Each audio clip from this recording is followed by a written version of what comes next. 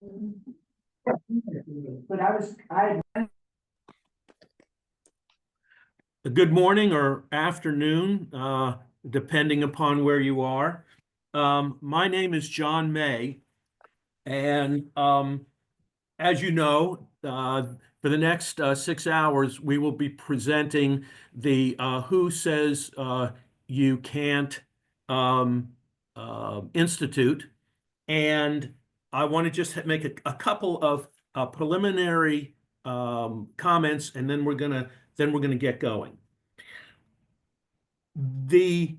I view this as much as a symposium, as a CLE presentation. And the theme of this symposium is, what can we do to make ourselves more effective in the representation of most of our clients, which are persons who cannot go to trial. And so each of these presenters today will be discussing different aspects of best practices that can be employed in the defense of our clients. You will not be able to ask any questions during this presentation. We just don't have the time to be able to get through everything. But the presenters will be able to ask questions of each other, and then at the end we will have something of a chat between them all following the great Alan Ellis presentation. So without any further ado, I'm going to introduce Ed Shohat, and he will begin his presentation now.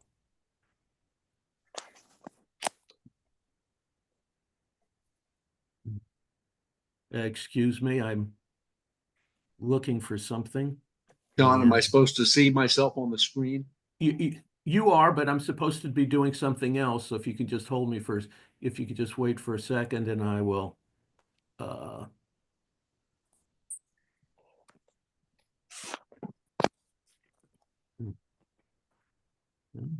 Okay, are you there? I see me. Okay, then you just need to get started. Hello, everybody, and welcome. It's, I guess, some sort of an honor to get to go first. My name is Ed Shohat. I'm a partner at Jones Walker LLP. It's a New Orleans-based law firm with 16 offices around the country. Each of our offices has a white-collar criminal defense and corporate compliance department, and I'm a 52-year practitioner of criminal defense. Probably for the last 35 years, 40 years, I've been principally a federal criminal defense lawyer. I hesitate to call myself a white-collar lawyer, even though that's the sub-department within my law firm, because I really handle pretty much anything and everything that comes my way. I do some state court work, but mostly federal work. John asked me to start off this presentation with a ubiquitous subject called facing down the threat of indictment. In a minute, I'm going to share a PowerPoint with you, and which is basically an outline of my presentation today. But preliminary to doing that, I want to make a couple of observations about the topic that I have been asked to present on this morning and afternoon, and to sort of set the stage for what I'm about to say. First of all, and probably most importantly, this is a very fast-moving time in federal criminal defense. It is probably also true in state criminal defense, but nothing like what we are experiencing in federal defense. And the reason I say that is that ever since the inauguration of Donald Trump in January, and particularly since the confirmation on February 5th of Pam Bondi as Attorney General, the landscape for federal defense, and including the topic that I'm speaking on today, has been a fast-moving target, and things have changed. And I'm going to talk to you about those changes as we go through my PowerPoint slide. But I want to let you know that when I sat down a couple weeks ago, before the Bondi confirmation, to prepare, to think through and prepare for this day, I created a PowerPoint which did not accommodate what I didn't realize, because I really didn't think about it, how fast things would change. And I have now amended that, and I'm going to try to address some of the more significant factors that the new Attorney General has put into effect already, particularly on the same day that she was inaugurated. She issued a series of memorandums, most particularly a memorandum on February 5th that regarding the new standards for charging crimes, negotiating pleas, and sentencing. I've sent that memorandum to John May, and I'm going to ask him when this seminar is over to download that to everybody. It is must reading for any federal practitioner and understanding. And I'm going to try to go through some of it and talk anecdotally about how it has directly affected particularly two of the cases that I am currently working on. And we'll come back to that as we go through the PowerPoint slides. So let me share my screen now and see if I can get my PowerPoint up here.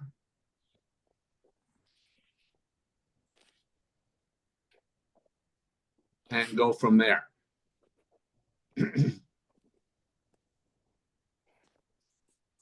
Is everybody seeing my PowerPoint? John, can you see it? No, I do not see the PowerPoint. Hold on, let me go into share screen again and see what happens. No, I'm not getting it, John. You didn't click the right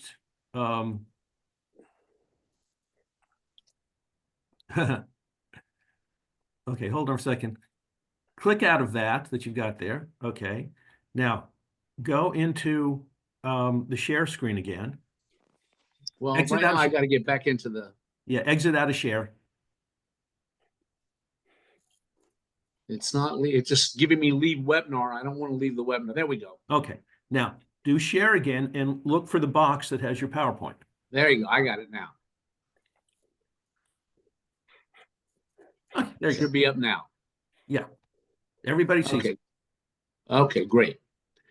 All right. After we got this 77-year-old in line with the technology, we're good to go. And let me start with this observation. What I'm about to walk you through are my own sensibilities and factors in how to handle the threat of an indictment, pre-indictment, and in some cases, you'll see, particularly with respect to the present cases under the Bondi memorandum, post-indictment.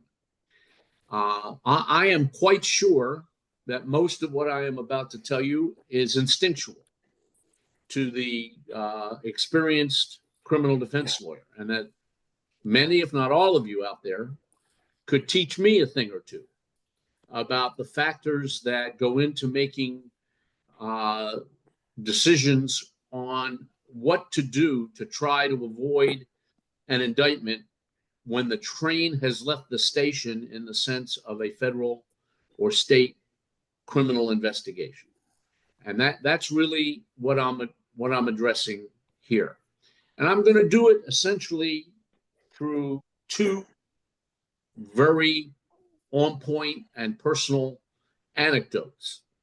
One involving a case that I came into in 2017, which has never been publicly reported, so I'm not going to do any names, but is one in which we faced down the threat of indictment very directly and against all odds, as I'll explain to you, and beat back what was an imminent federal indictment. And the other one, as we'll come to, is one that has occurred since February 5th, involving two indictments that I'm handling, one in DC and one in the Southern District of Florida. And we're going to talk about that one when I come to the Bondi memorandum screen that I have created. In December of 2017, I was called by Assistant United States Attorney Dick Gregory, who had been told by another lawyer that I had taken over the representation of two brothers who had been under supposed criminal investigation for some time.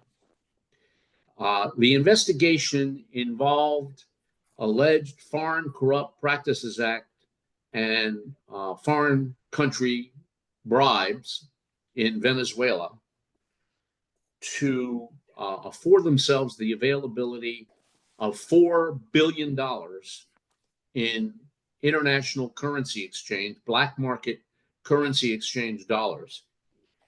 And Gregory told me that he had heard that I had just taken over the representation because the prior lawyer had a conflict, and he wanted an immediate meeting with me. This was probably around December 14th or 15th of 2017.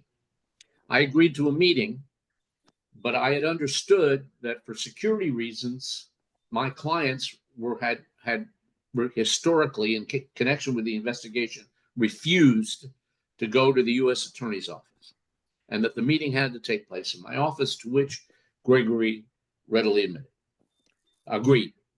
So we scheduled a meeting for the conference room at my law firm at Jones Walker, and the meeting ensued. When I walked into the conference room, I encountered something that I couldn't remember encountering in all the years of my practice. There were 14 federal prosecutors and agents sitting around my conference room table. About 2/3 of them were from the Southern District of Florida. About 1/3 of them were from either Texas or the Department of Justice in Washington, D.C., including a federal prosecutor whom I did not know, a trial attorney with the Department of Justice in Washington, D.C.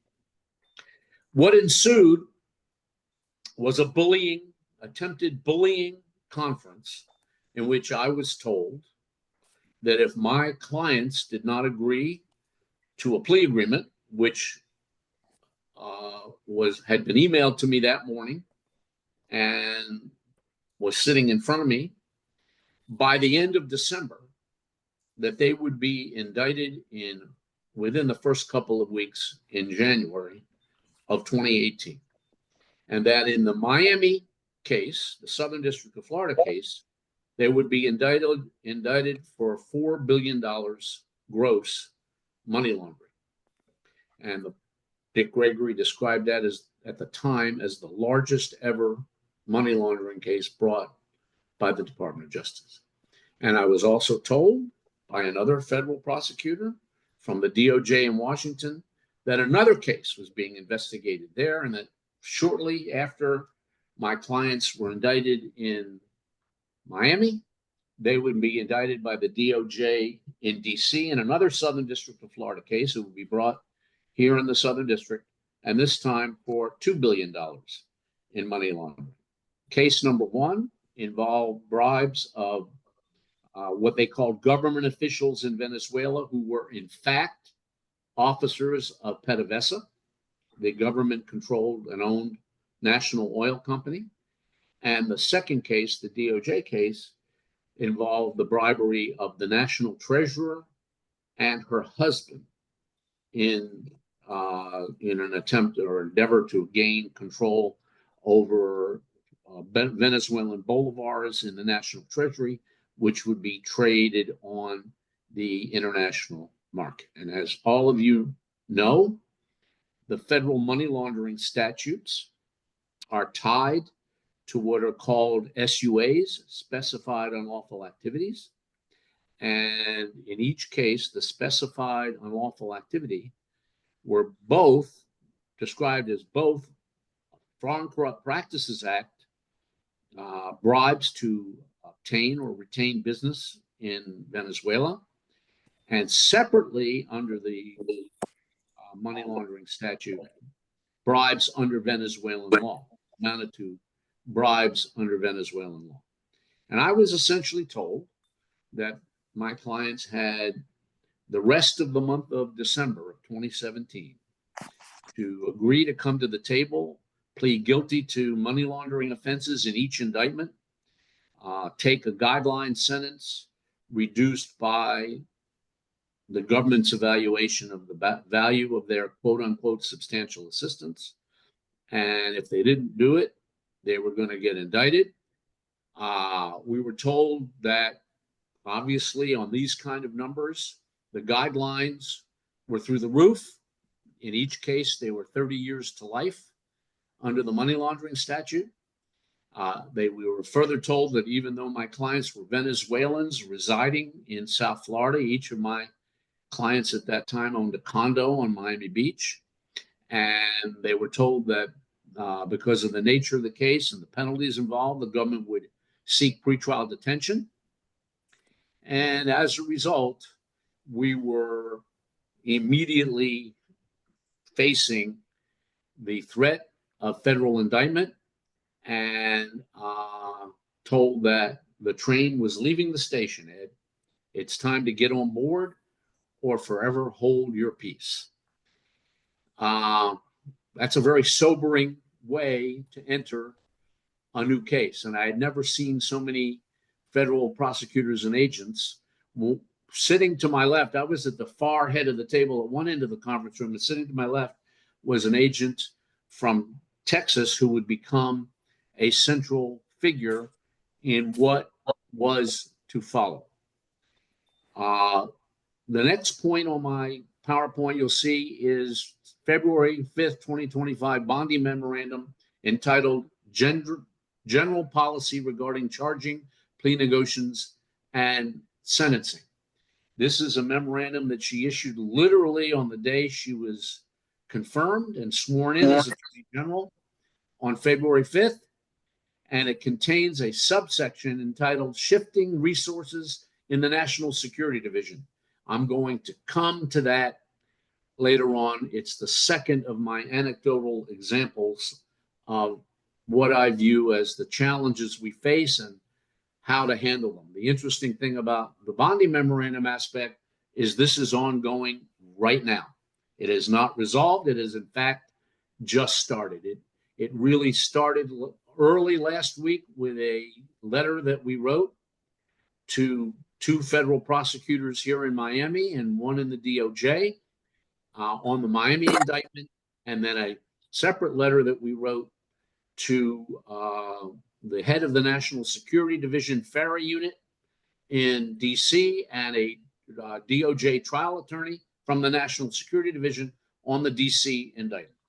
We'll come back to those at a later time. So now we're faced squarely with the prospect of what to do in facing down a federal indictment and deciding whether to make a pre or post-indictment presentation to federal prosecutors in an effort to kill a case.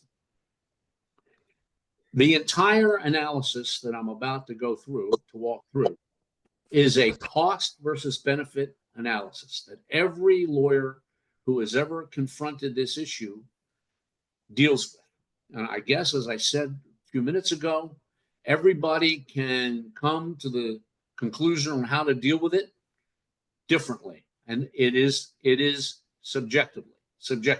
But always, in my view, the first question that needs to be answered is can it possibly succeed? Can it work? The reason for that is, and I'll move to the screen 3, is once you get to the can it succeed issue, you immediately come to a list of considerations that have to be taken into account in making the decision. So first thing you have to say to yourself, in my view, is going to the U.S. attorney or to the Justice Department, as the case may be, or a combination of both. Can it possibly work? And all of that inheres in an analysis of where is the case? What is the case? What is your understanding? And you're obviously in a position here most of the time pre-indictment that your understanding is much more limited than it's going to be post-indictment once discovery is underway. What is your understanding of the nature and strength of the government's case? And you have to, in my view, get over the hurdle of can going to the prosecutors with some kind of a presentation to avoid indictment, can it possibly succeed? And if you can get past that question generally and move into the more substantive analytical framework for when and how, whether and how to make a presentation to the U.S. Attorney's Office to avoid indictment, you've killed a major bird if you come to the conclusion, well, there's a chance that it can succeed.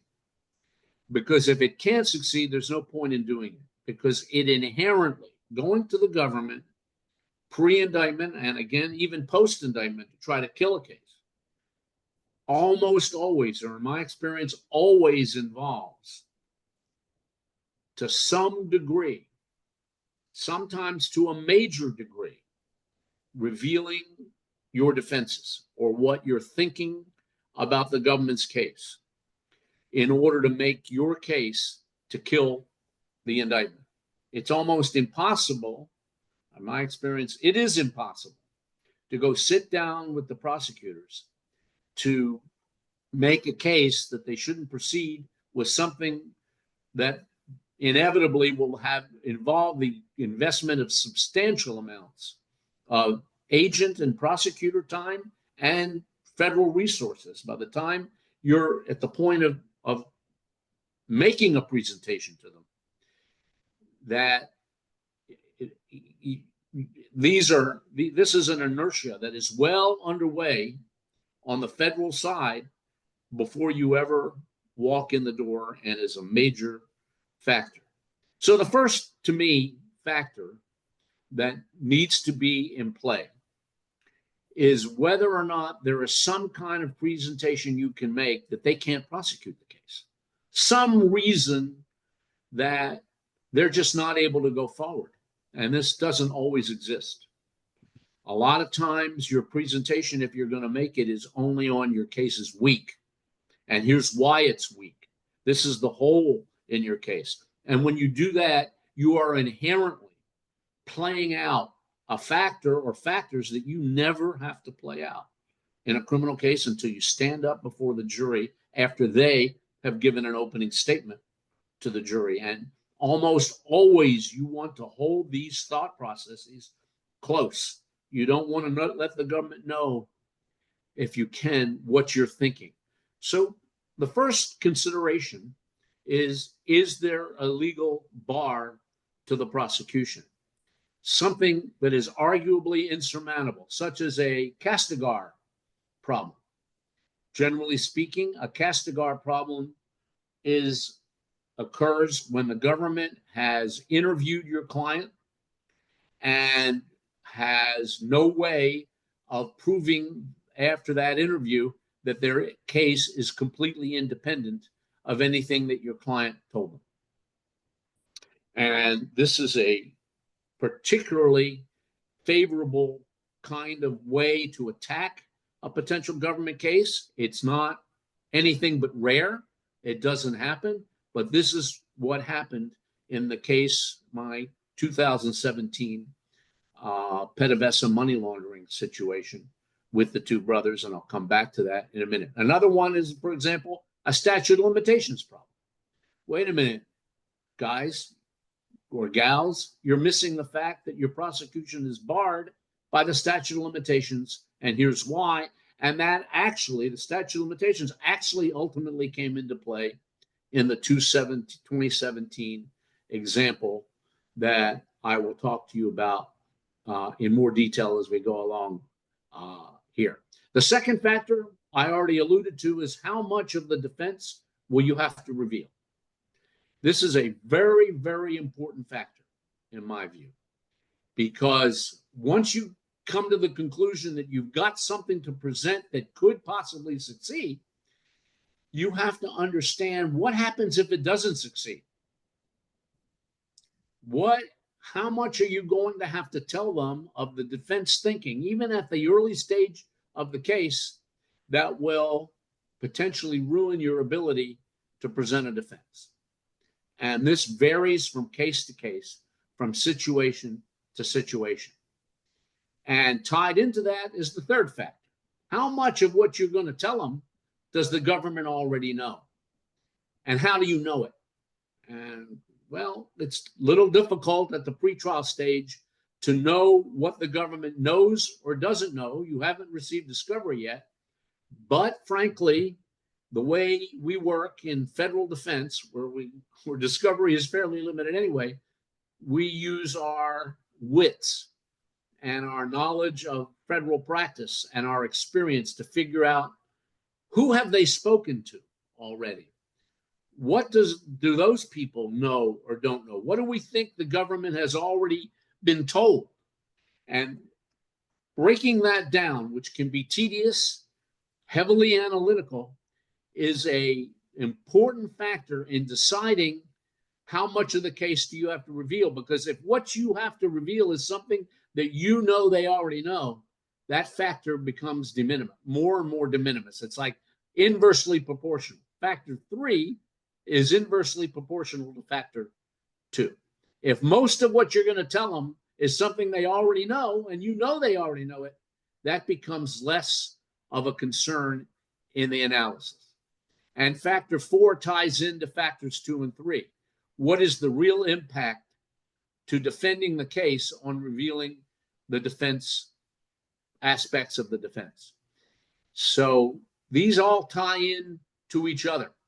And it's important to have an understanding of them and not simply pass over these factors in making the decision on how, when, and what to say when going to the government.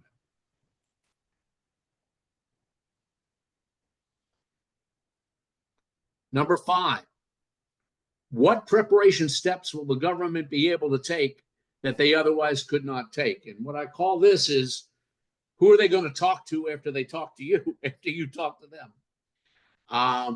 A lot of times, making a presentation to the government to try to avoid an indictment will suggest avenues of investigation, witnesses to interview that they've never interviewed or thought about interviewing. And that is a frightening prospect. If there are people out there who your client and you have been in touch with who are indicating to you that they've never spoken to the government's never approached them, and then you're going to go talk to the government and talk about what they might have to say, this is a potential problem area. It's a minefield. And it really, really needs to be considered. The same is true with document gathering. In heavily paper cases, like my 2017 case, which I'm going to tell you how it worked out in a few minutes and what we did, it was an enormous problem for us because we did not really know how detailed the fact gathering was, the document gathering was at the point we were at the end of 2017. We suspected that, for example, that the government had issued MLATs for what we knew were Swiss bank accounts, and Italian bank accounts, and bank accounts in various places in the world, but we didn't know for sure what they had done or not done. And number 6 is just a summary of what I've talked about already. Really, will you be compelled to reveal the defense anyway, either through discovery or motion practice, such as discovery and Brady demands, or otherwise?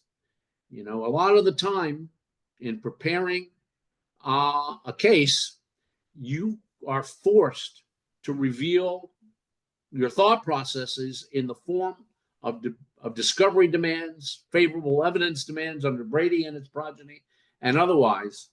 And if you are going to face that prospect, notwithstanding anything that you might present to the government, that becomes a factor in deciding what to do pre-indictment or even post-indictment to kill a case. I am constantly, in my cases, making discovery and Brady demands that, in order to succeed, require us to reveal our thinking.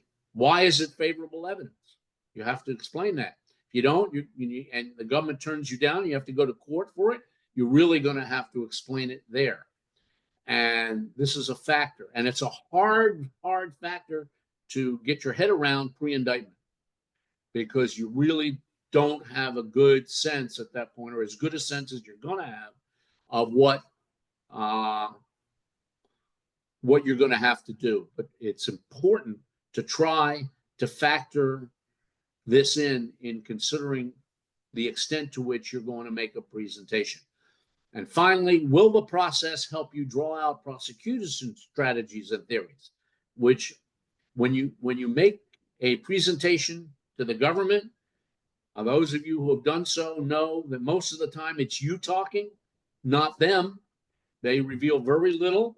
These are not like reverse proffers where they're trying to convince you to plead guilty. That's not what I'm talking about here. In reverse proffer, the government lays out their case to try to scare your client into pleading guilty. We're talking about going to them to convince them that all the work and all the money they've spent is a waste and they shouldn't prosecute the case. That's the decision-making process here. So for a couple of minutes, let's get back to 2017. In that case, shortly after the new year and shortly after the bullying meeting headed by former chief of the criminal division, Dick Gregory, at the U.S. Attorney's Office. I'm not sure he was ever chief of the criminal division, but he was very high up there. Shortly after that meeting, I wrote a letter to him declining his demand for our clients to enter into a plea and cooperation agreement and demanding a meeting, what I call an 8th floor meeting at the U.S. Attorney's Office. The 8th floor is the U.S. Attorney's floor, the command conference room there, and I demanded a reciprocal meeting where I would have the opportunity, we would have the opportunity to present reasons why we thought this investigation was ill-conceived and could not go forward. And I was granted that. And sometime in late January, maybe it was in early February, we had that meeting, which turned out to be the first of 2 such meetings on the 8th floor at the U.S. Attorney's Office here in Miami. And we made our case for why the case could not be prosecuted. And essentially, our presentation was a Castigar presentation, because as it turned out, the agent who was sitting to my left, whose name was Wood, an agent from Houston, who was the head of the Homeland Security Investigation Division in Houston, he, as it turned out, and a series of federal agents had been interviewing my clients before I ever represented them for nearly 2 years in various meetings in Miami and in Houston. And those of you who practice in this end of the business and have done, if any of you have done any of the FCPA, PDVSA, bribery, and money laundering cases, these interviews were the genesis of virtually every one of those cases. And repeatedly during those interviews, Agent Wood and the other agents who were with him, which included FBI agents, would represent to the lawyers then representing my client and his brother. They were interviewed separately multiple times, probably 10 to 15 times over 2 years. They would be constantly told that the government had no interest in prosecuting them, that they were just starting their investigation of the bribery going on at PDVSA, and the bribery going on in the National Treasurer's office, and they wanted my clients to help them understand how it all worked. How did it happen? What happened on the international monetary black market? How did it work? And my client was probably at this time, which was 2013, the leading international black market financier out of Venezuela in the world. He was the go-to guy, and his brother worked for him, and they were both under investigation. And in our 8th floor meeting, I produced a set of notes taken by the lawyers who were representing my client and his brother at the time, which actually the same lawyer and his law firm, of these interviews. And these detailed contemporaneous notes contained numerous reference over nearly a 2-year period, references to the agent making representation that they had no intention of prosecuting these two brothers. They were merely intelligence gathering to gain an understanding of how the whole PDVSA bribery matrix worked. And what happened was that sometime near the end of the 2 years, which was probably early 2016 or mid 2016, the landscape changed. And it was no longer this investigation was no longer being run out exclusively by Homeland Security agents in Houston. It moved to Miami. And the Miami prosecutors immediately began to beat the drum that the two brothers would not escape indictment, would not escape charges, would have to eat federal money laundering and FCPA charges in order to get out from under this mess with what would obviously be extraordinary levels of cooperation over a 2-year period, but they would have to eat an indictment. This change in tone, I'll call it, caused a major upheaval in my client's life and the life of his brother, and caused them to change lawyers. And they went to another lawyer who it turned out represented them for a brief period of time, then realized that she had a conflict and referred the case to me. And I, as I told you, came upon the case in December of 2017 and was facing at that point a firestorm of threats from the government that they would indict these people. Probably needless to say, the first meeting we had on the 8th floor was met with considerable pushback from the government, claiming that federal agents can't make promises to people that they won't be prosecuted, which is the law, and claiming that our clients had at some point late in the game signed Castigar letters or proffer agreements, Queen for a Day letters where they explicitly understood that they could be prosecuted. That was new to me. So at that point, I called off, terminated the meeting, and said, we're going to have to get back to you. I'm going to have to look at all that. We had a second meeting just a few weeks later. At the second meeting on the 8th floor, still a large number, an equally large number, including the chief of the criminal division at the U.S. Attorney's Office. The first assistant, I think, was there, and the head of the fraud section from DOJ, Paul Hayden, was there. Now the ante was upped considerably. And at this meeting, when we got back into the issue of what my clients had been told by the agents, I took the position that while it is true that federal agents cannot bind the federal prosecutor's office by saying that we won't prosecute you, those promises have to come from prosecutors themselves. What those statements did is they rendered my client's cooperation involuntary.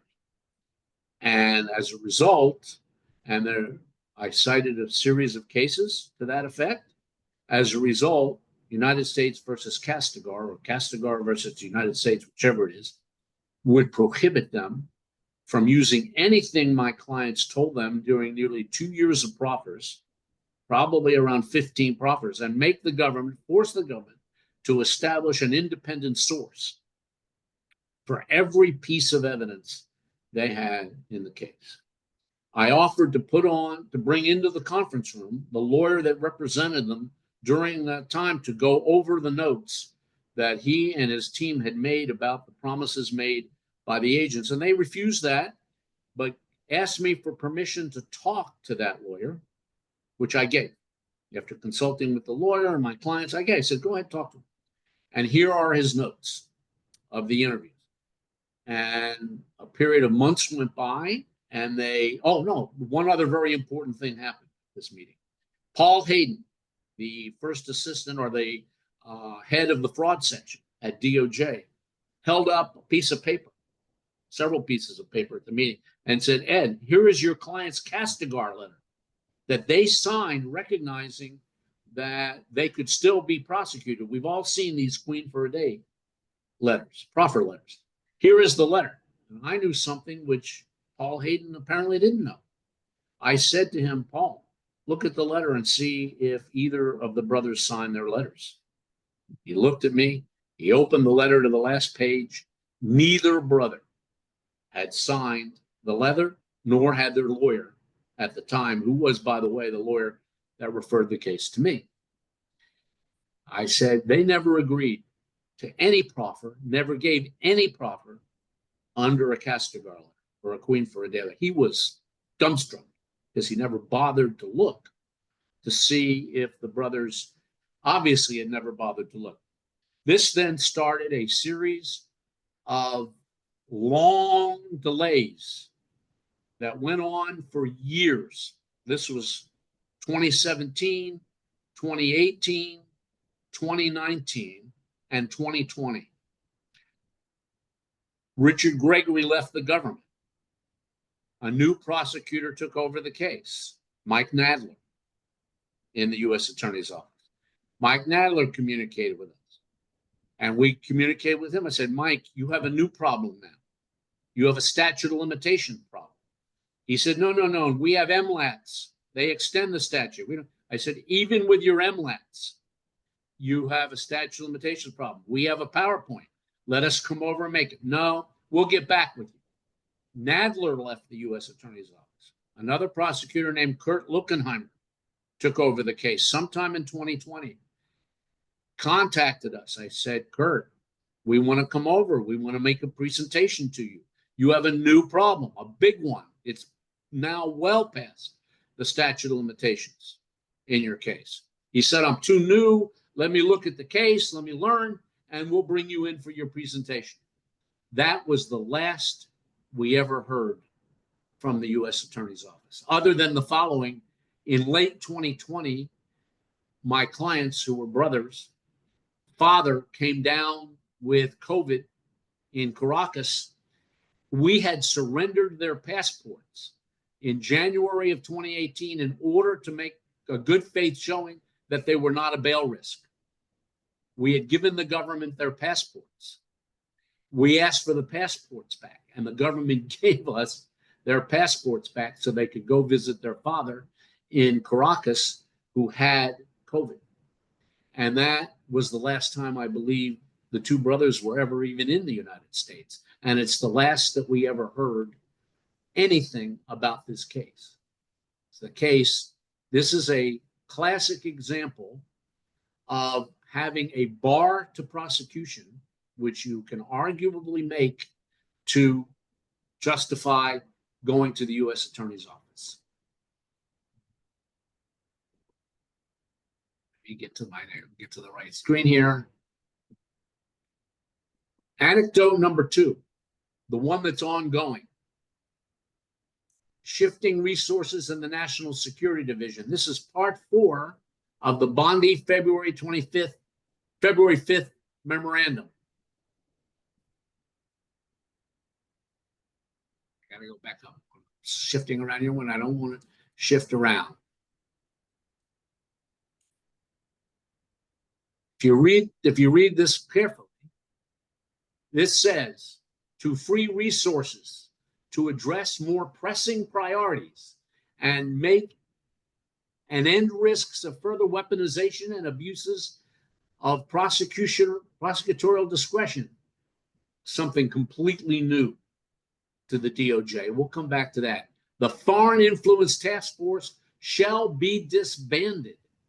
Recourse to criminal charges under the Foreign Agents Registration Act and 18 U.S. Code 951 shall be limited to instances of alleged conduct similar to more traditional espionage by foreign government actors.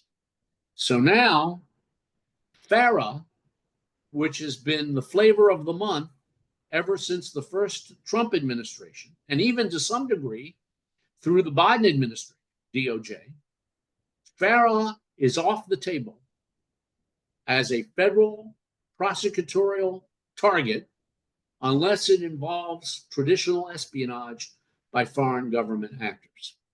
Now, what I'm about to tell you is on the public record, so I can speak to it to a certain degree. I'm currently representing former United States Congressman David Rivera.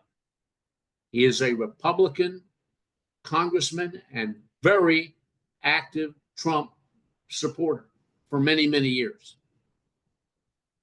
He has been indicted 2 times. Once in December of 2022 by the Southern District of Florida, and once in December 2024, just happened, by the District of Columbia. Both cases are FARA violations. If you're not familiar with Foreign Agents Registration Act under the National Security Division statutes, it requires anyone who is engaged in political activity in the United States on behalf of a foreign governmental or non-governmental principal to register with the Attorney General of the United States to bring transparency to what foreign agents are doing within the United States. Failure to register is a federal felony, and obviously any money generated by the failure to register technically is money laundering. So Rivera has been indicted for failure to register in the Southern District of Florida, allegedly acting during 2017, and 2018 as a foreign agent for Nicolas Maduro and the Venezuelan government in attempts to improve the Venezuelan government's relations with the United States, political activity.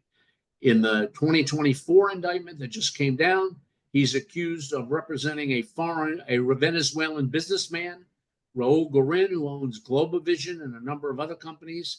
He's a Venezuelan oligarch in trying to impugn the White House to remove him from the OFAC list as an individual barred from doing business with anyone in the United States on the OFAC list. Those are the 2 indictments. Needless to say, this February 5th memo from Pam Bondi suggests that both of those indictments should be dismissed, because in neither case do we have traditional espionage by foreign government actors. In neither case. And so we started a week and a half ago by writing to the U.S. attorney here on the Miami indictment and writing to the acting U.S. attorney in D.C., Ed Martin, on the D.C. indictment, demanding that they follow the Bondi memorandum and dismiss the 2 cases. Also implicated in the Bondi memorandum by specific adoption is an executive order of President Trump, Executive Order 14141, in which he specifically states that it is the policy of the U.S. government to correct past misconduct, including weaponization of the Justice Department, as well as prevent future misconduct. This is the I am your retribution provision of Trump's Executive Order 14141, which is specifically adopted in Attorney General Bondi's February 5th memorandum.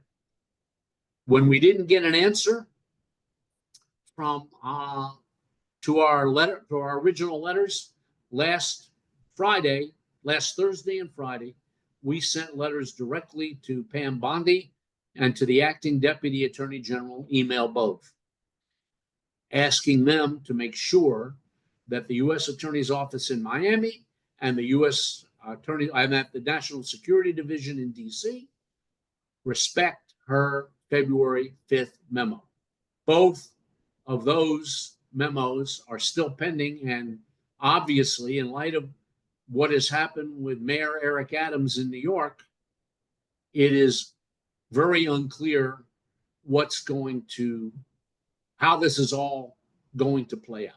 It's really unclear. We would think on paper and from looking at the language of the Bondi memo, which says shall be limited to instances of alleged conduct similar to more traditional espionage by foreign government actors. The use of the word shall suggests that the two Rivera indictments do not fit within the profile of what she's directing, including the language in President Trump's executive order. Any of you out there who are handling current FARA cases that are in the pipeline, this is important for you to consider whether or not you have a claim that those cases should be terminated.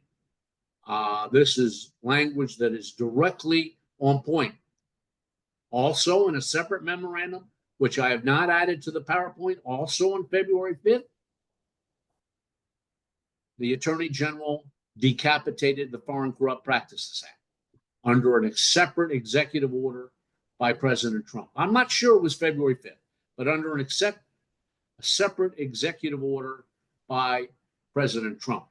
And here's reference to I've done a slide which has something in it that you've never seen before in a Attorney General's memo. Prosecutorial discretion is bounded by the Constitution, statutes, and case law, state and local ethical requirements, all perfectly normal. And then it says, and policy decisions set forth by the president. As far as we can tell, the best that our research has revealed, policy decisions set forth of by the president has never been part of the DOJ charging or case resolution policy directives. This is the first time that has ever happened. But clearly, Attorney General Bondi has adopted the position that the President of the United States is now dictating policy for the Department of Justice. This is why I say, to quote the poet laureate of the 1960s, Bob Dylan, times they are a-changing.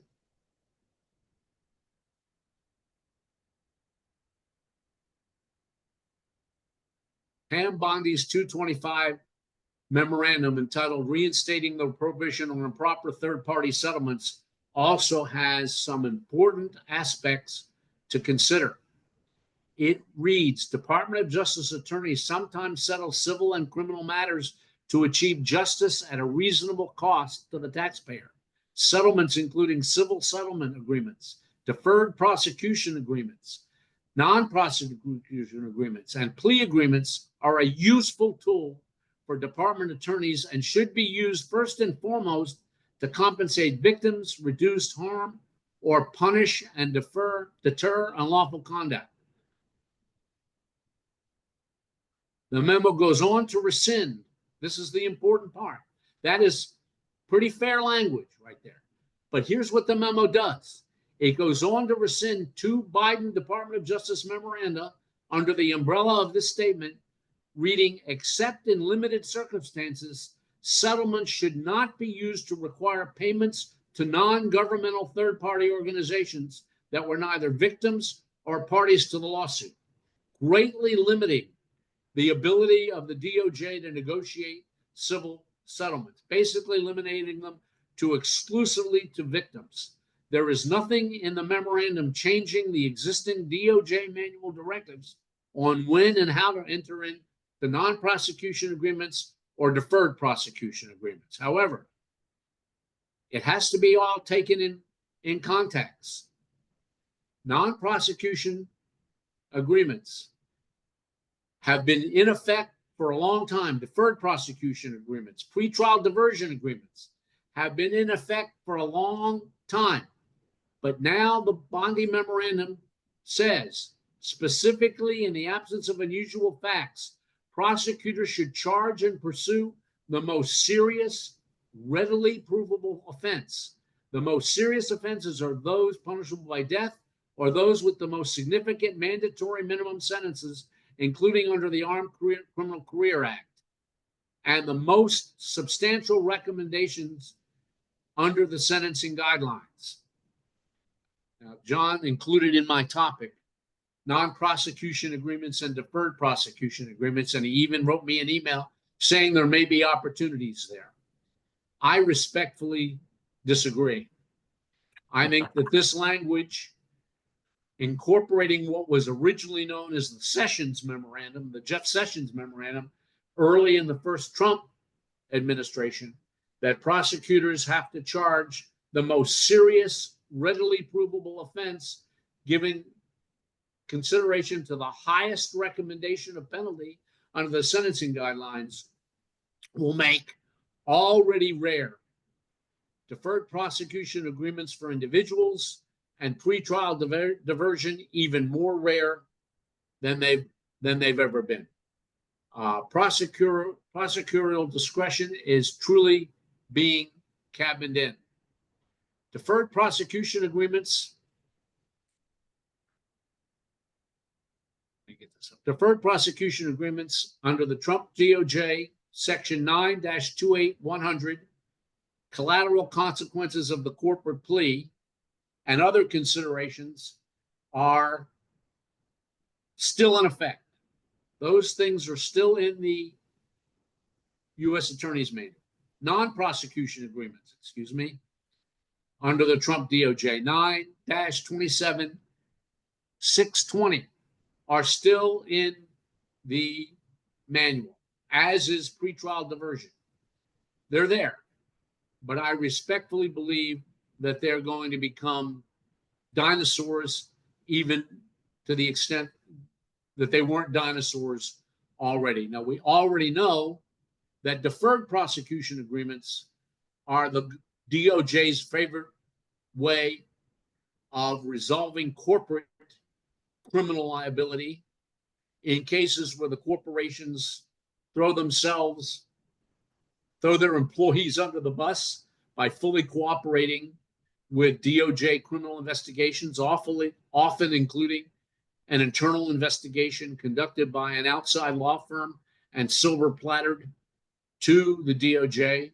They will oftentimes resolve potential corporate criminal liability by entering into DPAs, deferred prosecution agreements. It is extremely rare that they enter into deferred prosecution agreements for individuals. Non-prosecution agreements are a little different. They're really immunity agreements. These are the agreements that whistleblowers often get. DOJ Manual 9-27.600. These agreements are available to people who win the race to the courthouse, get there first, literally are the progenitors of the criminal investigation in many instances. Non-prosecution agreements are a benefit to cooperators, and they happen with some frequency, and I still think to some degree they're going to continue to happen for people who the government does not believe need to eat a criminal charge and who are responsible for bringing the case to the government in in many instances.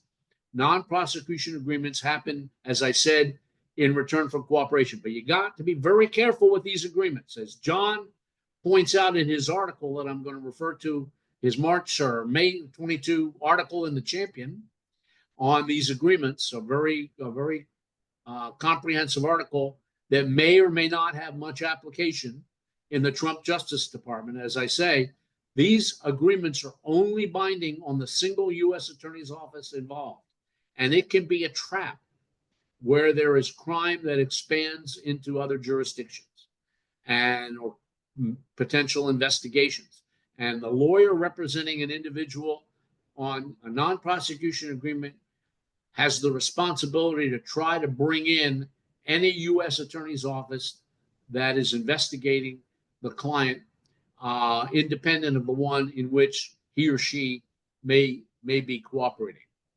I personally believe pretrial diversion is a dinosaur. You see it a lot in Florida, in the state of Florida cases, but not so much in federal cases.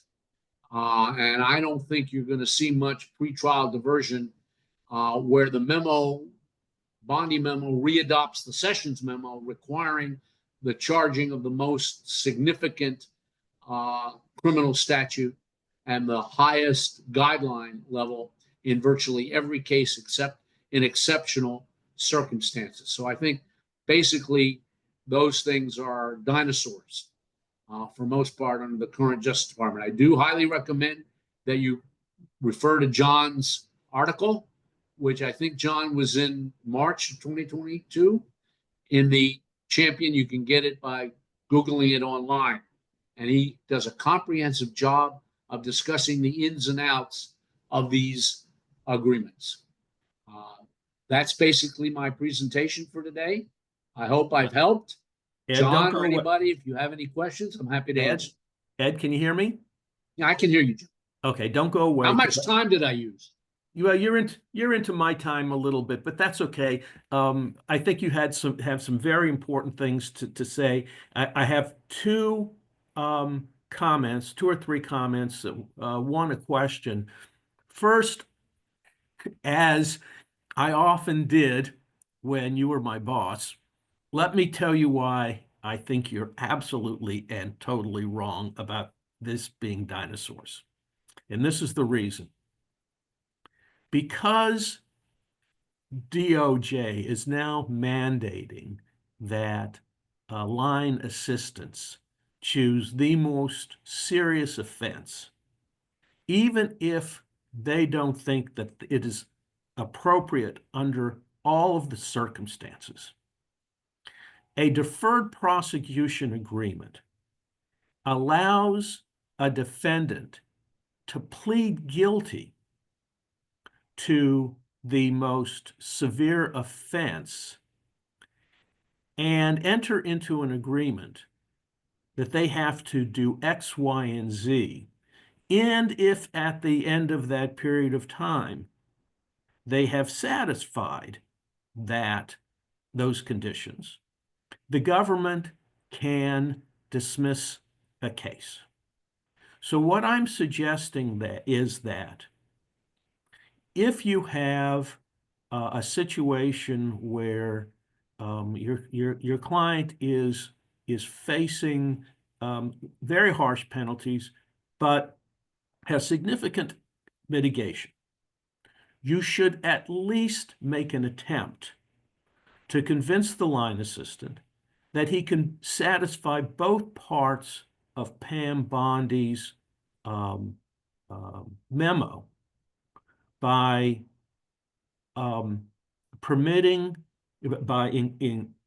agreeing to a deferred prosecution agreement, and at the same time have the defendant plead to the most serious offense. And the really interesting thing about this, which a prosecutor might find attractive, is that as part of entering into a pretrial, into a deferred prosecution agreement, the defendant has to admit to facts that make it virtually impossible for them to go to trial if the government does not believe that they satisfied all the conditions.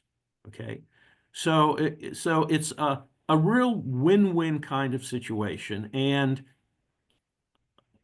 look, it may be a long shot, but it's all part of it is that if you go back to Booker, after the sentencing guidelines were declared unconstitutional, for the first number of years, there were very few or significant variances.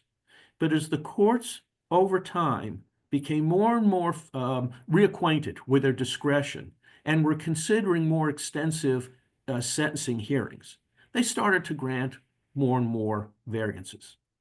So I suggest that if we make this part of our practice, we might be able to break through and convince prosecutors that they can safely agree to this kind of disposition in an appropriate case. Okay, now. It might surprise you, John, but I completely agree with you. I agree with your articulation. I think as advocates, we have a responsibility, I should have said that, to continue to press in appropriate cases for DPAs. I think they are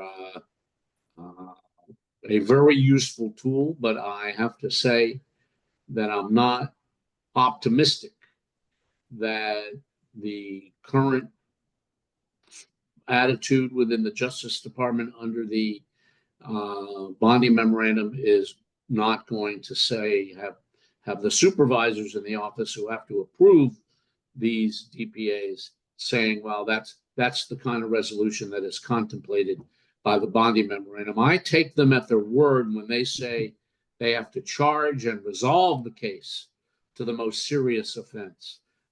What you're saying is that they don't always have to resolve the case to the most serious offense.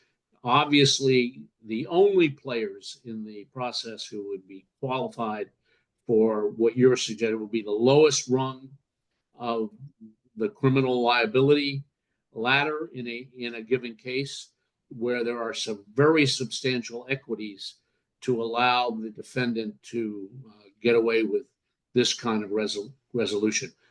Respectfully, I agree with you. We have a duty as advocates to press for them in the appropriate cases, but I'm not optimistic. Well, I sort of agree with you there in terms of it being a very high burden, and the odds being very much against it. But going back to your presentation, I want to make a couple of observations about the success that you had in the Venezuelan case, which I was fortunate enough to watch you in operation. Number one, this demonstrates the importance of a pre-indictment investigation. Now, obviously, most lawyers are not going to have the kinds of resources that Ed's clients had. But that doesn't mean that you need that kind of effort to be able to uncover significant evidence that you can use to undermine the prosecutor's confidence in their own case. Okay, and if you when you see this, if you look at this presentation again on the recordings that are going to be sent to you, there was a progression over a period of time. The first part was, Ed's argument that the defendants had been promised immunity, and even though the government came back and said, well, legally the agents can't bind the government, nevertheless, there was so much information that Ed was able to obtain that it really made them very uncomfortable even about their legal position. And then when they refused to accept that argument, Ed was able to bring in the Castigar issue, which is separate. It may be that it may be that the promises can't keep them from being prosecuted, but nevertheless, Castigar limits what they can use, and sometimes, as in the Oliver North case, prevents somebody from being literally from being prosecuted. And then the other aspect of this, which shows how much dedication and hard work and creativity is involved, and being more prepared than the prosecutors, Ed knew that the Queen for a Day letters that the government was offering him, or the Castigar letters, as they like to say it, were unsigned. Okay, you have to be more prepared than the prosecutors to prevail. And on that note, I'm going to let Ed go. Hope he stays for a while, or certainly he's got to be back by 5 Eastern Standard Time. And now I am going to become the person in the spotlight and begin my presentation. I'm not going to introduce myself. You know, I'm the impresario of this production, but I am going to begin sharing my PowerPoint.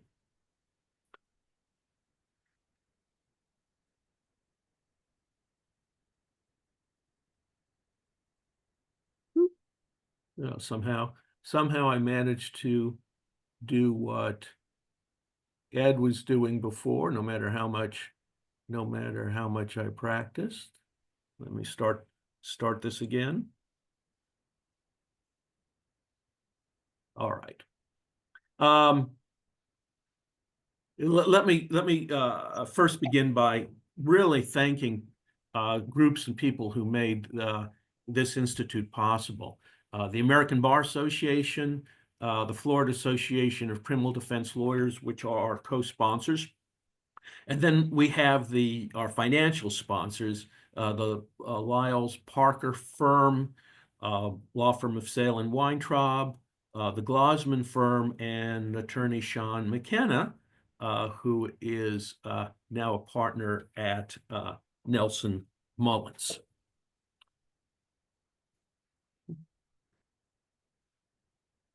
Okay.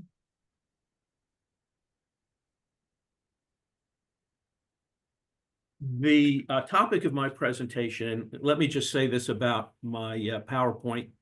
My PowerPoint is to remind me what I'm supposed to be talking about. You're going to get it. You're going to get the recording of the entire institute. You're going to get a transcript of the recording of the entire institute. So, you know, don't strain your eyes looking at the PowerPoint. But like I said, I'm going to be going through it. And there are essentially two themes that I'm going to talk about.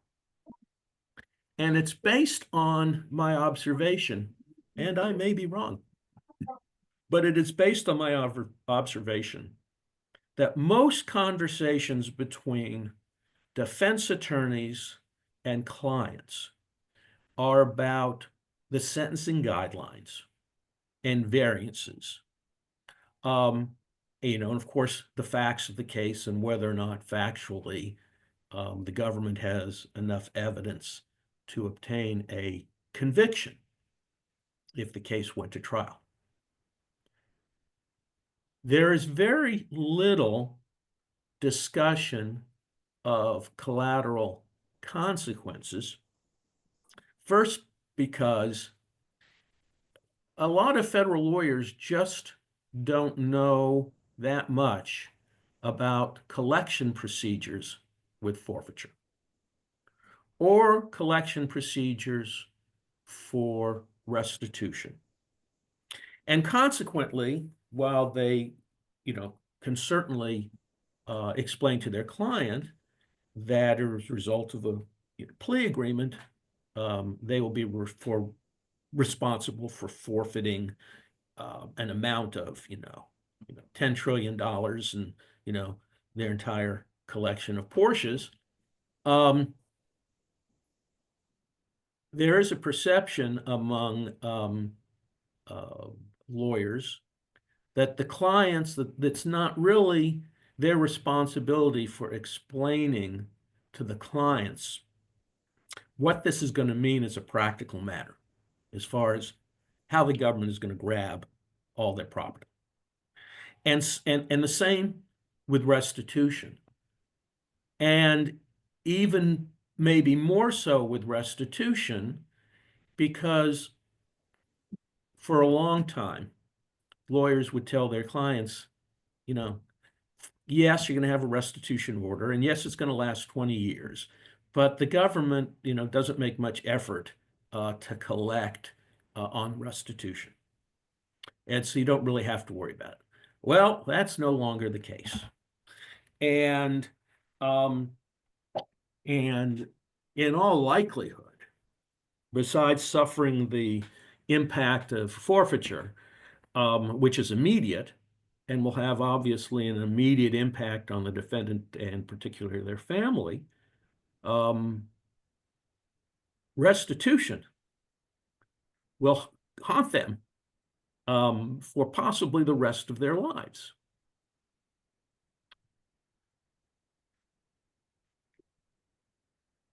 We all know that some of the consequences of a criminal conviction are the loss of the right to vote, to possess a firearm, to serve on a jury, to hold office, unless it's the presidency. But these rarely impact a decision to plead guilty. But financial impacts that can devastate someone's family and devastate one's ability to make a living are things that a defendant probably wants to know.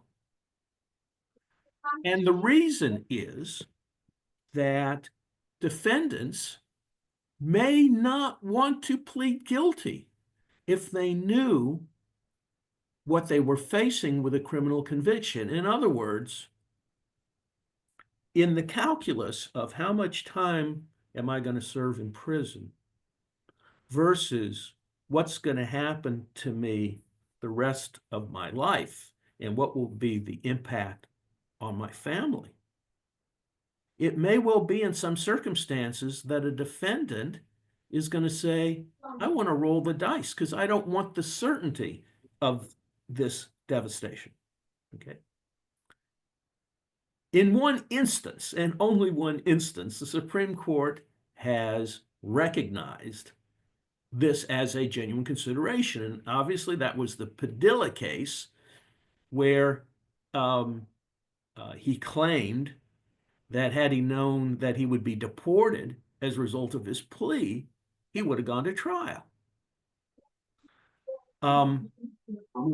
There are, as we will discuss, a host of other consequences or the effects of certain consequences that I believe that your clients need to know for two reasons. One, because it may cause them to question whether or not they should plead guilty. But two, if they determine that they must plead guilty, there are significant things that they must do now and that you can do now that will make it more likely that they will be able to get on their feet once they get out of prison. Okay, you can skip this one. It just repeats everything that I've said. Let's talk about criminal forfeiture. As you are probably aware, the power of the Justice Department to take someone's property away from them is as great as the IRS. The IRS, under the Internal Revenue Service regulations, there are a few categories of exempt property that the IRS can't seize or lien, such as furniture, clothing, food, all right? But everything else is fair game. And the government in forfeiture can do everything that the IRS can do. They can seize someone's home, seize someone's bank accounts, all their cars, their jewelry, their guns, their property. They'll definitely do it if it's unencumbered. If it is encumbered, depending on how much, let's say, a mortgage is, they may or may not bother, but in most of the cases, they'll seize the house, they'll sell the house, they'll give the bank whatever is due, and then they will take the money for purposes of the forfeiture. Now, every state has different property laws. It may well be that in your state, a spouse will have certain rights over property. So if the property is, let's say, not tainted, the government will return a portion, or the spouse's portion, back to them. But there's nothing that a defendant can protect, A, that was tainted, B, that was purchased from the proceeds, okay, or C, that are substitute assets, which are assets of the defendant that are needed to make up the difference between the amount that the government, or that the court ordered forfeited, and the amount that all the tainted property was able to satisfy of that forfeiture order. This could be absolutely devastating. I mean, a family can be left without any means of supporting themselves, or residence to live. Children sometimes have to leave college. All the things that you plan for your life and for your loved ones can disappear as a result of a conviction. And sometimes, or I think a lot of times, defendants don't realize the consequences that they face simply by way of a plea. Now, there are certain offenses that are subject to forfeiture, and you will find these in 18 U.S.C. section 3663A. But the government's ability to seize property is not simply limited to what is in these offenses. Because if you look at the various provisions that I have on this page that is displayed, you have different statutes that also authorize forfeiture. Basically, if you're convicted of a crime and your crime subjects you to forfeiture, you're going to lose almost everything. Now, I'm going to get into restitution now. And I have to correct something, because the previous frame, the frame that I'm displaying right now, has to do with the offenses and the situations that were entitled to restitution. And these that are displayed are the circumstances where a defendant can be ordered to pay restitution, as opposed to these areas where a defendant is subject to having his property forfeited. Now we're on to restitution. Now we're on to what's going to happen the rest of an individual's life. So, first of all, you've got a whole host of offenses where restitution can be ordered. Crimes of violence, offenses against property, controlled substance offenses, fraud and deceit. Okay. A significant number of prosecutions have to do with mail fraud, wire fraud, bank fraud. And we're not talking about bankers here. I mean, we're talking about anything from people who are engaged in healthcare fraud, small companies engaged in healthcare fraud, boiler rooms. We're not talking about General Motors here. We're talking about lower level white collar crimes. So there are quite a number of people who will come into your offices facing potential restitution, and they won't be major league criminals. So the problem with restitution is going to affect a large percentage of your clients. And the department and the Bureau of Prisons has now even started seizing commissary accounts to pay for court-ordered restitution. Now, again, going back to the means by which the government can collect restitution. These units in each federal district consist of prosecutors and other kinds of paralegals and assistants whose sole responsibility is collecting restitution.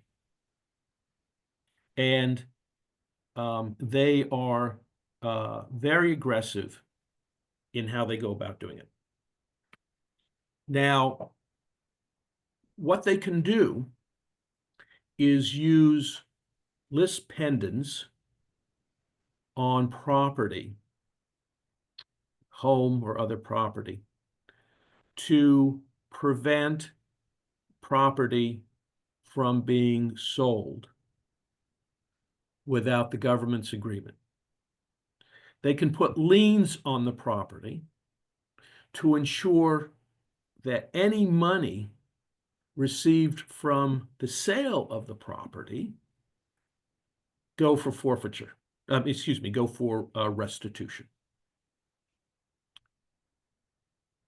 They can garnish the client's wages, the client's bank accounts, the client's retirement funds, the client's Social Security. Again, the same authority that the Internal Revenue Service has. Now, what does this mean for an individual who comes out of prison and wants to start his or her life over? Well, you all know that it will be very difficult for them to get a well-paying job. In fact, it'll be difficult for them to get a job, period, because a lot of employers will not employ a convicted felon. And in some cases, because the business is subject to regulation in some form, it might not be possible for them to employ a convicted felon. So many people coming out of prison are faced with the prospect of working for low-paying jobs and supporting their families the best they can for the rest of their life.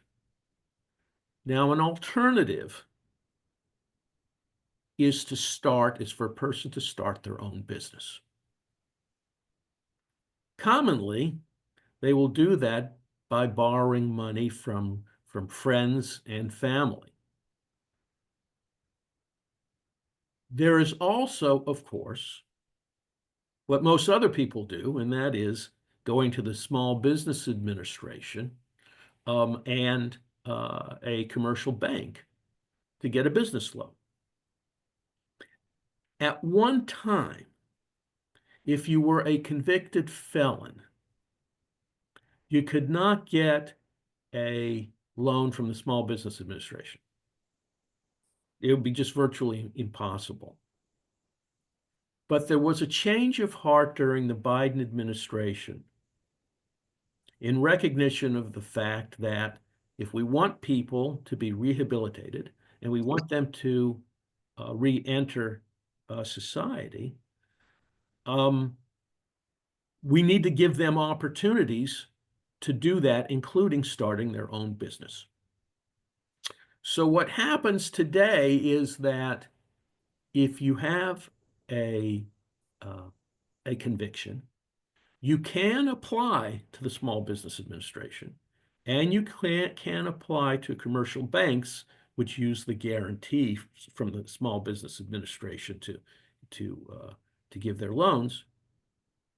But you will encounter, the client will encounter certain hurdles. The Small Business Administration will take a holistic look at the applicant, and they will go beyond or behind the conviction. If they see a restitution order, and certainly if a commercial bank sees a restitution order, that can end everything right away, because that is a factor that, not so much because it's criminal, but because that's just one of those factors that a banking institution relies on to determine how likely it is the loan is going to be repaid. And every kind of obligation that an individual has enters into that calculation. So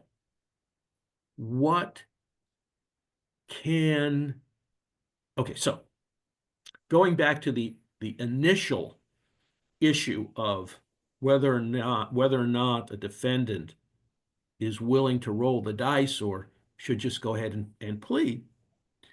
If you're representing someone who is not going to have a restitution order, then obviously they're in a much better shape going later to a bank or the SBA and seeking a small business loan.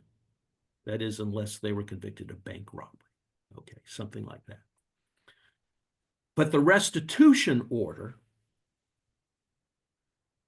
depending upon its size, could very easily prevent them from ever being able to start their own business. So they have to wonder, and of course, this is part of a complicated discussion that you'll have with your client, is the potential for the trial penalty so much greater than what I'm going to likely get with a plea, that it outweighs the difficulty I am going to have starting my life over and supporting my family. Complicated discussion for you to have, because these things aren't black and white. But, and this may be the most significant part of our conversation, there are things that you can do that even if the defendant pleads guilty, and even if the defendant ends up going to trial and being sentenced, but particularly if the defendant is going to plead guilty, there are things that you can do to make it more likely that despite the restitution order, they will be able to get a Small Business Administration loan after they come out of prison. I have to thank attorney Ashley Adams for telling me something I certainly didn't know, which is, a long line of things, about a practice that she engages in. She has some expertise in this. When she was with the U.S. Attorney's Office some years ago, she was very much involved in forfeiture and restitution issues, and she now has a private practice where she also deals with these issues. But this is what she says. In this part of the PowerPoint, I'm just going to read. Defense lawyers should insist that the plea agreement or the court's sentencing order specify how the restitution is to be paid. For example, the court should specify the precise amount of the defendant's monthly payment and how long that payment schedule will last. Some orders provide that the defendant is to pay 10% of his or her income each month for a period of years. Most provide a specific monthly payment depending upon the defendant's financial condition and earning power. Now, consider what this means. Let's say you have a client, maybe one of Ed Shohat's clients, who has a $200 million order of restitution. But you're able to show the prosecutor that the defendant is disabled, and when he gets out of prison, will only be able to do work like at the Salvation Army or someplace where he isn't, where there isn't a high demand for him to engage in any kind of physical labor. And of course, he's not going to be able to, to get his job back with, Merrill Lynch. I don't even know if Merrill Lynch still exists, but with the big brokerage agency he was a partner in. And he can only pay $100 a month in restitution, and that's still going to be tough. Well, when he goes to the bank later, into the Small Business Administration later, his lawyer can say, yeah, he has a $200 million restitution, but that really doesn't mean anything in terms of his financial circumstances. The true measure of his ability to repay the loan is the fact that he only owes the court $100 a month. So to the extent that the Small Business Administration and the banks are concerned with creditworthiness, it's not just the amount of the restitution, it's how that restitution is to be paid back. Now, of course, if he starts a business, that grows and grows and grows, has $1 billion of revenue each year, then he's going to have to pay more than the $100. But just for him to be able, or her, to be able to get back on their feet and have to establish their creditworthiness. If the defendant has to plead, or if the defendant has to be sentenced, when the defendant is sentenced, whether or not they plead guilty or go to trial. To the extent that you can enter into an agreement with the prosecutor. Now, this decision is totally up to the judge as to restitution. This is just going to be a recommendation from the prosecutor. Prosecutor cannot enter an agreement that binds the court. Okay. But if the prosecutor agrees that most appropriate payment plan is what you recommend, or something that you can live with that won't greatly impact the client's ability to get a loan from the Small Business Administration or from a commercial bank, you must do this. It can be the most important service that you do for a client, because you can't control that the client's been indicted. You can't control if the client has to plead guilty. You can't control if a jury finds the defendant guilty, and you can't control if the defendant has to pay restitution, has to pay forfeiture and restitution and fines. But what you have some ability to really influence is how the defendant will be able to get all of this, as we say in Yiddish, tsuris, behind them. Now, there are a couple of other matters I want to discuss with you. Putting aside the whole issue of forfeiture and restitution, there are a host of other collateral consequences that an individual faces if they are convicted. A lot of them have to do with a lot of them have to do with disabilities, state disabilities on occupations that an individual can have once they're out of prison. For instance, obviously, you could be a worker at a daycare center or a teacher. Let me get back here. Okay.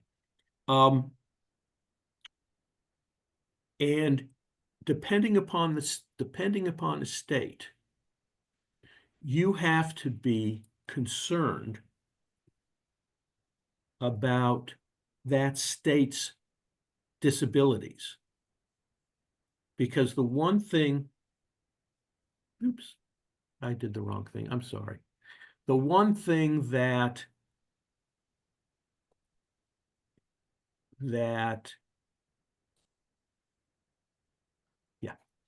the one thing that can greatly impact someone who had some kind of profession, and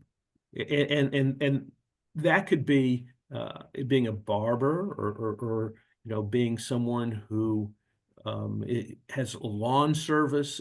There are depending on the state, there are a lot of businesses that are regulated, and depending upon the particular state that they will live in, they will need to know what those restrictions are.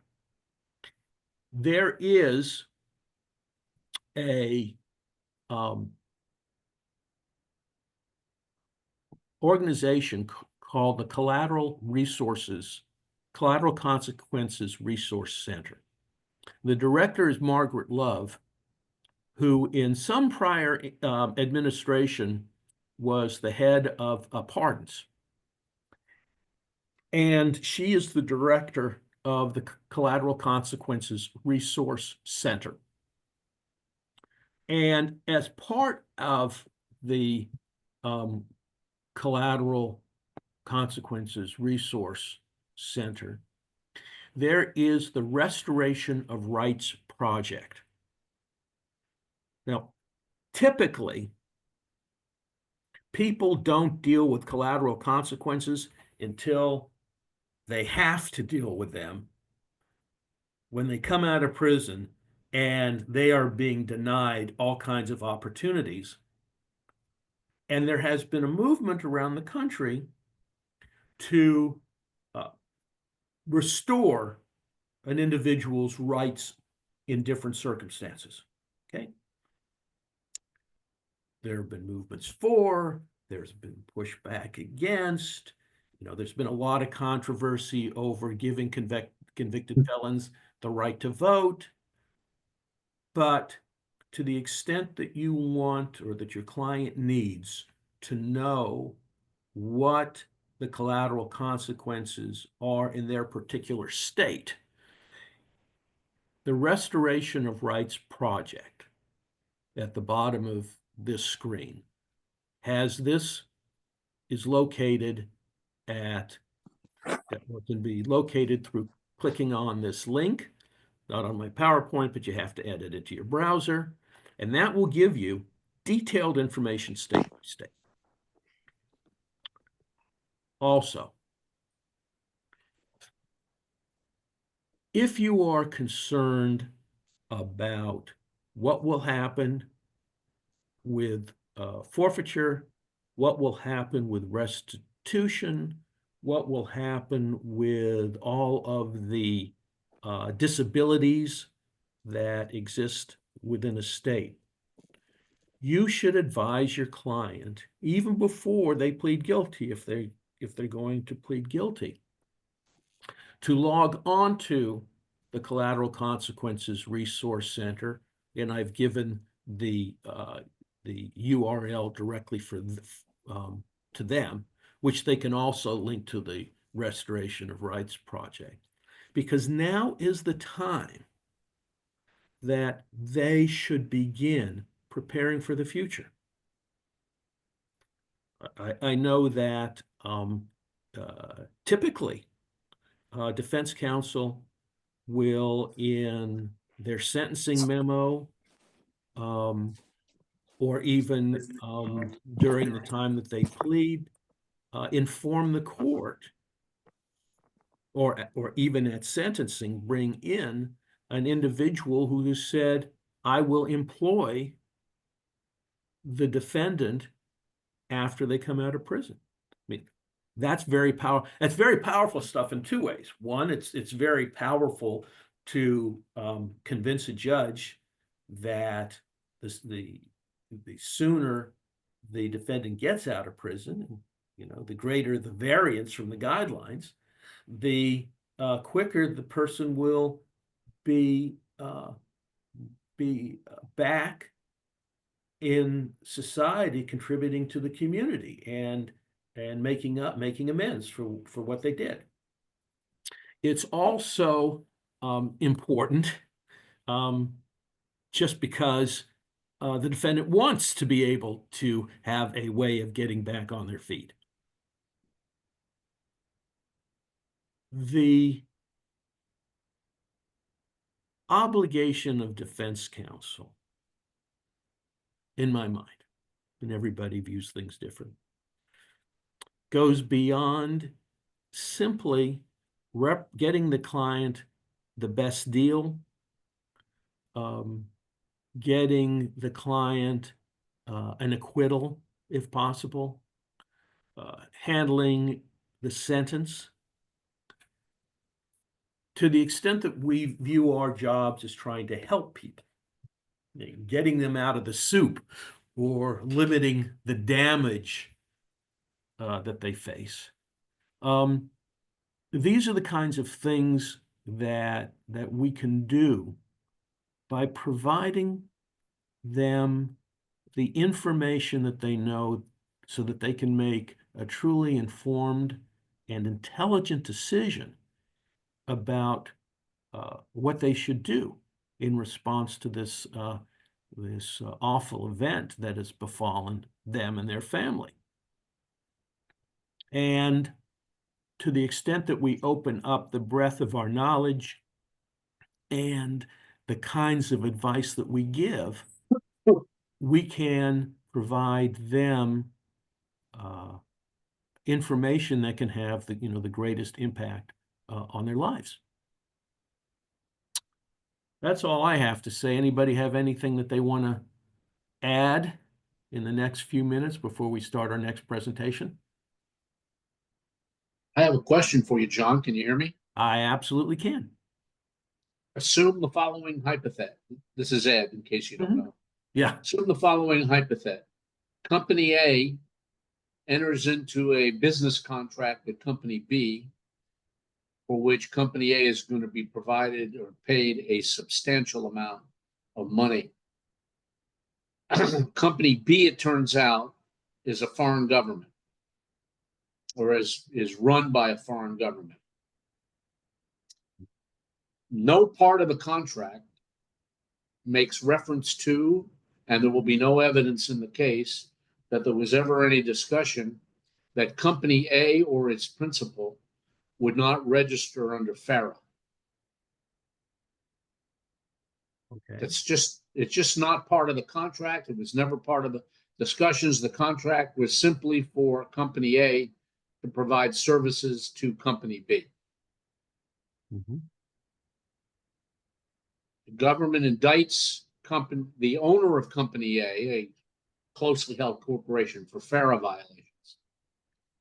Is the amount of money that is paid under the contract the proceeds of not registering under FARA on that fact pattern, where there was no discussion, it wasn't an issue, it was simply a choice made or a negligence of Company A's principal not to register under FARA? Are those proceeds of the contract or proceeds of the failure to register?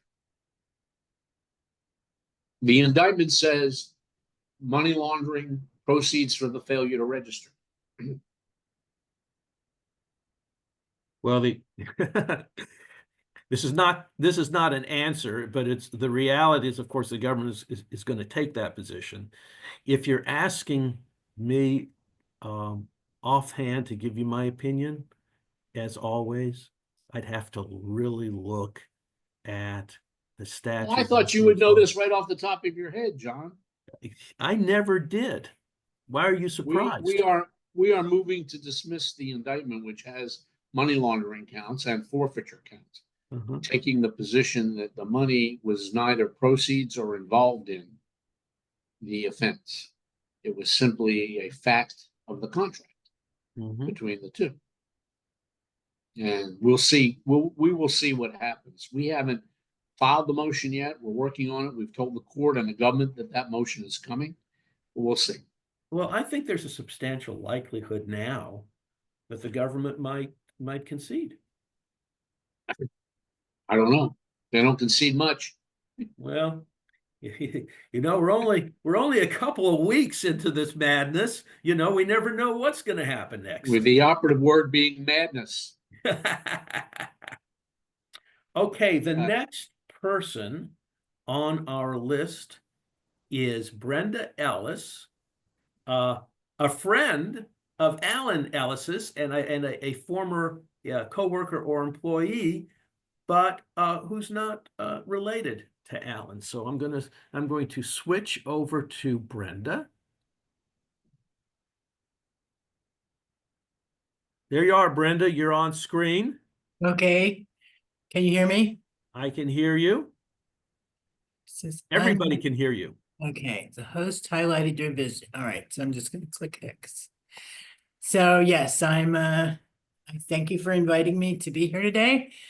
And I'm a sentencing consultant or mitigation.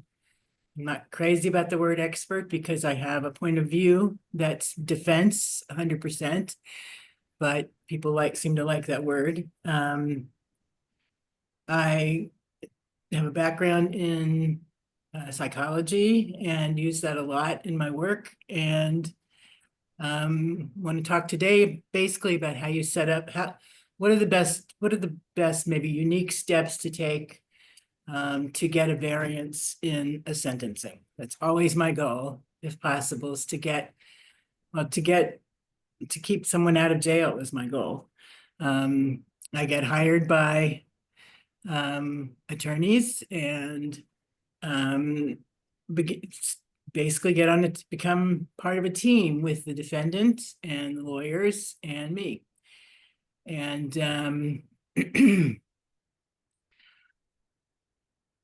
mitigation is basically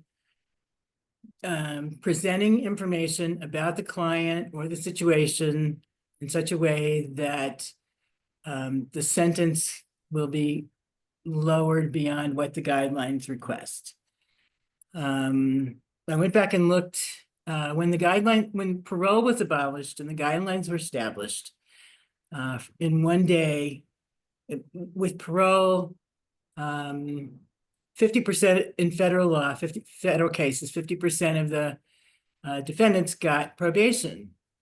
The day the wonderful guidelines went into effect, it changed to 10%. And we've been fighting that fight ever since, trying to loosen up. And there have been some pretty significant changes for the better, but it's still a very difficult process, which is to get someone who's not in that lucky, like 5 or 6% of getting probation now, to get them some sort of community-based sentence. And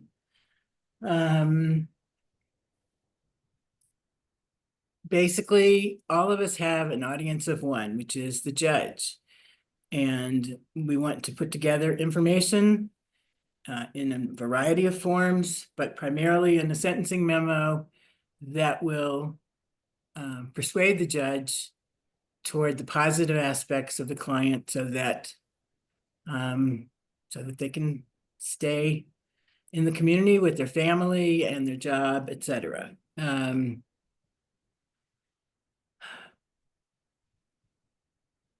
it all has to be done in about 4 or 5 pages, because there is the legal part of the sentencing memo, and then there is the sociology background part of it, and the documentation that will support a variance. And it has to be brief. I mean, judges don't want to read 40 pages. In fact, that would be unusual. So John May's company is called Creative, and that's what he's interested in. So talk a little bit about how we start out. I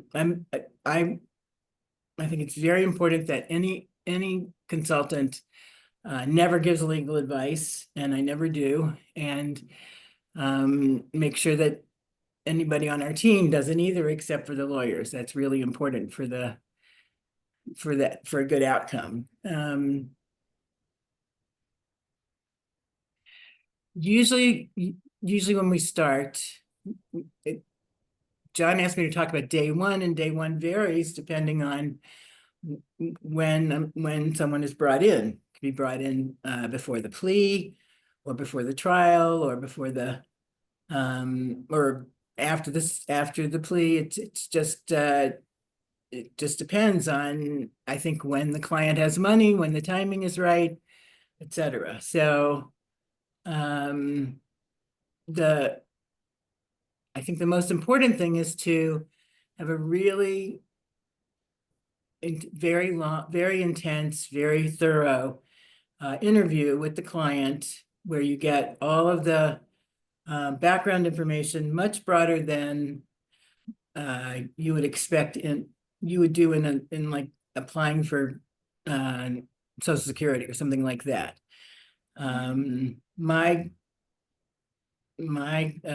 questionnaire is probably 14 pages long and covers all kinds of issues that wouldn't be asked in a normal interview, in an interview that's not related to criminal defense.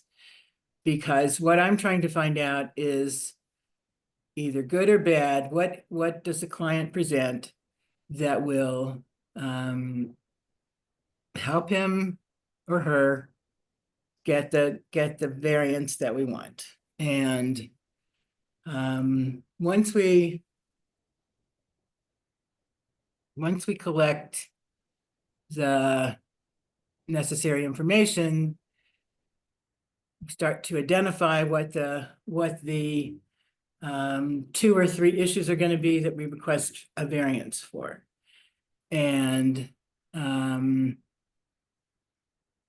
go on from there. So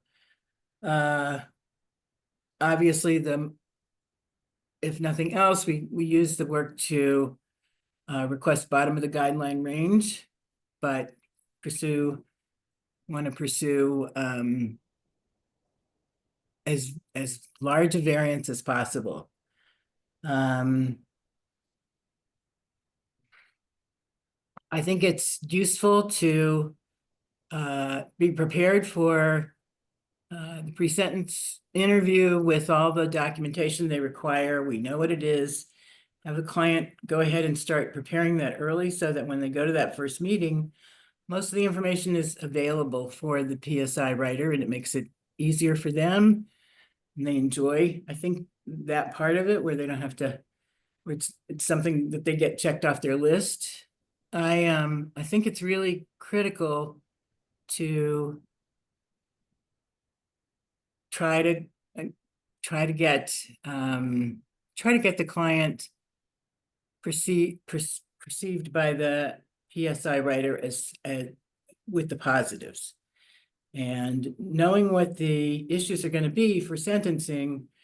If there are key points that would support a variance topic, we try to get it submitted in the commentary of the PSR. It's not always possible, but it does help.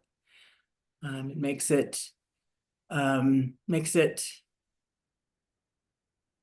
I think that anything written in the PSR carries much more weight than if it's said by even an expert or attorneys. They don't, just doesn't have as strong a impact as the pre-sentence writer has. Obviously.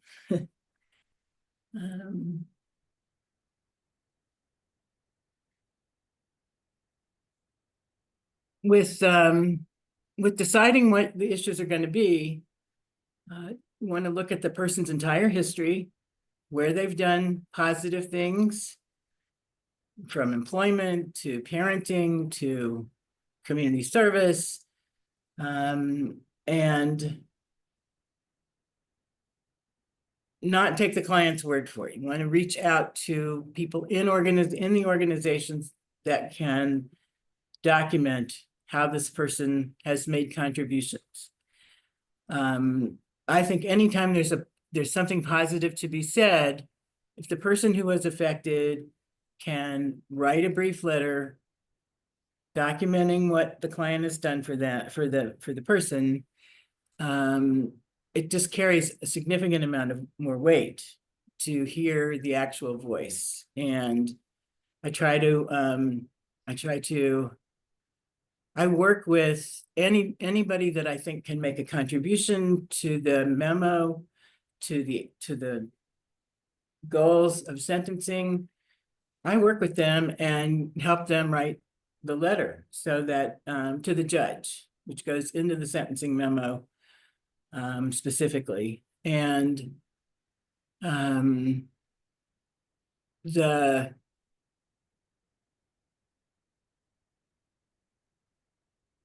the impact of having having positive things said about a client by a member of the community is significant. And I work with I prepare a letter guide, which I think most people do now.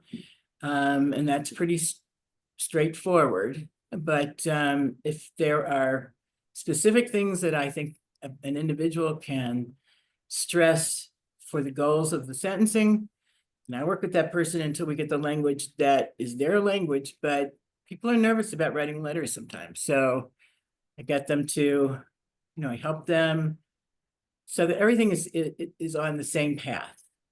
When an attorney gets to the plea or to the end of the trial, they've spent all the time, the whole focus has been keeping the focus as tight as possible, keeping out extraneous materials, anything that could possibly hurt them, have to hurt the client. But when it's time for sentencing, it's a totally different process. We want to know as much as we can about the client now and how to use that. And it's just a different, a change of course during this process. When a client has, if a client has issues that are not positive, or that need addressed, such as medical, like they have medical problems, or they have psychiatric problems, or they have responsibilities that are way outside the norm, then I look to find experts who are experienced in federal court, who are comfortable with working with defendants, which is not always the case, who can if it's a psychiatric issue, I look for a psychiatric evaluation separate from the therapist that the person may see. Same with substance abuse. Try to incorporate the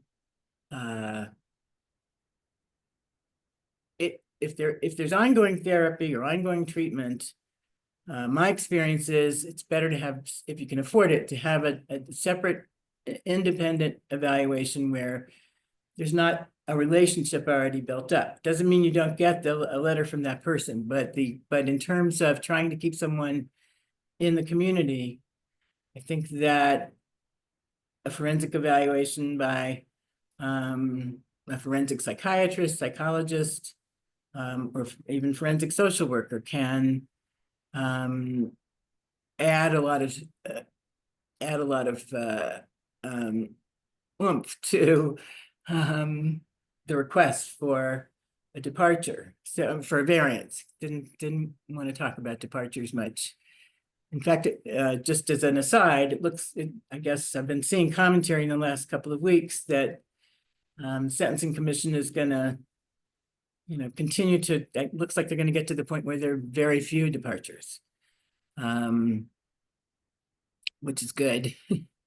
Because I found the system to be really constraining. Variances are working with asking for variances. The situation is, wide open. You can go anywhere with it. And I think that's a really much better, it's becoming a much better system. And it's gotten to the point now, if someone gets incarcerated, they can get up to 50% of their sentence reduced. So, or time served basically, and can come back into the community after 50% instead of 54 days a year, which is a really big bonus. But as Ed Shohat said, things seem to be changing or commented on daily that may or not be there tomorrow, but we just, I guess, keep the law. The nice thing about variances is there is no law. You can just create what you're interested in. Can I interrupt you first? Go ahead. Yes. Brenda, can I interrupt you for a second? I know that there are companies today that provide a service to lawyers where the company has some kind of, I guess, computer program that interviews the defendant and collects information from the defendant and then puts it together in some kind of mitigation package based on information that they've obtained from the defendant, maybe his family. But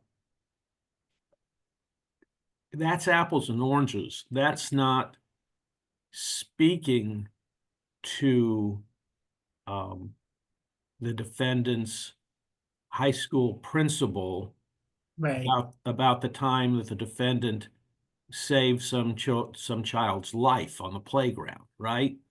right, That's not the same as gathering all of the defendant's psychiatric records that need to go to a psychiatrist, for instance, that is doing an evaluation because defense counsel thinks there's maybe something screwy with the defendant's ability to understand what's going on.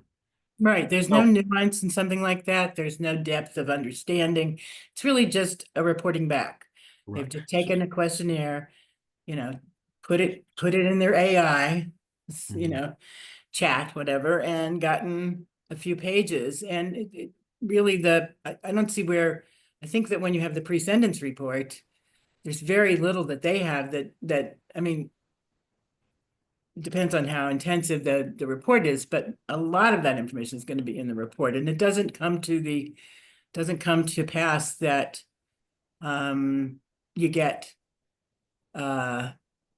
any sort of, I mean, it's really, to me, one of the most important things you're doing is you're persuading a judge. Maybe you've had a lot of experience with that judge and it's in your community. Maybe you have not, maybe it's someone new. I mean, I try to always go and sit in sentencing at a new judge's hearings, so that I can hear what language they use when they're doing sentences. And I think Alan will be, I found his work so interesting when he talks about, he's studied that for a long, long time. And I think that's really important. That's the audience.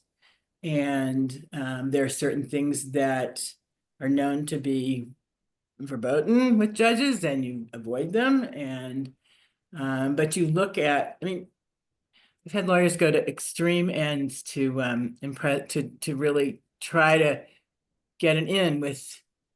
I mean, one lawyer learned rugby so that he could play with the law clerk on the law clerk's team, and I mean, a really substantial lawyer, and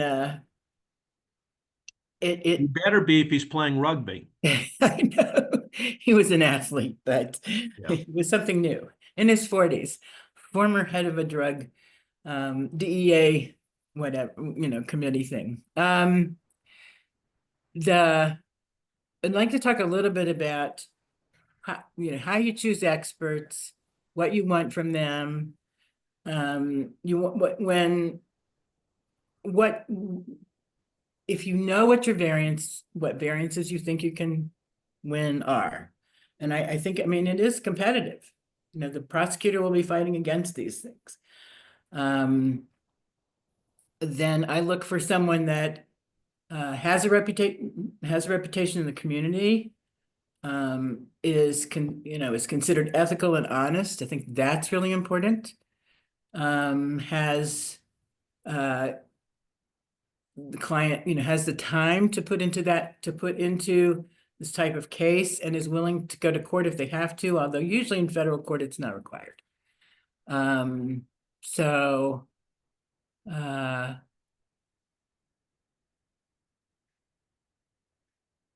the issues, maybe I should talk a little bit about, I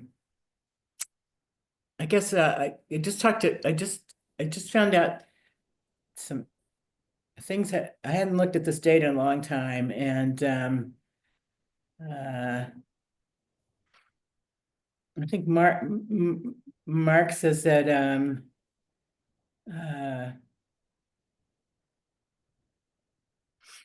41% of, over the last 5 fiscal years, which is October, obviously, to October, 41% of federal cases received a downward departure or variance. That's a lot. And then 9.5 of all, and those are non-5K 1.1. And then in 5K 1.1, that's 9.5% of all cases over the last 5 years received a downward departure for cooperation. So this is a pretty significant, this is half the cases, basically, get some sort of lower sentence. So it's pretty, you know, I wondered if going through COVID and compassionate relief and release and judges becoming more aware of how limited prisons are versus what they say they can do, if that has changed attitudes a little. And I think it has, because these numbers have gone up over the last 10 years. And that's, I mean, that says try hard to get a variance, I think. When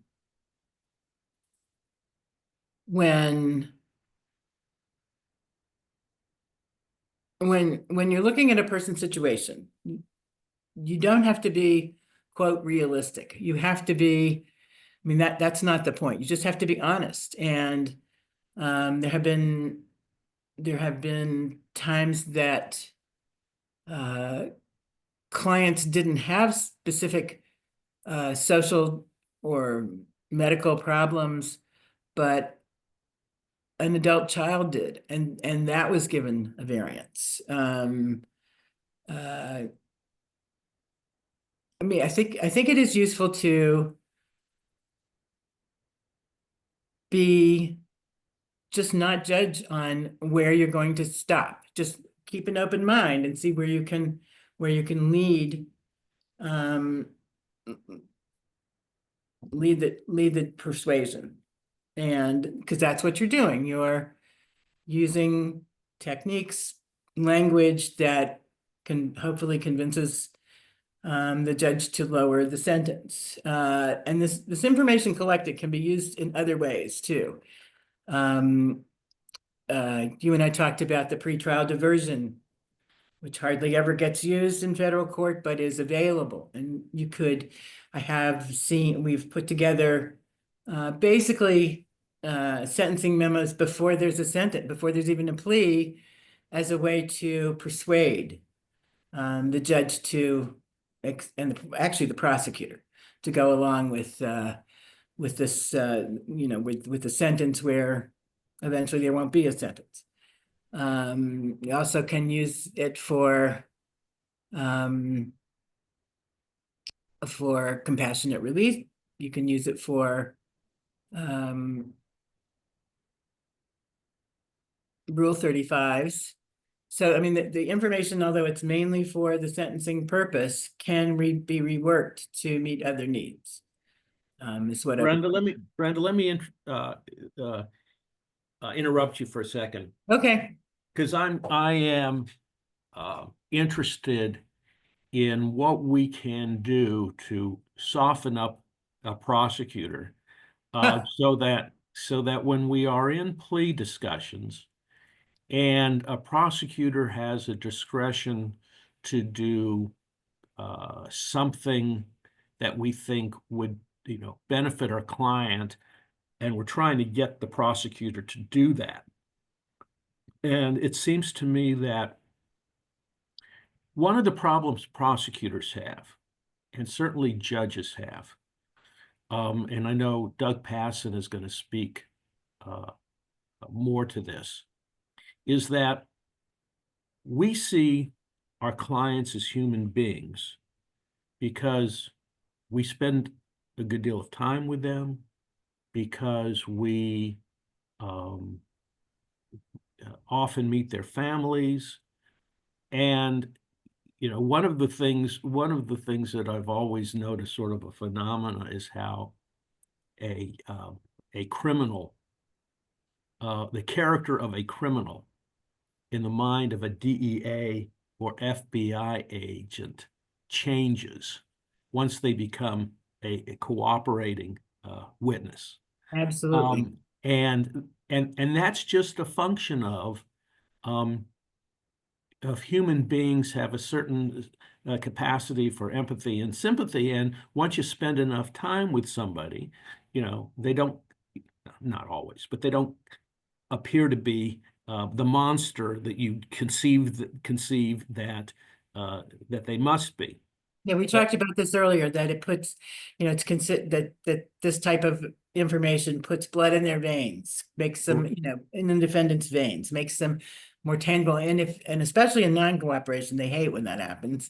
But or at least I've heard expression of unhappiness when that happens. But So what I would want from someone like you going into a situation where I'm going to be negotiating with the prosecutor may be ideas for what is in the person's, because I can't have the defendant have any kind of long conversations or any conversations with the prosecutor if they're not cooperating. So if they're just considering, or they may not even have anybody they could cooperate with. So if we're just considering what kinds of information outside of the crime, the facts of the crime, that could be brought to the attention of a prosecutor that may show our client in a better light, what kinds of things? I'll answer, but let me just take a sidestep for a second. Judge Milton Hirsch, I used to work with him a lot before he became a judge. And we had a client who cooperated for over 2 years. He was a physician, came to the table late, took a long time to get, you know, was from another country. And I mean, he did everything from, they had video cameras in his office. They sent him to work part-time in another office that they were very interested in, giving him a belt with a camera on it. I mean, this was a lot of stuff. And basically, I took every person that they cooperated with, and that he did information gathering on, and then the categories that fit into that. And we made just a little packet basically. And Milton took it up, cross-examined the agent with it. And it never was entered into evidence or into court documents. But but what it started to show me was that what you hear in cooperation is they've done substantial cooperation. And my point with cooperation is really go back and look. How many times did they talk to agents? How many times did they talk to prosecutors? Did they do active things? Did they make phone calls? Did they do drops? Was their life in jeopardy? Was their family's life in jeopardy? So these kinds of things, I think, are very critical. You're talking about, like, yeah, often we'll go to a sentencing, and defense counsel will stand up and say, Your Honor, I just want to add to what the prosecutor said in terms of substantial assistance, that you know, I want to flesh that out so that the court understands the full extent, and I'd like to call agent so-and-so. And once you have agent so-and-so on the stand, what you said, like with Judge Hirsch, you can go through extensively all the kinds of things that the defendant actually did. And we know that the defendant often has done a lot of stuff that, you know, could have put him in some jeopardy. But or his family too. But I want to. Okay, back to what do you say when you're trying to? No, before we get to that, I'm still on this point, because I think this is really significant in terms of sentencing variances, Right, because I have had cases where an individual attempted to cooperate. The government said it wasn't enough and they wouldn't give a 5K. But right, nevertheless, I got a variance, and a variance based on what the client attempted to do. Okay. So with the kind of information you're gathering, okay, I could either present it by hearsay, or I could conceivably, if I decided there wasn't too much of a risk, put that same agent on, okay, and let them blab on about how it wasn't what we were expecting, but go through all of the information that you have obtained right, that can be used to examine the agent, to show, not to convince the court, that to order the government to issue a 5K, it doesn't matter any longer. So that the right, court will grant them, the amount of credit, they should get based on all of their efforts. Now, I think that is a hugely significant thing that you're able to do for a defense attorney and the client. Go ahead, right. go further Okay. back, go further back. Okay, so you want, okay, so you it's tricky because how well do you really know your client? So what's really good, I think, is to have Well, the that's staff, your job. Your job is to tell me how well I should know my client but you're going to have me meet this person before he's charged? No, before he pleads. pleads. And that's great. If that will, but it seems like timing wise, that's very rare, but maybe it's just the people that I work with. I don't know. Not But for me. um, I would say, I think that, I think I don't know. I've seen, it's very hard to trust prosecutors, in my opinion. I've just seen so many, but yes, I'd say always try. You don't lose anything for trying as long as you're honest, right? Right. So, I think consistency I is was important. I was always an honest prosecutor. Well, I mean, I always gave the defendant the benefit of the doubt. yeah. I'm sure you were. You might have been, I mean, there's some really nice people that are prosecutors. Right. Or used to be prosecutors. I think that, I think consistency is something that, if you want to, about the 171 easy mitigating factors, which is, Yeah. okay, so that's a great resource.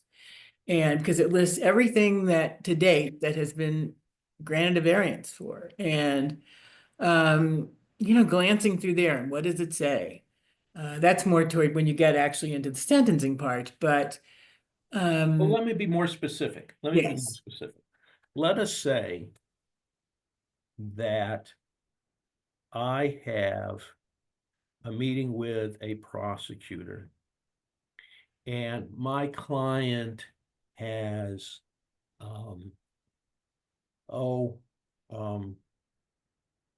committed some kind of theft. Okay. Maybe he embezzled from his employer's business. Let's say he was an accountant. He embezzled from his employer's business. Okay. Not an unusual kind of scenario to have somebody as a defendant in a criminal case, state or federal. Right. And if I wanted to make the pitch that the embezzlement was the result of my client's gambling addiction, right? Right. To try to make the crime wasn't just greed. Right. Let's say if I want to try to humanize the client and get over the prosecutor's notion that my client was just greedy and stole from his boss, okay?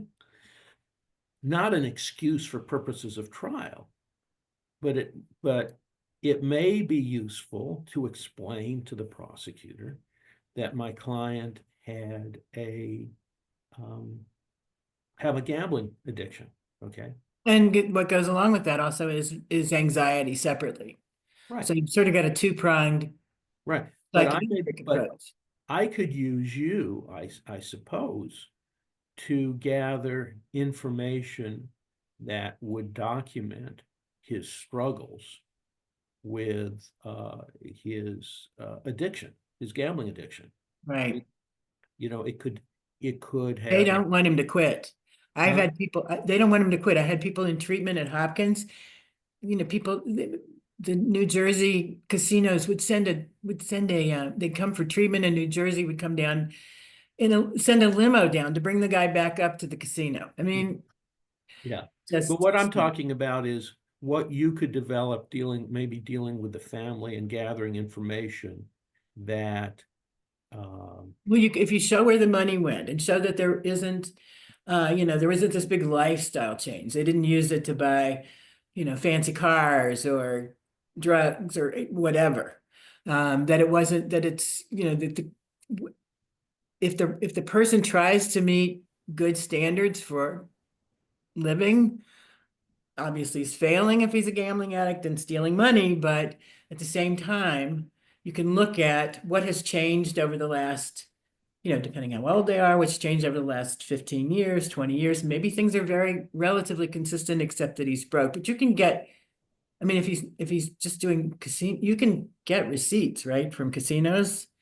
You can show that the direct payment into, you can just show that it wasn't, that it was spent. I mean, they never have really settled on is gambling, it's not like it's not treated like a drug, but it's the same pathology, in my opinion. right. But another thing that you can do besides just documenting his gambling, I suppose, is interview members of the family to show the struggles that he's gone through to try to overcome it, and maybe, the impacts on his wife and children, yeah, divorce, gambling, all that suffering that he's already gone through. it's pretty unlike, that I would say at least 50% of the time there's divorce, maybe even higher. Right. Because it's so frustrating. And maybe treatment that would be available, that would be an alternative to incarceration. Well, I'm of two minds about that. I believe if there's treatment available, and even if he hasn't pled yet or wherever he is, let's get him into something, even if it's just outpatient to begin with. I say start the process. I agree. No, absolutely, you're right. It's a lot easier for a judge to keep somebody going on a path. Right. Than to say, oh, well, after you've been punished, then you come back and no, let's try it. And I mean, it's absolutely true for substance abuse. And, at the minimum, well, that's not minimum, but AANA and sponsors and that's really critical. Of course, the easy situation is if you've got a child at home and is sick and you're stealing, embezzling in order to be able to pay for medicine. It does happen. It Yeah. does happen. But yes, I mean, that you can, in that, I mean, not that, I guess it wouldn't be, it's premature to do a videotape, but that's the kind of thing that cries for a videotape. Yeah, I know. I think Doug is going to talk about the use of a video even during plea negotiations. Wow. So Yeah, no, that would be very appropriate for that. The times that I've been able to use video. I mean, he doesn't have, I had clients that have, like, one client had a mother with incredibly horrible rheumatoid arthritis. And the mother was like in the 80s. And then there was her brother who had really intense dementia, but was in a good mood. So I basically videotaped 10 minutes of them eating, because it would take the mother a minute from the time she would scoop up a potato, mashed potatoes, to get it into her mouth. So, I mean, you can't, the judge loved it so much, and he was like in his 80s. This was in Miami, that he told the lawyers to sit down, and he asked everyone to introduce themselves in the courtroom. It was bizarre. But, you know, this person who was supposed to get 48 months got house arrest, big restitution, certainly. That was hard.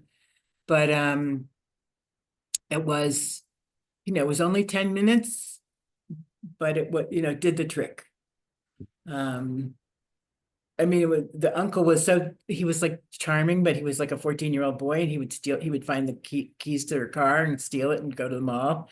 You know, I mean, so we had a picture, the end of the thing was him trying to get out the door, and just to explain. But I've worked with a number of cases where the responsibility for someone who's not even, you know, who's over 21, but still has significant needs. I mean, they do pay attention to that, I think.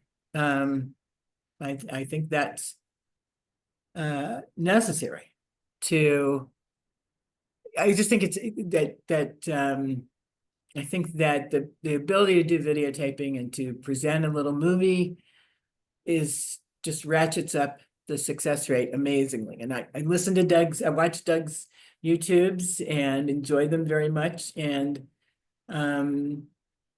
it's a whole new concept. I mean, I never did anything with video ever before, or any sort of taping, but I'm learning. I mean, I don't do it myself, obviously, but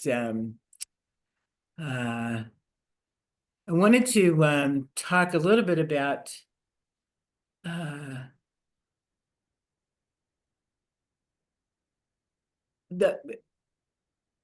a judge has to read all day long, you know, except for when he's talking or she's talking. And so that's why I think video is so impactful, but also to look for ways to present information in the memo that isn't just words. Like I had one client who was a doctor who had a drug problem and took kickbacks, like the tiniest, like $5 kickbacks on some product. But he'd done it for a long time. So the attorney was able to get a tax plea, because eventually, I mean, it did add up to not a huge number, but it was certainly, if he had taken a medical, and some sort of medical plea, then medical fraud, etc., he would lose the ability to work to get any payments from the government for 10 years. And that would have devastated. So he had 2 offices, he was separated, he was in recovery, he was in the Florida Physicians Program.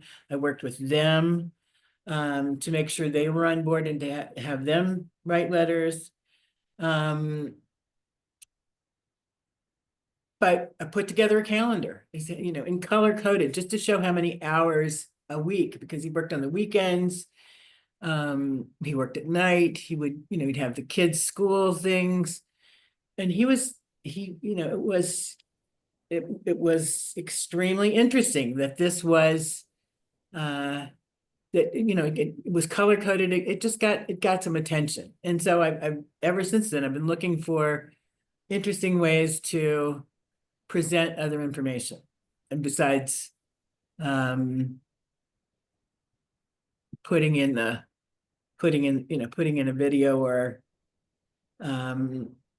looking for charts, looking for just something to give the judge's eye a break for 10 minutes, you know, let them look at something that's gets their attention, but also proves the point that they deserve consideration. Well, I know in different pleadings, different circumstances, I have put visuals into the pleadings themselves. I once did a motion for additional time for trial because of the monumental amount of discovery that I had to go through. And this was a case involving recorded phone calls. And it was at a time when they had these small, you know, cassette tapes. Oh, right. And I took all of the boxes of cassette tapes that I had and put them against my living room wall. And the boxes took up the whole wall. And I took a color picture and I included it in the motion for a continuance, explaining the monumental amount of recordings that I was going to have to listen to. Okay. Right. It was effective. I got my continuance.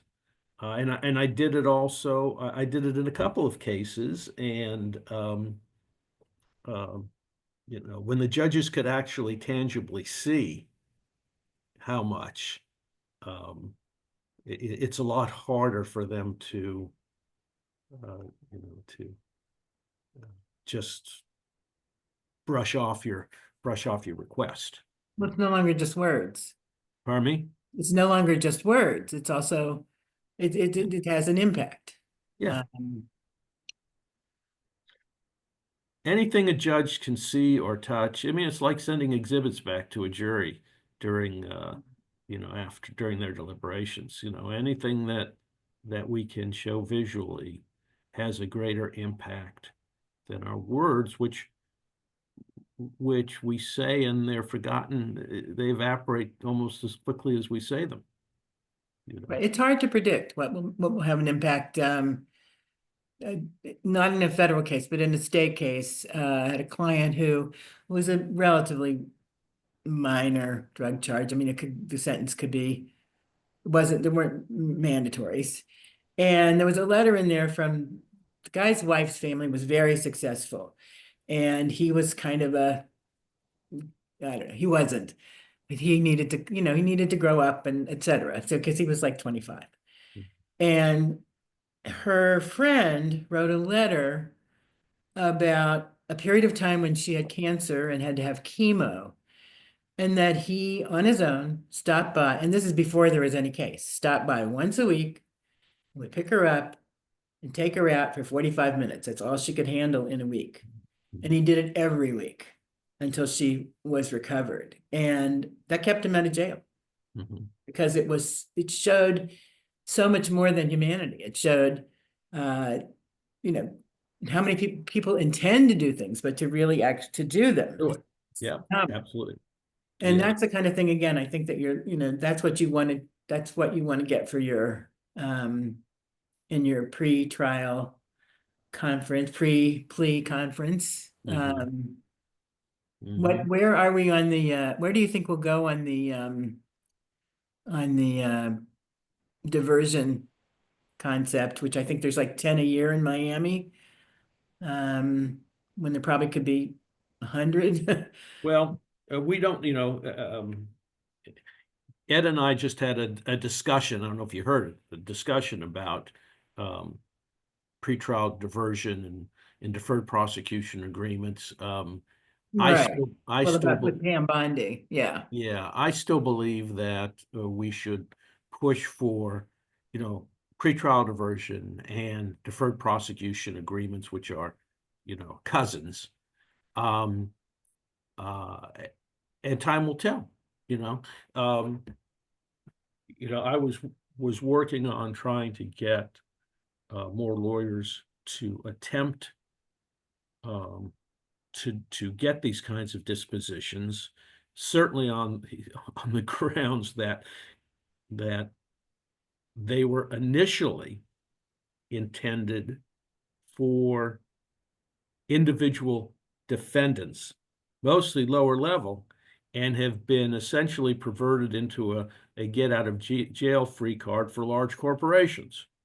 And that if anybody should benefit from these, it should be human beings and not corporate entities. But I agree. I've been I agree. spitting in the wind for some time on that. Who knows? We'll find out. Definitely find out. To go back to do you want to talk a little bit more about your pretrial person, or? No, just go back to what you were planning on saying before I kept interrupting you. No, it's good. I think I'm more comfortable being a twosome. Having a conversation. I guess that one thing that I think is really critical, again, maybe I say that too often, to make sure that everything is completely honest and truthful when you write it down. And because you cannot walk back from a lie. It just taints the whole experience, in my opinion. So, I am looking at documentation for sentencing. I do something I think maybe is kind of old school, I'm not sure, but I work with the client to get a one-page acceptance of responsibility letter where it's just, I did this, here's how I did it, I'm sorry, just very straightforward. Secondly, you can also write a letter to the judge. They can also write a letter to the judge. I'm less fond of that, but looking at Alan's things in the last couple of weeks, it seems like judges want to hear from defendants. That they want to hear more than just, a memo. They want to actually hear person's voice, so. Well, I think one of the things that I think helps, and although I have my client allocute to the extent that they are able to. Right. I want my client to speak from their heart and say as much as they can to the judge. Because again, the more the judge sees the person and not the crime, the more impact. And I know Alan will go into this a lot more, and I'm not going to go into Alan's expertise, but the one thing that I think is valuable, and I don't think enough lawyers do it, and I think it's certainly a service that you do, and I think it's something that lawyers need to do more of, is spend time with the client before sentencing, having him write out his feelings. Okay. Now, what I do is I'll tell him, while he's sitting behind bars, take a legal pad and put down his feelings and go through, why he feels bad and apologetic, and sorry and all this other stuff. And then I will sit down with my client and discuss at length what he's admitted to having done, and go through, the whys of his conduct and stuff, so that he can formulate a genuine apology that isn't just, I'm sorry, Your Honor, for what I did and what I've done to my family. That really sort of explains himself, not excusing anything, okay, but it sort of explains, why he feels so bad and the impact of specific people. And what that does is make it, even if he has to have it in front of him and read it, okay, it fleshes out him as a person and his feeling, so that he can stand up and do a meaningful allocution. Allocation. Allocution. Allocation. Right. To the court. Well, no, that's what I'm talking about, where you just have the short acceptance of responsibility and then a letter to the judge. And then, that's, again, those kinds of things I would put into the PSR, for her. Before you go further, there's one important thing that I do, and I want to know what your role is or could be in this. I don't wait till after the pre-sentence report to make a presentation to the court. I make it to the probation officer before she puts together her pre-sentence report. And Absolutely.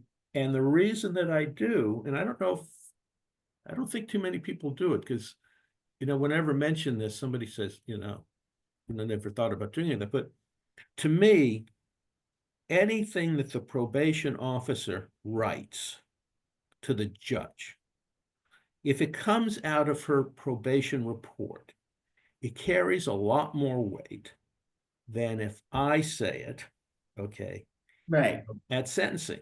If I'm the totally in probation agreement. office, if the probation officer says, so to the extent that I can convince the probation officer on any point, okay, before the probation officer is brainwashed by the government, okay, Right. I want to get into the mix of the probation officer's preparation of her report before she actually starts, to give, what I think is a more accurate view of the defendant's conduct.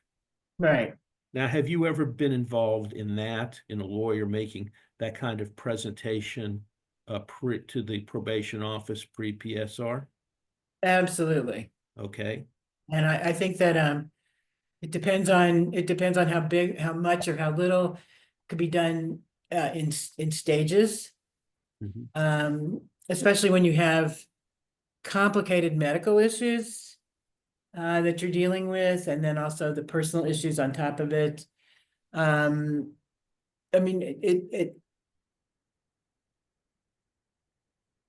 I was thinking about sort of moving ahead a little bit. I had a client who was older, had an enormous amount of had like 5 major surgeries, saw 5 board certified specialists practically every month. A lot of complicated things. But he'd written a bunch of scripts for someone he didn't know, because he hadn't planned for retirement very well. And they weren't happy about that, because somebody went out and took 400 scripts and, went and, I guess, then charged Medicare for some drugs that I guess they sold them too. So what I did was I went through every single report. I mean, these were sophisticated reports, talking about surgery and post-treatment issues, blah, blah, blah. And I took every single thing that out of those reports that the doctor said the client needed to do. And then I started calling around to different facilities. I talked to the central BOP medical office, and I made up a chart, and we blew it up, took it into court. I think there were like 5 hearings for the sentencing. I'm not sure why, but this was in the middle or early stages. They couldn't provide anything. A regular facility couldn't provide anything. And even it ended up that he got amazing. He did have to go to jail, but it was for less than half the time. He had great lawyers, but seeing it on black and white, he needed he needed to take pills at a certain time. They only do that twice a day in BOP, etc. I mean, there's a million issues like that, but I think that it's really that kind of thing. I just tried it. I just thought, well, what do you have to lose? Let's just make this chart and put it on an easel and talk about it. Because it was all the truth. I mean, I was talking to pharmacists in the BOP and to and the BOP changes every week, by the way, it seems to be. Nothing good, of course, but I mean, they were low staffed before, so I don't even know what kind of shape they're going to be in after whatever this is that's going on with the staff. But I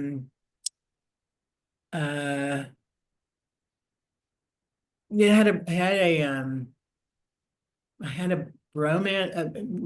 a romance romance fraud case. Mhm. And even after the client was arrested, they did not believe that it was not an actual person. Mhm.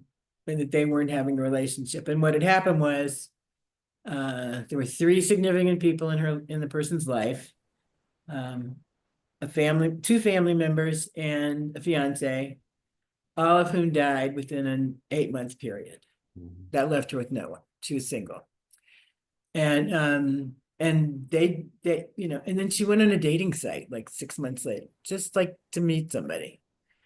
Not good who she met. She was targeted. But ironically, and what she talked about in the pre-sentence interview, and nobody stopped her because it was all she had left that was familiar to her was her son's dog.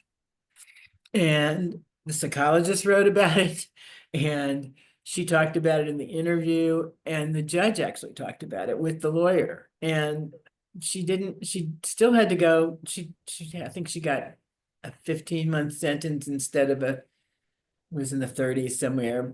I really thought she should be, but it was an enormous amount of money and she's never going to be able to pay it back. So, but it was, you know, you don't think a dog. But this was the reality. Had to, you know, if it hadn't happened organically, you know, if the psychologist hadn't in the write-up hadn't mentioned, I mean, if the lawyer writes in, my client has a dog, what, you know, if you put that in your memo, Mhm. it's not going to carry a lot of weight, right? But a psychologist doing it and having her mention it in the interview also, you know, she was genuine. That was Mhm. really her only thing left. So, And she was lucky the government didn't try to forfeit it. her dog, Yeah. that would have been the end. Yeah. Let's see. It's about time for us to start Mark's It is. presentation. I'm just looking to see if there's anything that I've not paid attention to that I need to.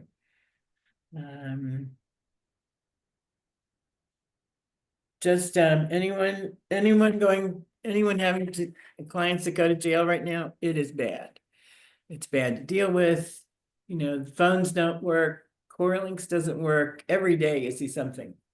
So people inside are having to pay. But the good news is, if they're really lucky, they can get out with half their time off. So Thank you, Brenda, very much. And now we're going to have one of the nation's experts on the sentencing guidelines and sentencing, Mark Allenbaugh. yes, talk And about creative. yes, talk about absolutely creative. Mark, give me a second to put you in. Let's see, how do I do this? Of course. Yes, hold on.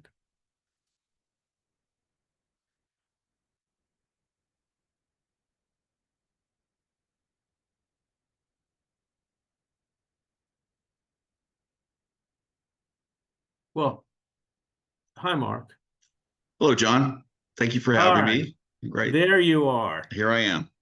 Yes, well, it's good to see you again, as always. Great. Introduce yourself, share whatever material you want to share, and that's the stage is all yours. Great. Thank you. So I'm Mark Allenbaugh. I'm a former staff attorney with the U.S. Sentencing Commission. I am the co-founder and chief research officer for sentencingstats.com. We're a national firm that focuses on sentencing statistics, but not just the commission's sentencing data files. So I am an expert in that and how to interpret them and how to get them and all that stuff. But we also access data files, databases from the Federal Judicial Center, the BOP, and other institutions that can assist attorneys in representing their clients. And today, what I'll be discussing is really how to use that data and the guidelines in negotiating plea agreements. And as we know, and I think Ed may have spoken to this earlier today, but a lot has changed over the last few weeks with respect to plea negotiations. And this is where I think it's critically important for those out in the field, for defense counsel, to be aware, not only aware, but know how to utilize data and statistics during the negotiation process. Because, as Justice Kennedy said about 10 years ago, a little over 10 years ago, the reality is that criminal justice today is, for the most part, a system of pleas and not a system of trials. And that's in Lafler versus Cooper, 566 U.S. 156. And as we know from statistics from the Sentencing Commission, about 97% of all federal sentencings are the result of guilty pleas. And that has remained fairly consistent for the last 20, 30 years. And it's pretty much the same at the state level as well. So what virtually all criminal cases come down to, or are what's most pertinent to them, is sentencing. And that's what the plea agreement is all about, is what is my client going to expect, or what can my client expect, and what am I able to negotiate at the plea stage. Now, as I think, and I can't recall, but I think Ed may have mentioned, and others, the Bondi memo that I have up here on the screen from February 5th. And this is the new Attorney General memo that pertains to charge bargaining, plea bargaining, and the DOJ's policy. One thing I noticed about this, John, that I thought is very critical and very important for our listeners to understand is here on page 2 of the memo. And I've underlined or highlighted some of the most important stuff here. And it's really there at the bottom, where the Bondi memo states that in most cases, if charged appropriately based upon the considerations set forth in part 2 of the Bondi memo, a sentence within the applicable recommended range of the sentencing guidelines will also be consistent with the factors listed in section 9-27.730 of the Justice Manual, the U.S. Attorney's Manual. And for those that may not be aware, that section of the U.S. Attorney's Manual basically regurgitates 18 U.S.C. 3553A factors, the general factors that courts are to take in consideration when imposing sentence. And perhaps the most well-known factor is to avoid unwarranted sentencing disparities. So when I saw this, it became very clear to me that nobody at Justice, at least right now, has been following the Sentencing Commission or sentencing trends, or even reading the annual reports that the Sentencing Commission puts out, because this is absolutely false. This statement here is absolutely easily empirically established as false, and I'll show everybody here in a minute. But it's really worth focusing on this because of the drive that the Justice Department has now in its plea negotiations. It's one of the considerations is to, and I'm focused up here towards the top of the page 2 of the Bondi memo. It's that prosecutors should charge and pursue the most seriously readily provable offense. We've seen this before.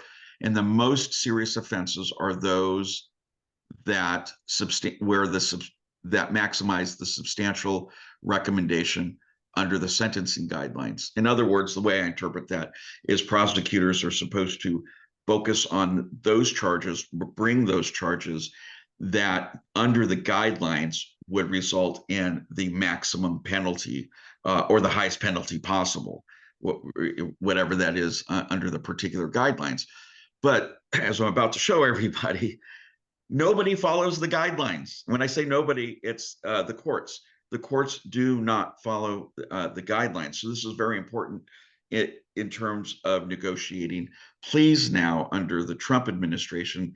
and using the Bondi memorandum, because it's based upon an empirically false premise that a guideline sentence will comport with the statutory factors at 3553A, namely to avoid unwarranted sentencing disparity. And this is going to be, what I'm about to show everybody is going to be a little surprising, but all it takes is just, there's no magic on my part. I'm just looking at the numbers that the commission reports.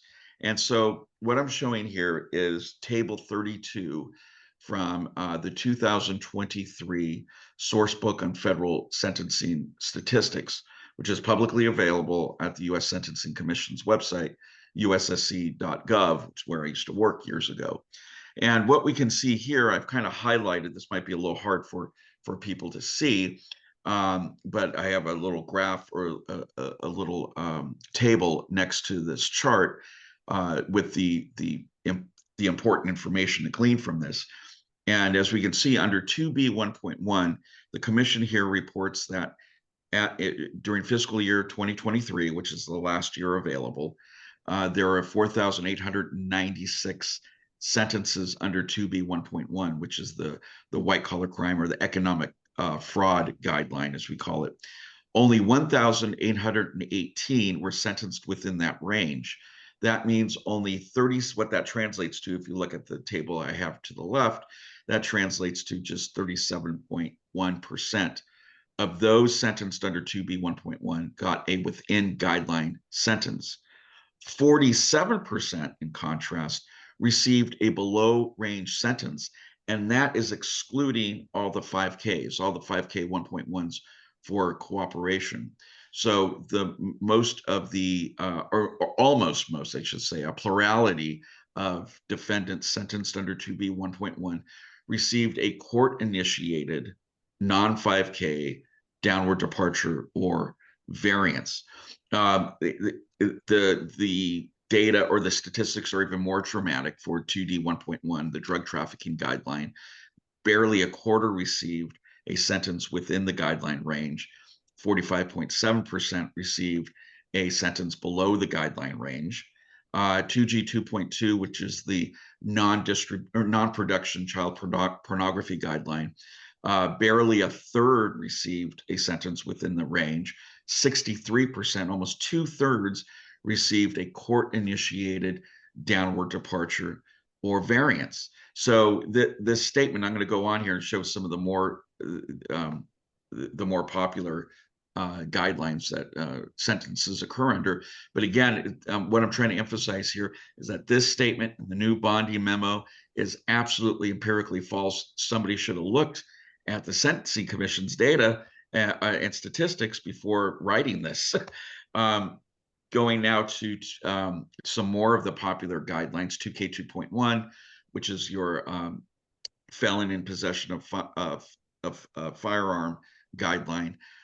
Less than half. This is actually rather high, frankly, but just under half, 49.2%, received within a sentence within the guideline range, but 44.7%, almost the same ratio or the same percentage, received a non-guideline sentence. The only offense category, or the only, I should say, the only guideline that produces a majority of sentences within that guideline range is 2L 2.1, which is your illegal reentry cases. And those cases make up the plurality of sentencings under the guidelines. In other words, there are about 12,867 sentences were under 2L 1.2 last fiscal year, and under 2D 1.1, I'm sorry, so I misstated. So 2D 1.1 is the plurality at 18,000, but a close second is your illegal reentry sentences under 2L 2.1. But those cases tend to get within range because they are sentenced so low. The guidelines ranges very often are like 6 to 12 months or 12 to 18 months. They're very, very low. So there's nowhere to depart. And the reason for that is one, the guidelines 2L 2.1 are not very onerous. And two, there's the fast tracking or the fast track departure under 5K 3.1, which we can see here, that also results in generally a much lower sentencing advisory range than under any other guideline. So there's just really no room to depart. And those I think of 2L 2.1 as kind of a unique offense category that involves, obviously by definition, foreign nationals. They're processed differently. It's not a nationwide type of offense. It's primarily prosecuted in districts along the southern border. So there's a lot of unique aspects to it. So if you look at the total here, as reported by the commission, the last fiscal year, only 41.6% were sentenced within the guideline range, with just over a third receiving a non-5K departure or variance. But that is including 2L 2.1. Once you remove 2L 2.1, which is what I have here on the lower or the last line, just over a third of sentences overall, according to under any particular guideline, received a sentence within the advisory range, whereas almost close to half, 43.3%, received a below range sentence. So again, this is just to emphasize that empirically speaking, there is no evidence. As a matter of fact, it completely contradicts this position of the Department of Justice that if you're negotiating a plea, you want to maximize the particular sentence under the guidelines, so you should always try to negotiate that particular negotiate a plea agreement that maximizes the guideline sentence. Well, again, that's proceeding from a false premise that the guidelines and what is actually happening in the field are two very, very different things. So, Mark, yes. can I interrupt you for a Sure. second? Sure. Just two things. Yep. The table that you have shown us, I imagine that these numbers have progressed from Booker to the present in such a way that as each year passed, the percentage of variances in all of these categories increased. Absolutely. Yeah. Okay.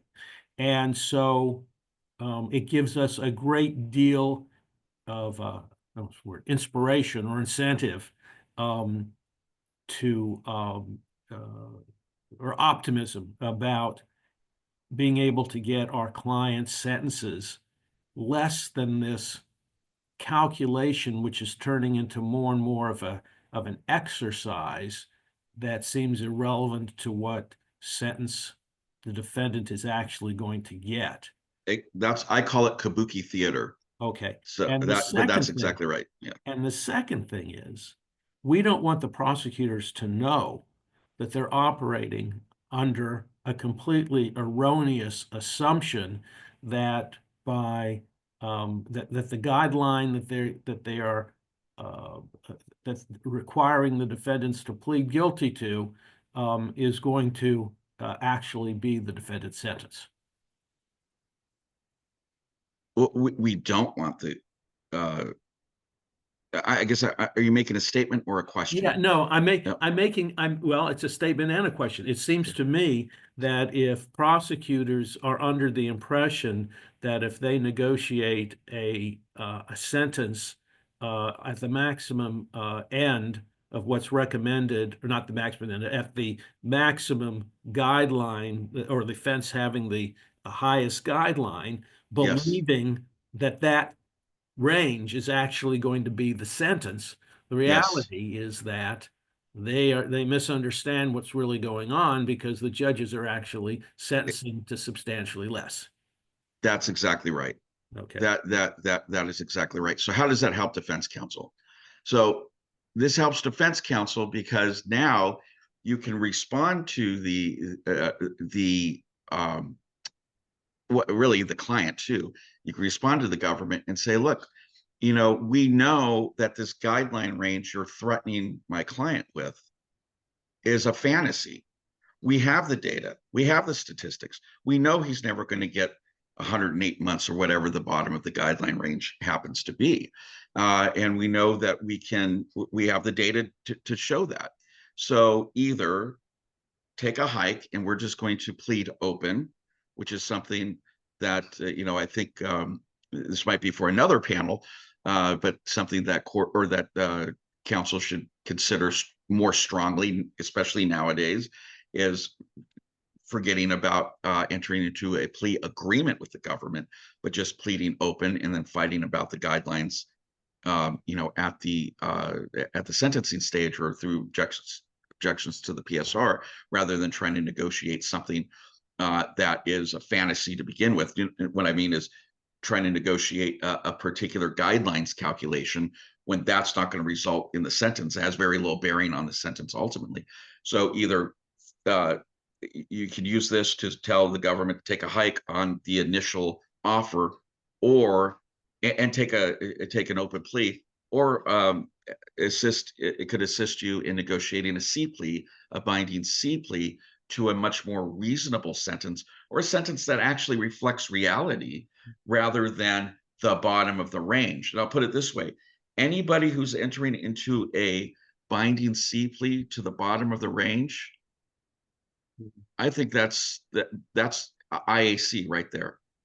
Absolutely IAC, because there should never be a binding plea, Rule 11C1C, that is anywhere close to the damn range. You got to look to see what's actually happening out there. It should be a lot lower than the range. In some instances, like for example, for 2G 2.2 defendants, the average downward variance, even with a plea agreement, is around 60%. And as I show here, 63% of 2G 2.2 defendants are already getting a downward variance. And when they do get a downward variance, it's close to 70% below whatever the applicable mandatory minimum or the applicable guideline minimum is.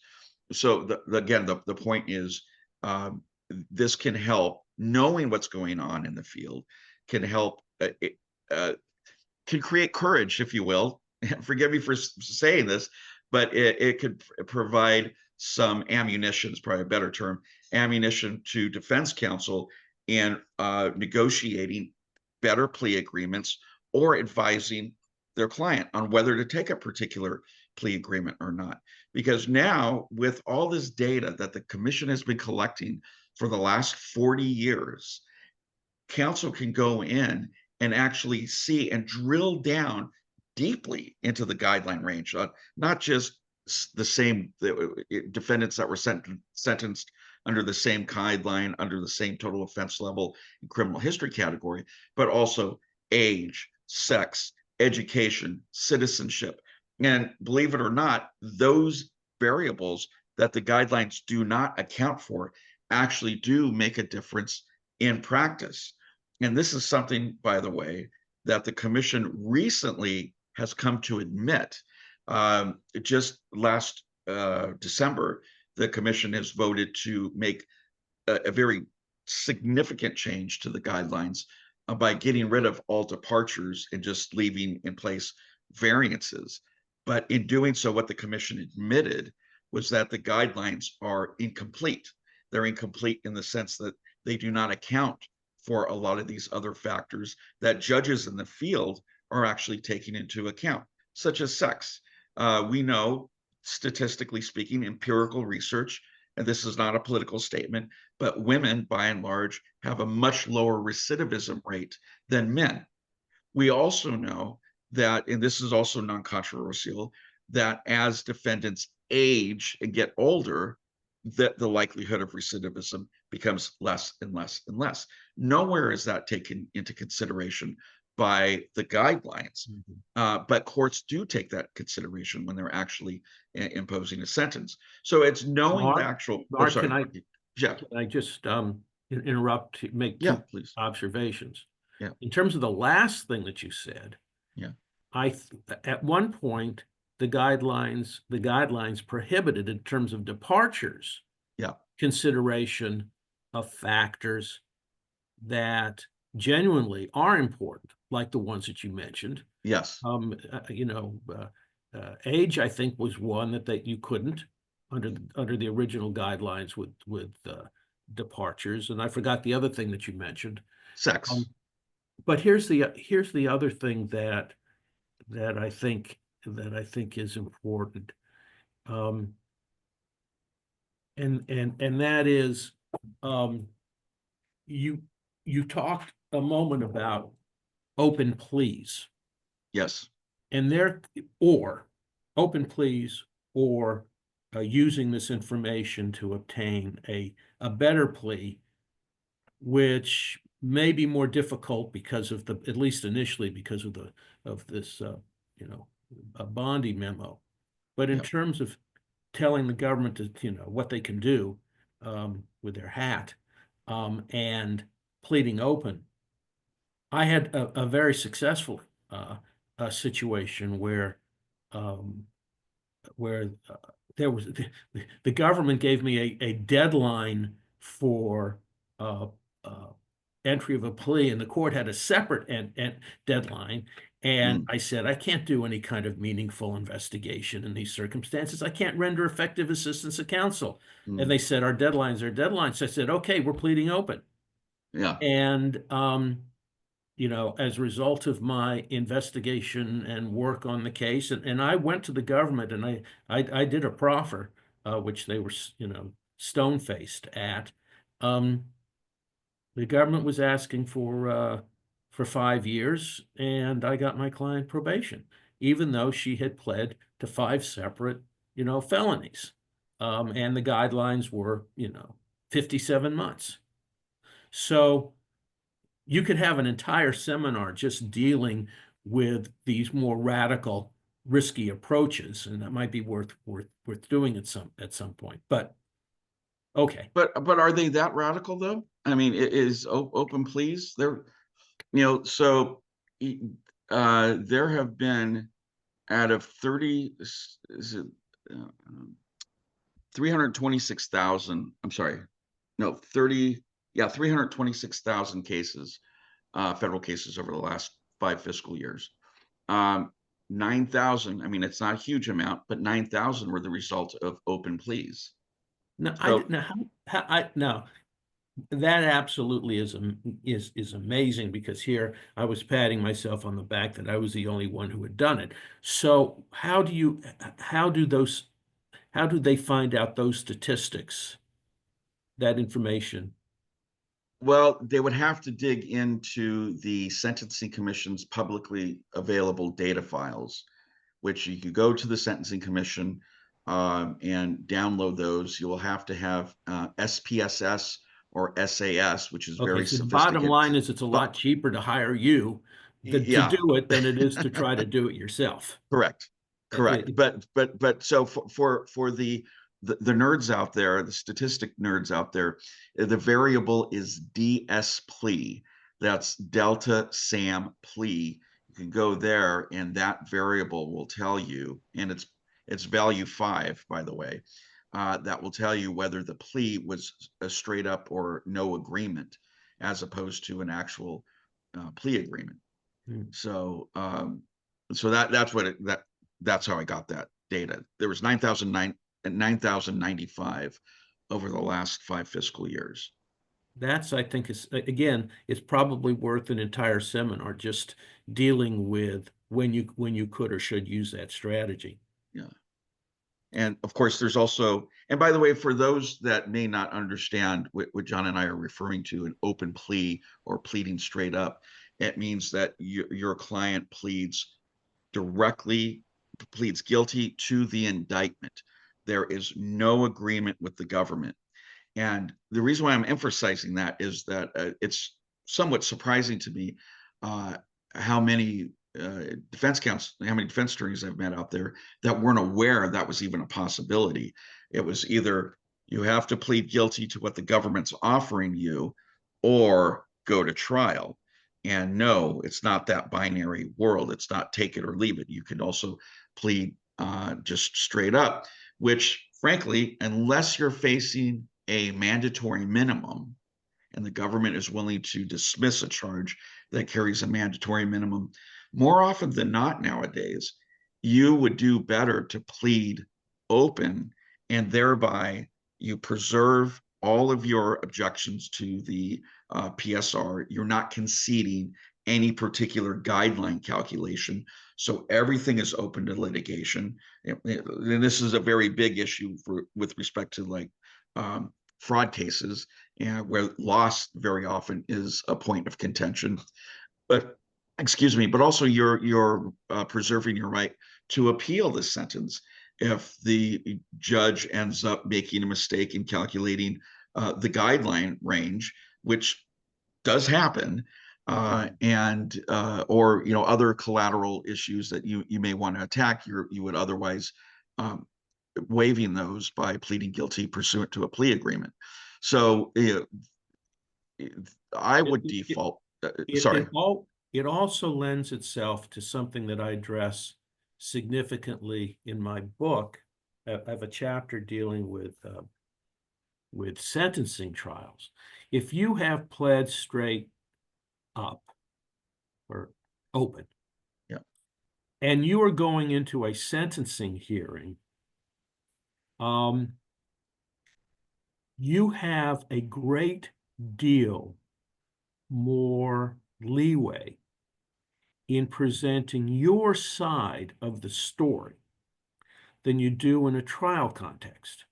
Because this is the kind of situation where the fact that hearsay is admissible, that gives you the opportunity to bring in, without the rules of evidence interfering with things, with hearsay being admissible, you could bring in affidavits, you could call different witnesses. I mean, you could present your version of what happened, which may be significantly different than what the government will argue to the court, and what the government would have presented at trial. And they're not going to be prepared for that. The government is not really going to be prepared for you presenting a mini trial at sentencing. Now, of course, you got to work this out with the court giving you the leeway to, make your presentation about what the case is about. Mm-hmm. But it opens up a lot of possibilities. And again, we need another 6-hour seminar to explore all of these things.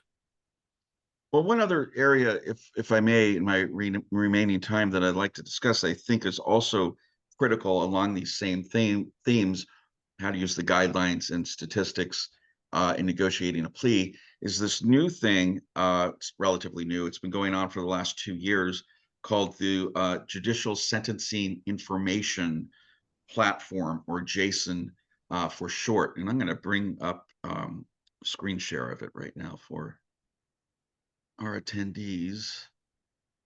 See if it comes up here. So this is JSIN, and what it is supposed to do is provide courts with a high level view of what's going on in the field. What I keep referring to, what are judges actually doing out there? And it's a crude tool, but it is a tool that about 36 district courts have been participating in for the last 2 years under a pilot program sponsored by both the U.S. Sentencing Commission and the administrative offices of U.S. courts. And how they are participating in it is they have directed those districts that are participating in the pilot program have directed their probation officers to include the output of this in the PSRs. So let's do an example here. Let's say you have a client that is to be sentenced under 2B1.1 for wire fraud. So the way this works is, and this is open, by the way, this is open to the public. You can find a link to it on the Sentencing Commission's website, or you could just go to jsin.ussc.gov, and it'll bring you right to this page.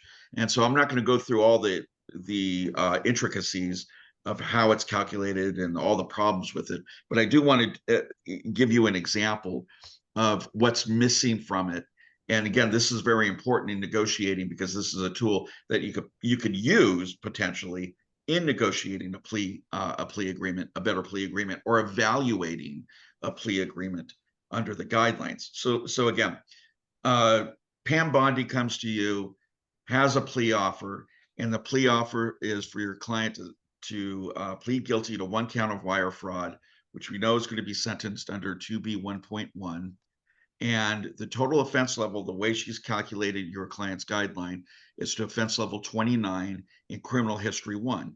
So what you do is go down here to 29.1 and you click on that cell. And then what happens here, oops, there's an error displaying this. I don't know why there's some error displaying the guideline up here, but it doesn't matter. You get this output down here that I've highlighted. And what it shows is, we know at an offense level 29 that I'm highlighting here in the, oops, I guess I can't highlight it in the table. But what we do know is the guideline range for offense level 29, criminal history 1, is 87 to 108 months. So Pam Bondi is going to give your client a break, and consistent with her memo says, you plead guilty and the parties are going to stipulate to a guideline or to a sentence of 87 months. And it's a non-binding stipulation. The court could go above, could go below, but 87 months, which is at the bottom of the range. We think that's reasonable and consistent with the Bondi memo. But remember what I said, nobody gets the guideline sentence anymore. And this tool that's created by the Sentencing Commission itself and the Administrative Office of U.S. Courts puts the lie to the Bondi memo, because here what we can see is during the last 5 fiscal years, there were 115 defendants whose primary guideline was 2B 1.1, TOL 29, criminal history category 1. And we of those 115 defendants, the average sentence was only 64 months, and the median sentence was 60 months. So right there, we could see that you would be a fool to stipulate to such a sentence, whether it was binding or not, as part of the plea agreement, because that is not what people are getting. But with that said, you would be even more of a fool, excuse me, and fool is too strong of an argument or statement, but you would be remiss to just rely on what Jason alone has stated, because without going into a lot of the detail, there's problems with Jason. It over includes many cases, under includes others, and generally skews what's going on in the field upward, generally speaking. Sometimes there's a downward skew, but that's very infrequent. Most of the time, whatever the output is, even though it's great because it shows it's below the guideline range, the averages and the medians tend to be skewed upward, or there's just missing information. And the big missing information when a court is relying on Jason, or anybody for that matter, is sentencing distribution. In other words, how closely clumped are the sentences around that median and that average? Or is everybody getting, for example, if the average is 60 months, does that mean everybody's getting between 55 and 65 months? Or is it more like between 24 months and 72 months, and there's a wider distribution? Well, looking at this, it doesn't tell you. And that could be quite important if you're looking at trying to negotiate a plea to, say, 24 months. Let's say you want to negotiate a plea agreement that looks something like this. Okay, government, we're going to allow you to argue for a sentence of no greater than 87 months, which is the bottom of the range. But in turn, my client wants to argue for a sentence as low as 48 months. Government might run this and say, well, we're not going to do that. You can argue for 60 months, but not 48 months. Well, why now? now what becomes important is looking at the underlying data. And what Jason does not provide the user with, whether it's a judge, a probation officer, defense counsel, is the underlying data. Now, you can go and get the underlying data. Very difficult to do, but it's available. Or you can hire somebody like me, and I can go in and get that underlying data. And as you might have surmised, I have already done that for this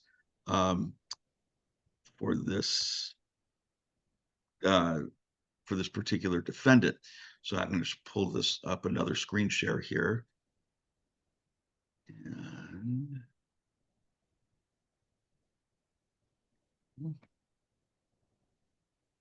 And so this is what it looks like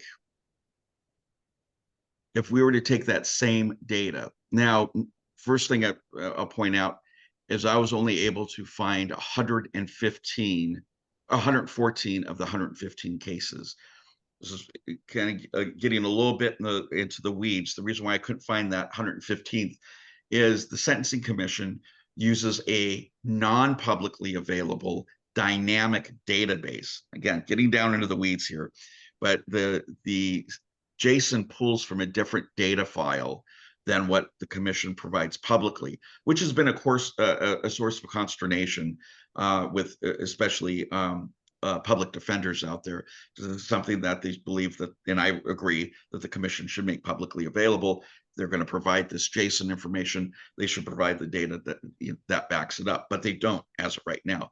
But I got close. I was able to, in accessing the static public data file, recreate the actual data that JSON report ran on.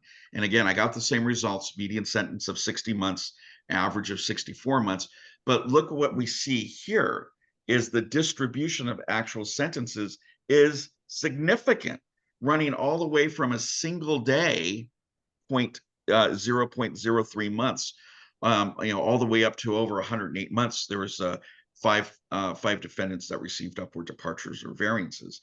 But now we can see that 48 months isn't that crazy of an ask, because we could see so many of these defendants received 48 months or less. And what this particular chart is called, by the way, is technically speaking, is a histogram.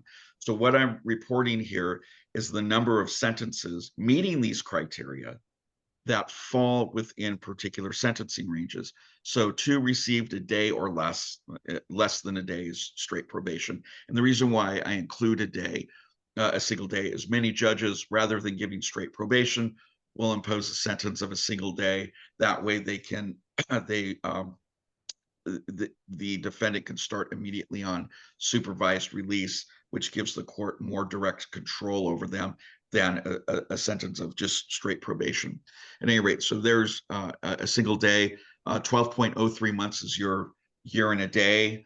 We could see that 5 defendants received a year and a day or less, but more than a single day, and 7 received between a year and a day and 2 years, and so on. So when you dig down into the data, that again can be of significant help in assessing a plea offer from the government and in negotiating a particular plea agreement and deciding whether to accept it or not, or going, pleading straight open, or trying to negotiate, depending on how you want to negotiate. Maybe you want to negotiate for a binding plea. Let's forget all this, what I've referred to as kabuki theater, and how the guidelines operate and how to calculate them, because at the end of the day, we know the court's not going to follow them. So let's just agree on a particular sentence that we're all happy with, and then try to convince the court. With a C plea, a binding C plea, the parties might agree to it, but it's ultimately up to the court to agree. So providing statistics to the court on why, let's say the parties agree that a 48-month, a binding C plea to 48 months would be fair in a situation like this. So the defendant and the government agree, sign a binding 48-month plea agreement, but the court might be reluctant to accept it because the court goes on JSON and sees, well, the average is 60 months. And I don't know if this particular defendant deserves such a break. Well, when you show the court, well, look, there's many other defendants that received less than 48 months. And by the way, even though that the commission does scrub its data file of case identifiers, sentencing stats, we were able to identify the actual cases. So we could go in and tell you what the actual cases are, the 15 that received between 2 and 3 years, or the 7 that received between 1 year and 2 years. We could do that for you too. But that Well, aside, that's critically important. Yeah. I had a case involving an alleged Chinese spy, and we had a whole bunch of cases that we had identified different kinds of circumstances involving allegations of espionage. Yeah. Or convictions for espionage of one sort or another.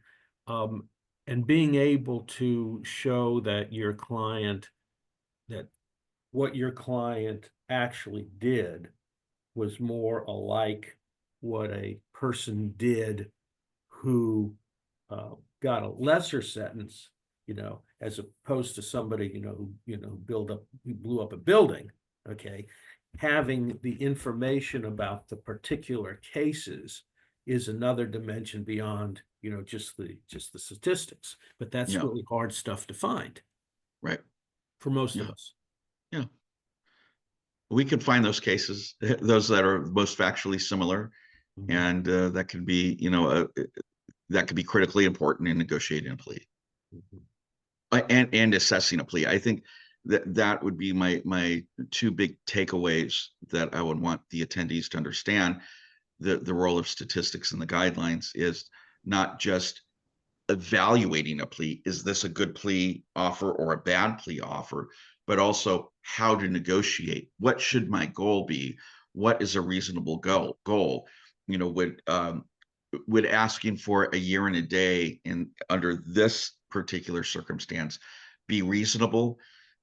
Probably not, unless there was some significant mitigating factors that some of those other cases that received 1 year and a day or less had.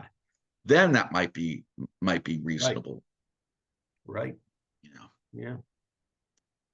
So, as Alan Ellis has told me over the years, it is just as important. He always mentions that there's a great that there's a built-in downward departure or downward variance for good lawyering.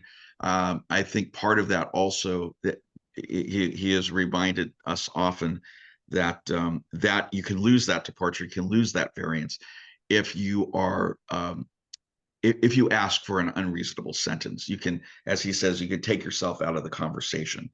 And even though a client might want, in a situation like this, no time, and demand that you ask for no time, that can result in more time, because then it looks like the client is just not accepting responsibility and is just asking for something completely unreasonable. No, the client has to understand 2 things. He's got to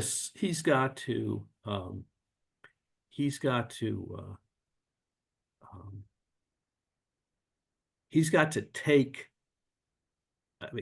say it this way, he's got to fall on his sword and admit that what he did was fundamentally wrong, but at the same time ask for a sentence that is fair and reflects what his conduct actually was. And sometimes part of the battle is making the client understand this. Right. Some of our clients can be unrealistic and very difficult, and it takes a process of educating them to get them to appreciate the situation that they're in. Right. And this is part of the education process, I believe, the statistics. And, statistics like this weren't always available. 40, 50 years ago, there was no government entity that collected sentencing statistics.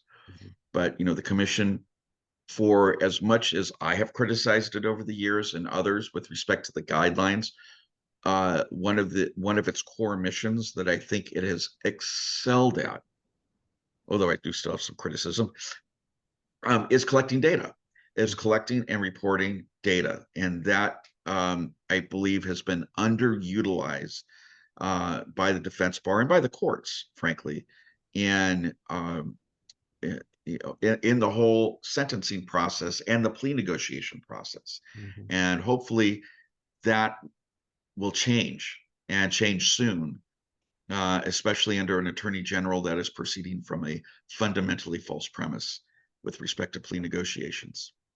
Mhm. So, Yes, let's keep Pam in the dark. well, yeah, I'm not sure how helpful that is, though, to be honest. I, when, I mean, ultimately it's going to be up to the judge on what sentence to impose, whether it's a binding plea agreement or an open plea or what have you.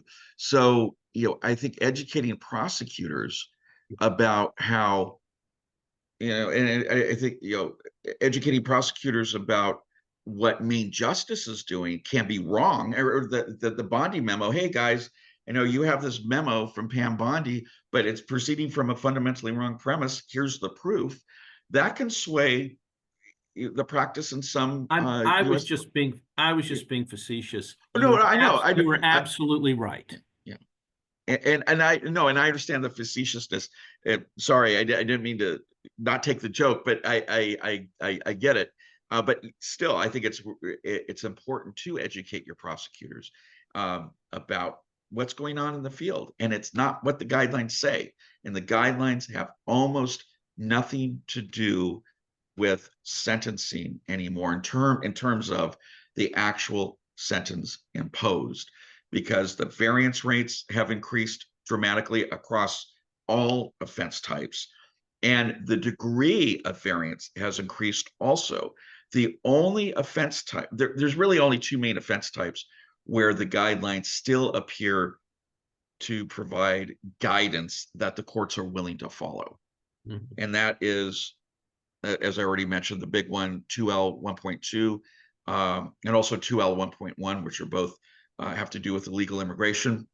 Right. But again, those sentences tend to be very small, so it's not a surprise there's not a lot of variances there, and that there's a lot of compliance with the guidelines.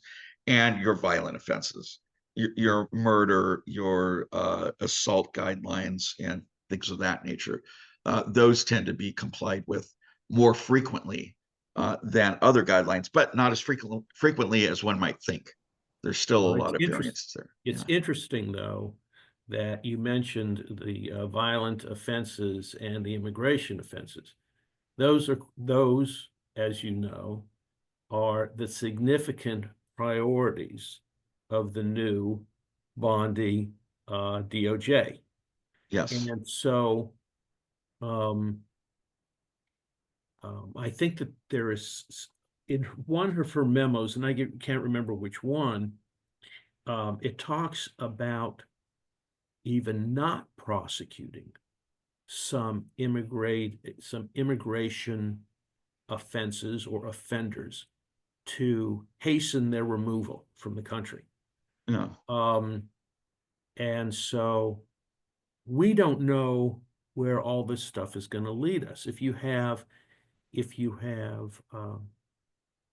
so many people that are overloading the system in terms of numbers of cases, we may have a great deal more leverage than we ever have in getting the government to drop cases. If it may well be that we create our own kind of fast track in our negotiations.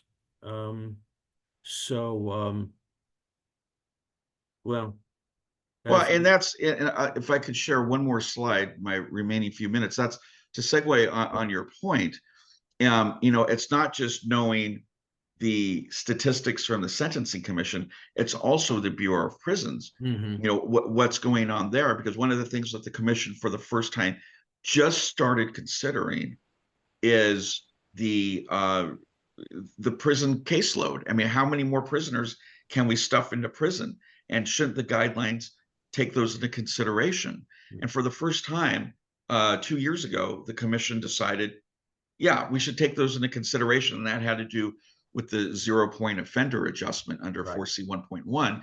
There is a companion piece or a companion encouraged downward departure for those that meet the criteria for the 0-point offender adjustment, that courts should consider departing downward to a non-custodial sentence.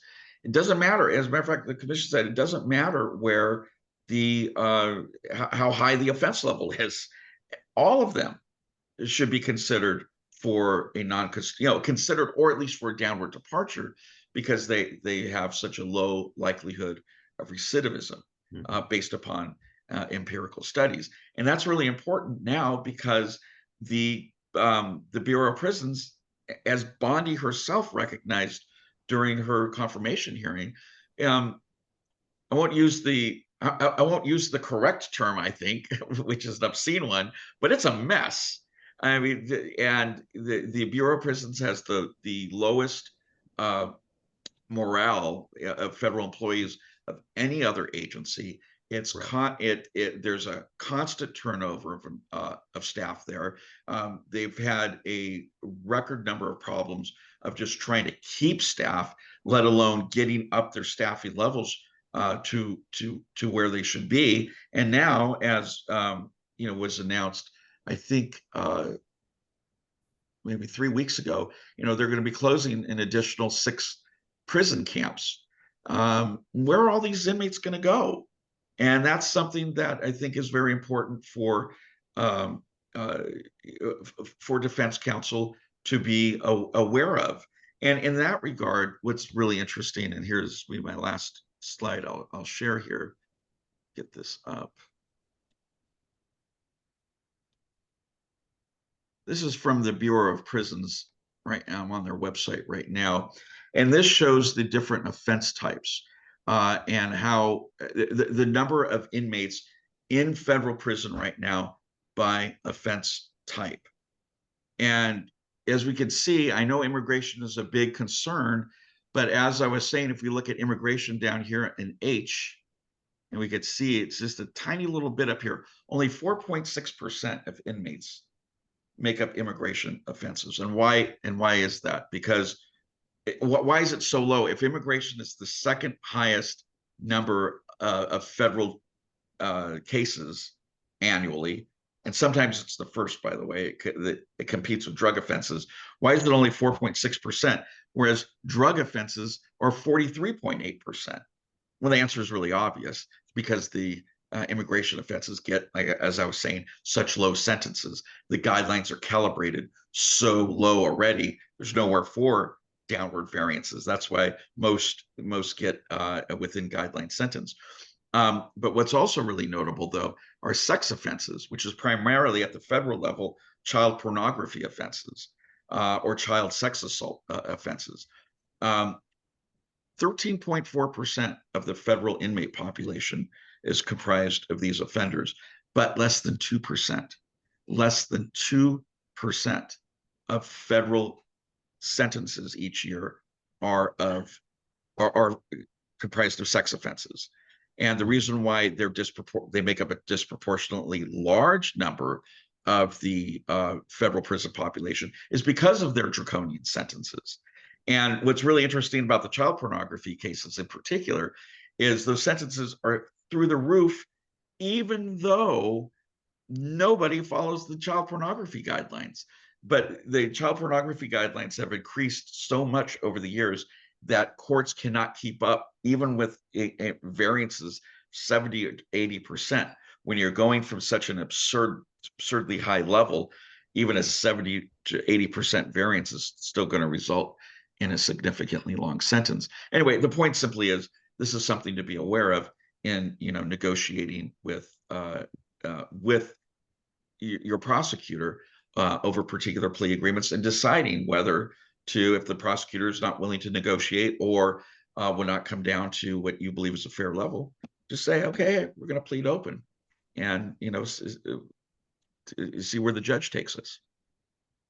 See, I perceive, and in part of this whole institute, it was designed to address is that there are whole aspects of plea and sentencing practice that are incredibly complicated and sophisticated as a result of the demise of the sentencing guidelines in terms of what we can, in terms of what we should be doing to put our clients in the best positions possible. And so I hope this institute will open up more opportunities for discussion of how we should practice. Well, I know that I think Doug Passon is somewhere, and if you don't, does anybody have any more questions of Mark?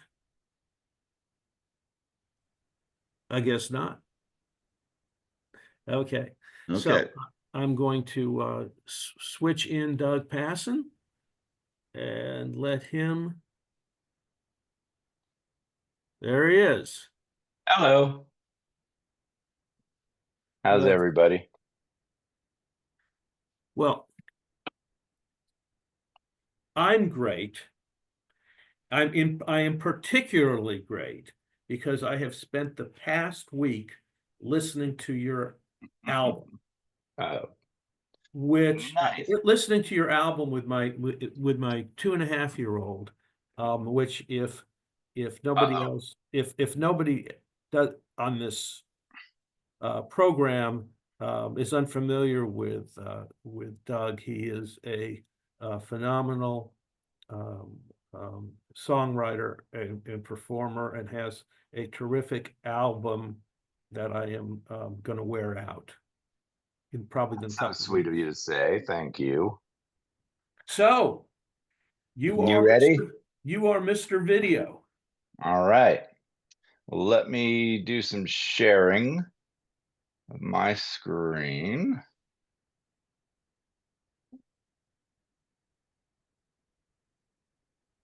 Share sound. All right. So hopefully, can you see this? Seeing is believing. Eyeball? Yeah. Okay. Wait a minute. I gotta get. Yeah, look at that. Give me 1 sec. I gotta do that over again.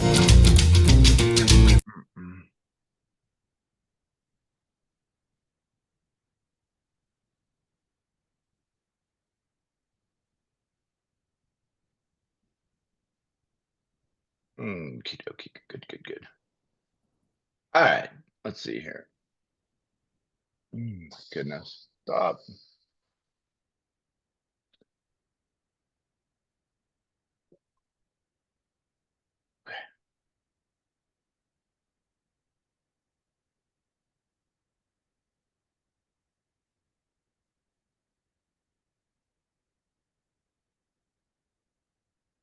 All right. Take two. Can you see that? And hear this? No. Does everybody see this? Yeah. Yeah, Gotta make sure I have the right I screen. see it. I see it, but I don't hear anything yet. Okay, that's fine. I just have to get to my presenter view here and make sure I don't blow it here. You're still seeing the same thing, or are you seeing my presenter view? I guess I'm seeing your presenter view. Okay. Mm-mm-mm.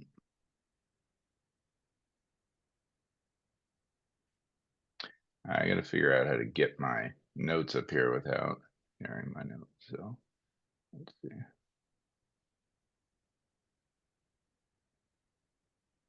What are you seeing now? I see a large black frame on the top. I have two eyes, and then nothing And mine. else in other frames. Okay. What are you seeing? You hearing that? I'm hearing it. What are you seeing? I'm just seeing the corner of your eye. When hope Okay. is hiding I think her that's good face, then, because I've got my notes up. You don't and see you're my half notes. an inch away from the world. When all slides. All right. And you heard the song. You don't see any slides? No slides. Did you see the I mean, eye I though? see, well, no, I see, right now I'm seeing a picture, I see the eye, and I saw a picture of a street. I didn't see Okay. any PowerPoint slides or anything like that. Well, those are my PowerPoint slides. Oh, okay. So But it's not- you should it's say not the take- titles. Seeing is believing, using visual emotion. But it's not taking up the whole screen. It's just taking up a little corner of the screen. They're like 5 or 6 blank black boxes, and your PowerPoint is in a corner. It's weird. All right. How about now? Yeah, it's full. It's the full thing. Full thing. All right. Well, I think I'll just be flying without my notes then, but that's okay. I've done this presentation once or twice. Before I get it, first of all, thank you, John May, for organizing this really, really important institute. The Who Says You Can't Institute. I'm so glad that you're doing this. We all know that one of the reasons we're doing this is because sentencing is one of the most overlooked aspects of our practice. And this is going to really apply to federal and state. I know a lot of the stuff we've been doing today has been geared towards federal practice, but this is just about really storytelling. And more specifically, the most effective way that we tell our clients' stories is with visuals, with pictures. And so we're going to talk about that. And before I tell you about me, I don't know who's on this Zoom and if anybody knows who I am, but I'll give you a little background. But I just want to start with a clip that I think is going to frame the whole hour that we're going to spend together. And it's from a really amazing documentary about the life of Roger Ebert, who we all know is the incomparable, amazing, extraordinary, late great film critic.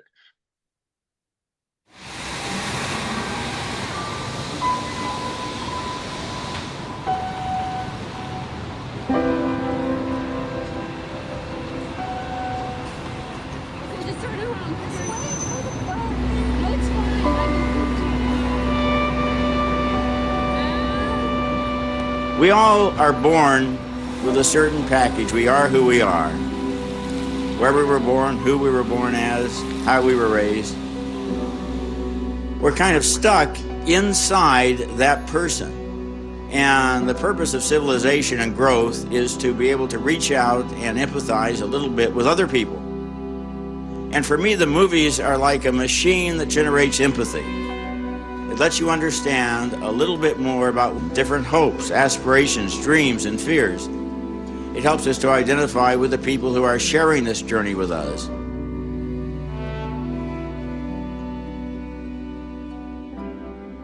I trust there was sound on that clip, yeah, John? Yeah. Okay, Yes. good. All right, so that is what we're doing today. And, some of the speakers today have talked about the fact that we're in a very uncharted waters in federal court, and we don't know what things are going to look like. And that's true.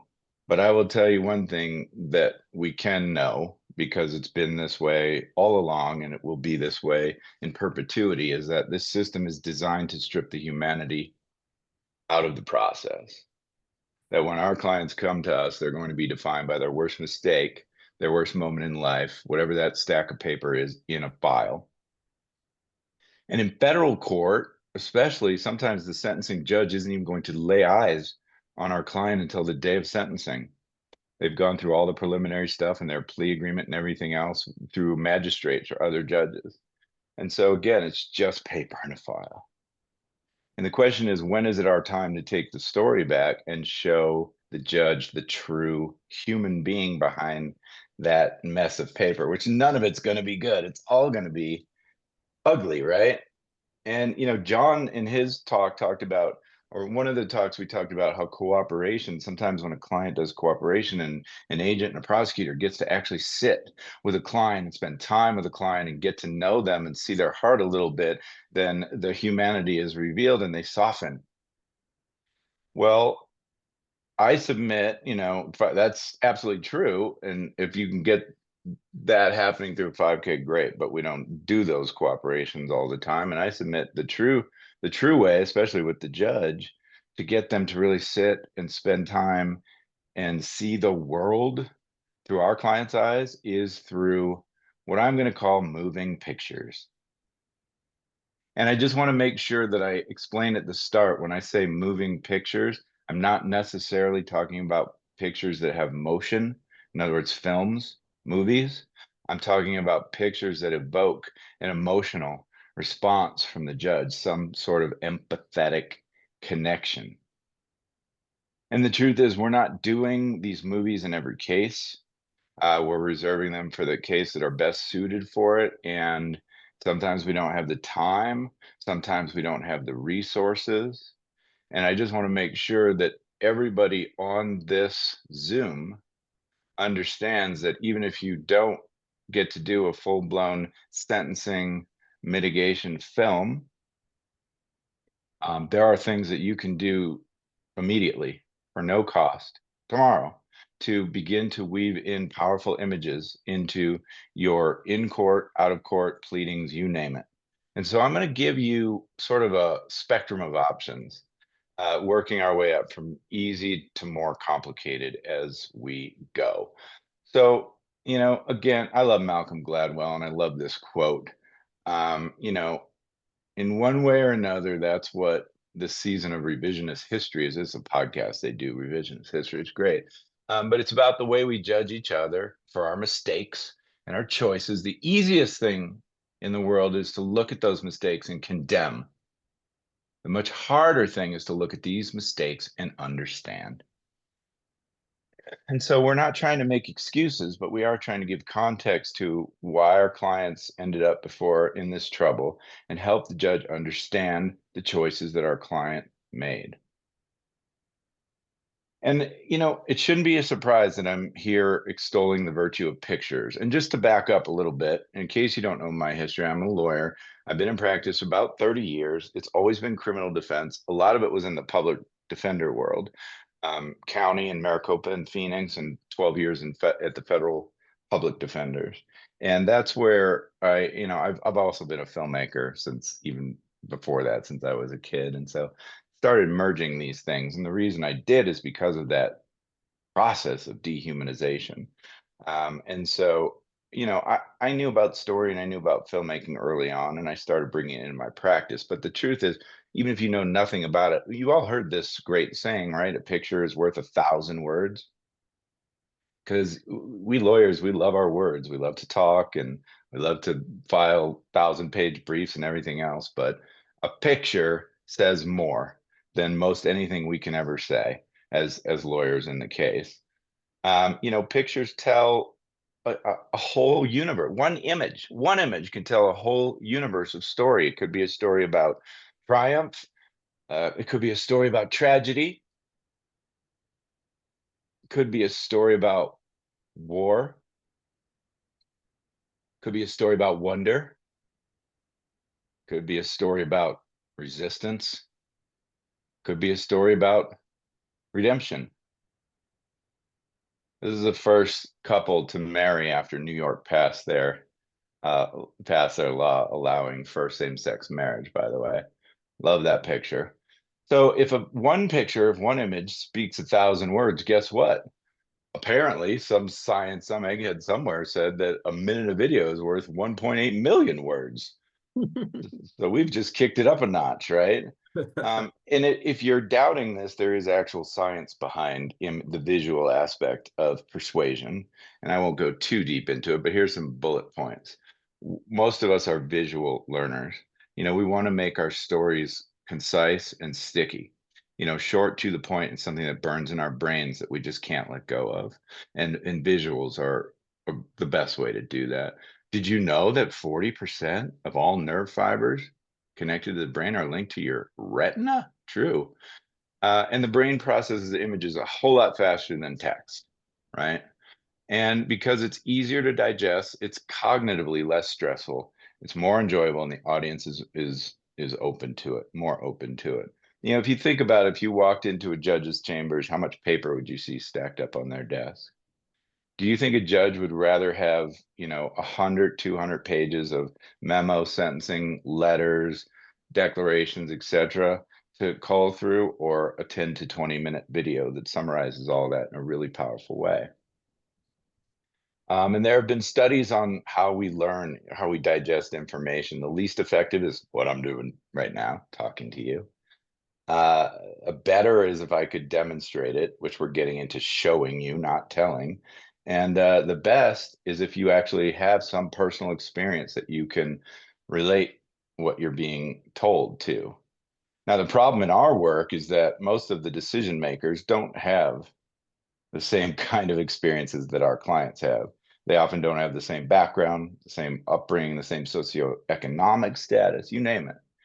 And so, again, you have to take them out off the bench and into our client's world. And that's the closest thing you might get to having them had some experience, personal experience. And then as far as remembering, 80% of viewers recall a video that they've seen in the past in one study. I had a case where I did a video and the client came back a year later for a probation violation. And the judge was still telling me things he remembered from the video I submitted a year ago. Of course, he was, rubbing my nose in it, but still he remembered. This is a great way for them to remember.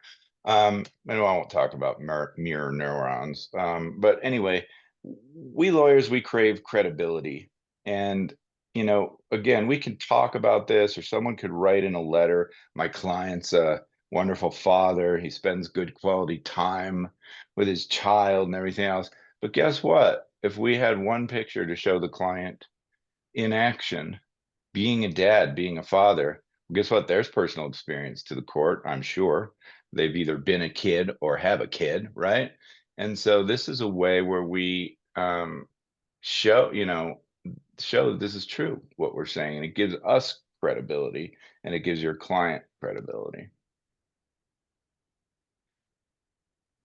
So this may go without saying, but you don't get to the visuals, you don't get to the pictures, you don't get to start making a video, recording video, until you have done the very, very hard work of digging for and developing your narrative.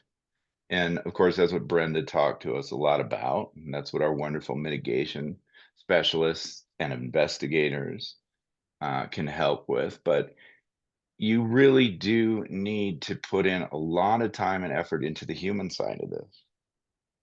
And for the lawyers on this call, I hope you're great at this, but I know that we weren't really taught this in law school. We were taught to be clinical. We were taught to think like lawyers and speak like lawyers and rely on case law and well-reasoned analyses and all that other stuff.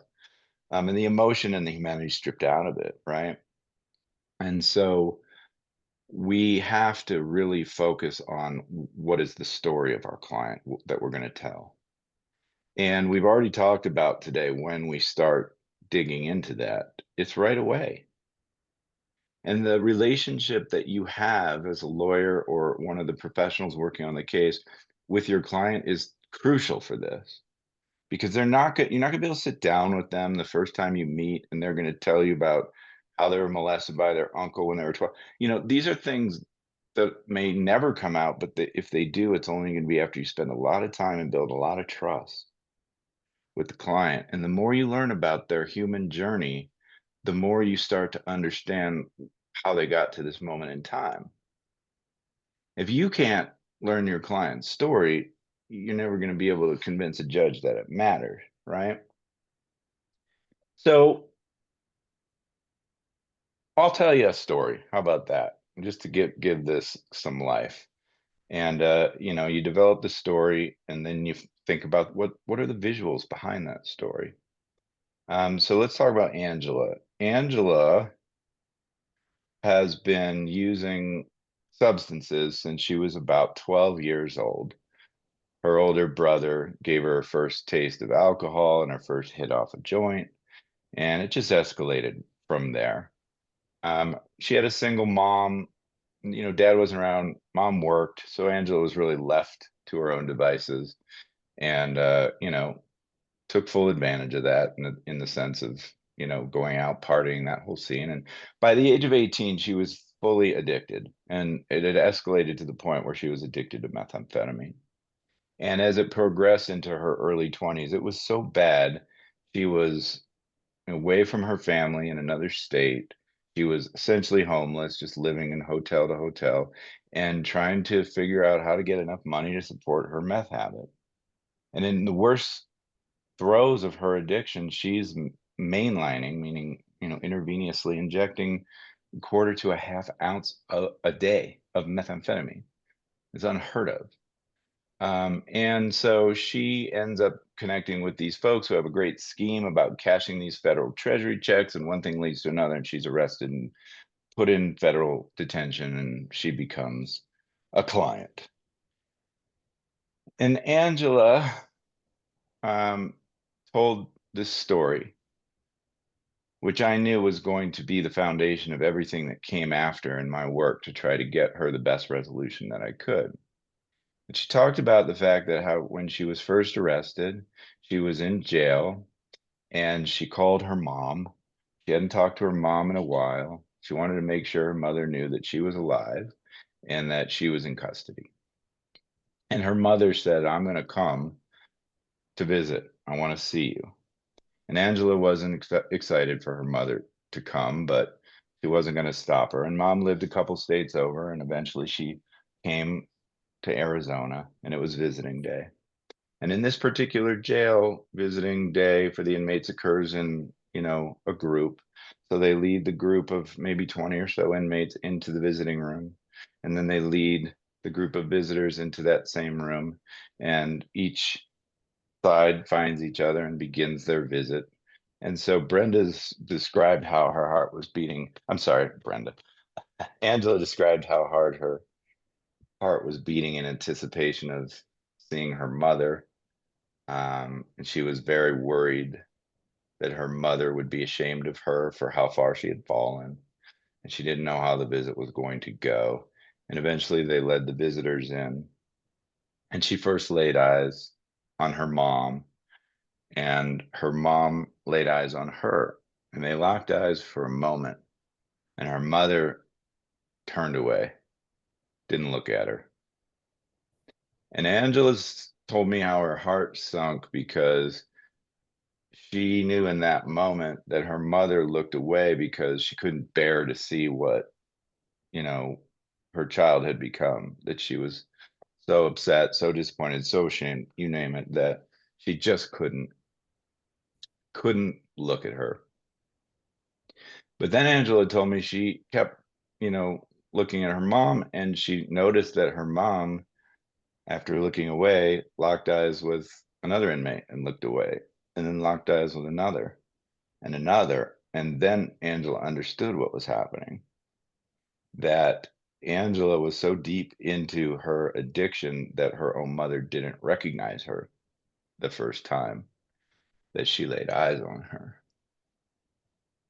Now, fortunately, we were able to get her out pretrial into a very good inpatient rehab facility. She had never had the opportunity to do real good rehab, and federal court can be good for that sometimes. So Angela went to a wonderful placement, and she flourished there. And through the course of the case, which took a long time to resolve, she not only graduated from the program, become the star of the program. And she had totally transformed her life.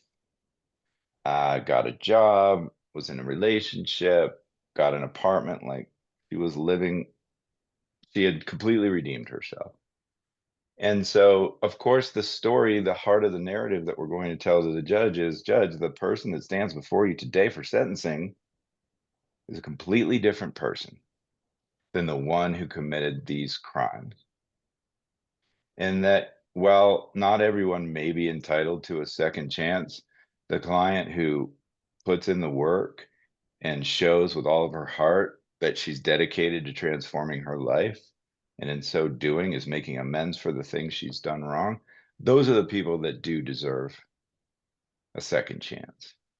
And that was the heart of our narrative. And, I didn't necessarily have to do a movie for this, but I had 2 images that helped tell the story to the judge.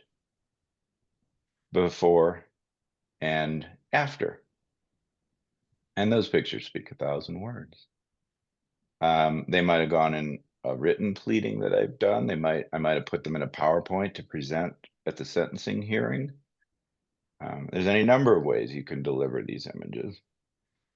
So that's what I'm talking about, right? And so I'm going to give you a challenge if you're not already doing this in your cases, and I hope that you are, to start thinking about your case visually.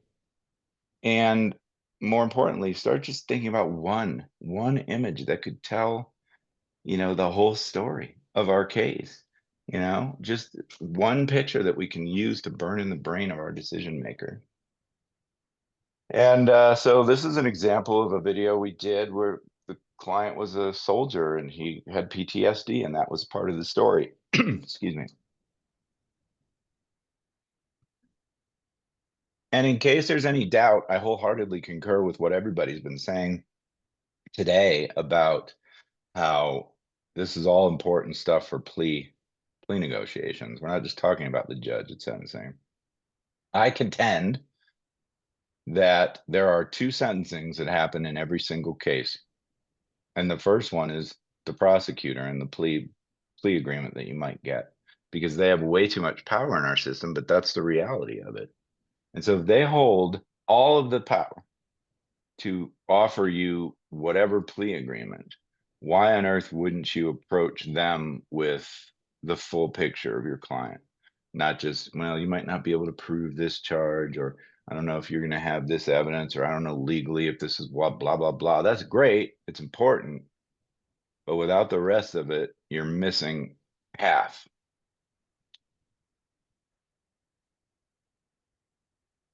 Alrighty, I'm going to give you an example of this, again, one image that we can focus on in case, and I want to show you a small clip from a sentencing mitigation film that we did. And this was in a child pornography case. The reason the client was addicted to child pornography is that he himself had been a victim of sexual abuse when he was a young boy at the hands of an older neighborhood boy. And this is just a minute or two of the very start of the movie, but I'll explain a little bit more when we're done.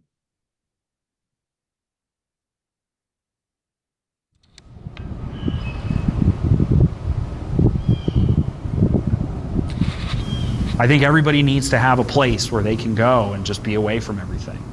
I was 12, so I'm starting to explore a little more. And, I liked exploring the woods. I did. And so I would just go walking in the woods, and one day I just started walking and I saw this hill down, and there it is. And, it was weird. The sun comes through, and it was beautiful. That I could be in this area underneath this bridge and no one could see me being me. And it was the only place that I could be me, even though I didn't do anything special, but even just letting my facial expressions go.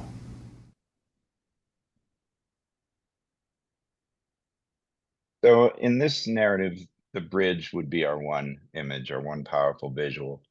And if I hadn't done a movie, I would probably still have a picture of that bridge. This is how we set up the bridge. And of course, you're all looking at this wondering, I wonder why, he needed this place of refuge, right? And so, I already mentioned why.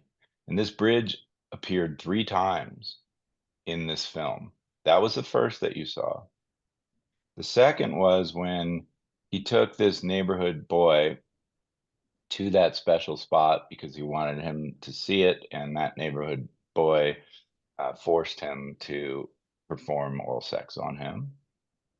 And the last time the bridge came is when this 12-year-old then client of ours took a knife out of the family's kitchen drawer and went back down to that spot under the bridge and made his first attempt at suicide. And so in telling the story of how he finds himself, in this terrible trouble, you can't understand why a person would do that without understanding their full history. And you can't be, yes, child sexual abuse material is horrible. And yes, those children go through hell in the production. And yes, it is the absolute right instinct to want to punish people for perpetuating that poison. But how do you focus on the suffering and the harm of the child in that image without also acknowledging the suffering and the harm that our client went through that damaged him so badly that he keeps going back to this as a trauma response?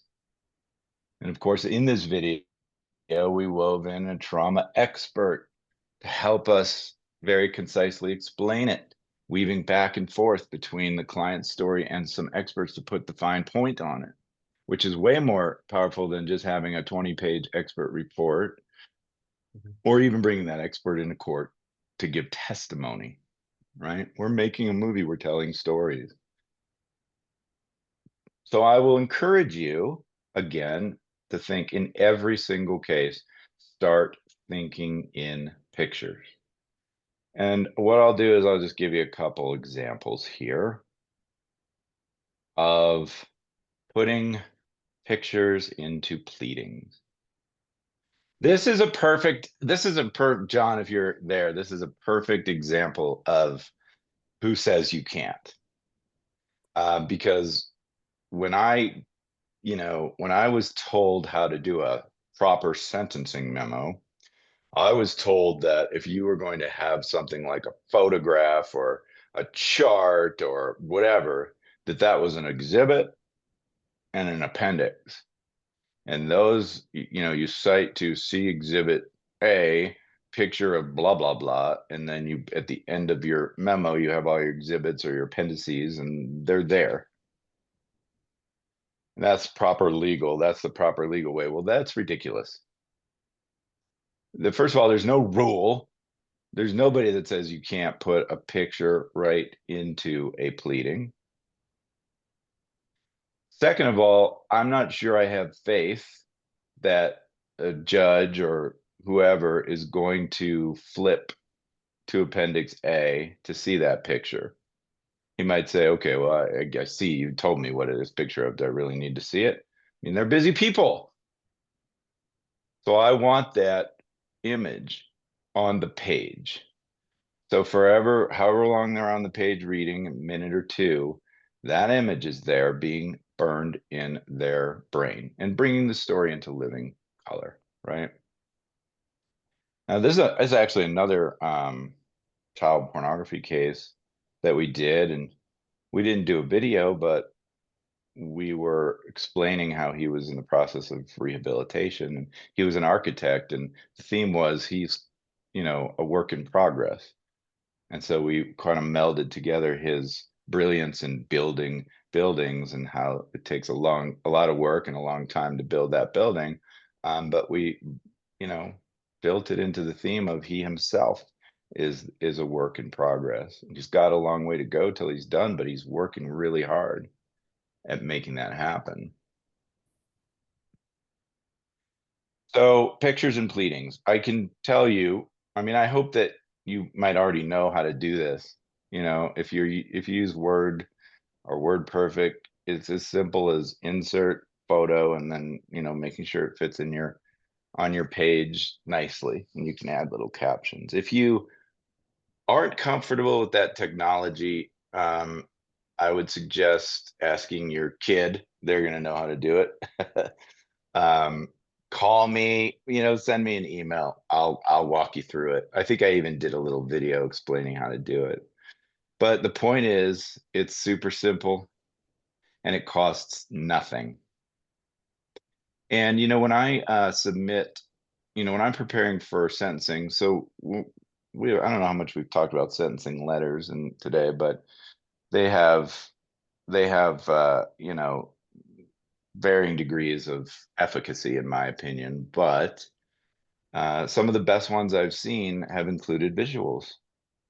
And a lot of the folks writing letters don't know you can do that. Who says you can't, right, John? So when I solicit letters from potential supporters, I make sure that they know that if they have a particularly poignant photo that they want to include in their letter, or just send to me, or even a little video snippet, send to me, great.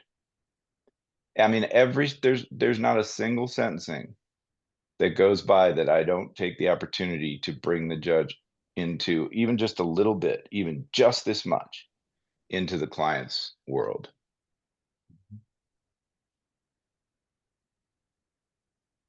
I met a really great lawyer. His name is, I'm blanking on it. It's been so many years now. Oh, it's right there on the right there on the screen. Thank you. Dan Feiner. I think Dan's retired now. He's from the Pacific Northwest. But he got it. He understood the value of pictures, and he found this cool website called Atavist.com.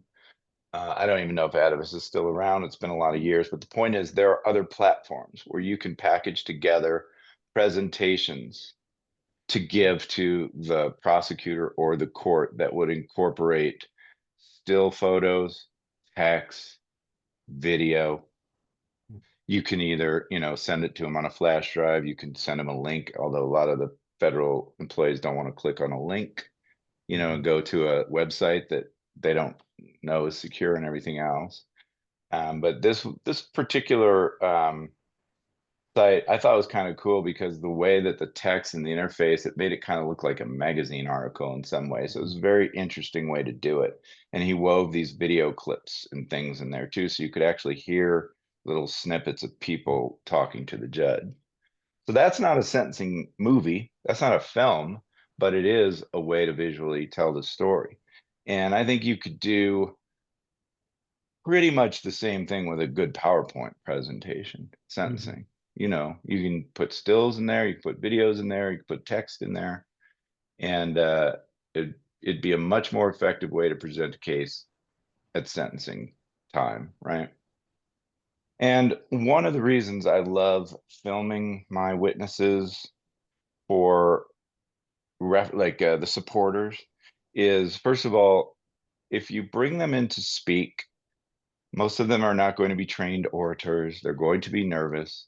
They're not going to know exactly what the most relevant things are to say, and you give up total control. You just never know what's going to come out of some of those folks' mouths. So it's a very scary, out of control thing. If you can film them, you can prepare them, you can get the best stuff, you can edit it down to make sure that it's just the relevant portions. And it's better than a letter. I really do think it's better than a letter, because most of these letters we get are so vanilla and so form. In the District of Arizona, we have a local rule that says 10. You only get to submit 10 letters. So pick your best 10. What does that tell you? It tells you the judges feel like if you've seen one of these, you've seen them all. None of them are that extraordinary. So this is a way to bring those to life, right? Let's see here. What else have I done? Submitted. I've one time just had one big blow up picture to bring into court that I had standing on an easel behind me the whole time. So just that image telegraphing the story the whole time. But there are no limits. I mean, that's the beauty of who says you can't. And, some states have their own little, in state court, they have their restrictions on rules of evidence at sentencing, or what you can and cannot do at sentencing. But I've found for the most part, there are no rules. And definitely for federal court, there are no rules. The rules of evidence don't apply. So there's not a whole lot you can't get away with. You're only limited by your own creativity and common sense, right? Okay, so let's move on to the next sort of level of video. And this would probably be halfway between, halfway on the way to a full-fledged sentencing video. But in some cases, I do what's called a video sentencing letter. And it may be with a client, or it may be with one of his or her supporters. And what it essentially is taking that sort of generic letter that a client might write to the judge. It's particularly important if it is the client, because it's their allocution. It's their opportunity to make sure the judge understands how sorry they are and the plans that they have to change their life, right? And a lot of those fall flat. So if you can spend a lot of time working with your client and helping them draft a great written statement, great. They might be able to just say it in court extemporaneously, might be hard. They could read it in court, might be sound a little stilted. But what if you were able to film them reading the letter and then take that narrative of the letter and add powerful, provocative images that bring the story into living color? How would that be? Now, this is tricky because my client was in custody. And your question might be, how do we film a client if they're in custody? And the answer is, depends where you are. It might be difficult, it might be a challenge, but there are always workarounds. In this particular case, well, let me give you the background of this. This was a reentry after deportation. So the client had been in trouble, he got deported, and then he came back. So he's facing significant time. And the reason that he came back is what is the story, the narrative was kind of a common one, at least in Arizona where I live, and that is called cultural assimilation. So there's a recognized downward departure under this old scheme that says if you were basically born, came here when you were a child and your whole life is here, and this is your culture, this is your language, this is where you were educated, this is where you work, this is where your people are, that it's more understandable. It's not an excuse for coming back, but it's context again, right? That we understand why you would have made that bad choice because your whole life is here. And you didn't ask to be brought here as a child, right? That was a hand you didn't ask to be dealt. So yeah, you still broke the law. Yes, you still deserve a consequence, but I get it. I understand. In fact, I understand as a decision maker so much that I think that if I were in your shoes, I might have made the same choice. My wife and my family and everything I loved were here. And so cultural assimilation is a common narrative, but judges hear it a lot. And so video is a way to make it, to distinguish that from the ordinary story. Now, we had another problem in this case, and that was my client was mad. He was really mad at the federal government because in his mind, he's an American. He works, he pays taxes. This is his home. And he really felt like he was being betrayed in a lot of ways by the American government. And that, of course, is not a story that we can probably tell with any success, right? I don't think that's something the judge would want to hear. And so I was very worried that if I just let my client speak at sentencing, that his anger, his emotion would get the better of him and he would do himself more harm than good at sentencing. And so the idea of being able to script this and record it and control this narrative was very, very appealing to me. And so he was at the detention center down, whatever, a couple hour away from where I am. And they were not interested in letting me come into the jail with a camera. And so, I had a decent relationship with the marshals and they're in charge of the prisoners and everything else. And I just say, here's a workaround. I just said, I really need to do this. Could you bring them up on the bus with the other inmates one day and put them in the free talk room? That's a room they have in the lockup where the proffers and the meetings with the cooperation, all that stuff happen. So it's just a little cinder block room and they can be chained to a desk or something. It's secure, it's safe. And the marshal said, sure, no problem. And not only that, I said, I've got this shirt, this nice regular shirt. Do you mind if I let him put on this shirt while we film? And they're like, yeah, he ain't going anywhere. It's fine. Now, why do I want a shirt on him? Same reason we don't go to trial with our clients in jail garb, because people will judge you by that, right? So we threw on a shirt, we had a camera, we had this letter, had him read it a couple times, just to make sure it was all smooth. Took it back to the editing room and added all the photos and videos that I had collected over the course of his case. And so, it's 2 or 3 minutes, and I'll show you how that worked out right now.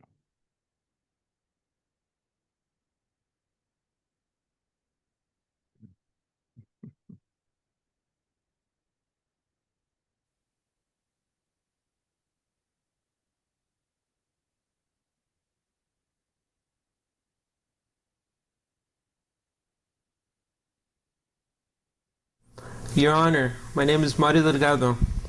I would like to apologize to the court and the United States for returning to this country without permission. But I have never really lived in Mexico. Although I am a Mexican citizen by birth, it is not my home, and I do not consider myself a Mexican. I have been in the United States since I was 5 years old. I grew up here. I went to school here. I speak English better than I speak Spanish. In fact, I can only read and write very little Spanish. I think, at least I hope, it will be enough for me to live, or at least to make a living in Mexico, because I know that's my only choice now. Since the mistake I made many years ago, I have been doing my best to live the American dream. I received my GED and learned a trade. I married a wonderful woman, her name is Karen, and she is everything to me. Together we have 3 beautiful daughters, Kennedy, Kelsey, and Gabrielle, and we are also raising my 17-year-old niece, Vanessa Delgado. We owned a home, cars, 2 dogs. I worked hard, paid my taxes, and tried my best to stay out of trouble. Now we are losing everything. My family has suffered greatly since I have been in jail. Without me out there working, my wife couldn't make the house payments. She had to sell the home for less than we paid for it. She has no money and is only getting by with help from our family and friends. Right now, my wife and children are without a place to call home. So today, not only is my future in your hands, but my entire family's future is in your hands too. My number one priority right now is to get out and resume providing for my family. Being locked up is not where I need to be. I have only been on this side of justice system once before, over 10 years ago. I believe I got what was fair last time. This time I am facing a greater sentence for not getting permission to return to a country I have called home my whole life. Again, I am sorry for this, but my family shouldn't have to suffer any longer for my mistakes. Now all I ask the court is to believe me when I say I am sorry, and I will not be returning to this country without permission. I am asking you, Your Honor, to give me the opportunity to resume my role as husband, father, provider, and to prove to the court that I am serious about what I have said to you today. Sincerely, Mario Delgado.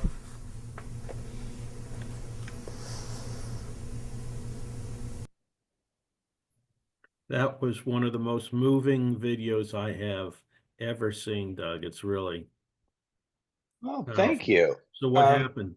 Well, yeah, so thank you for saying that. And I want, first of all, I want people to understand how easy that was.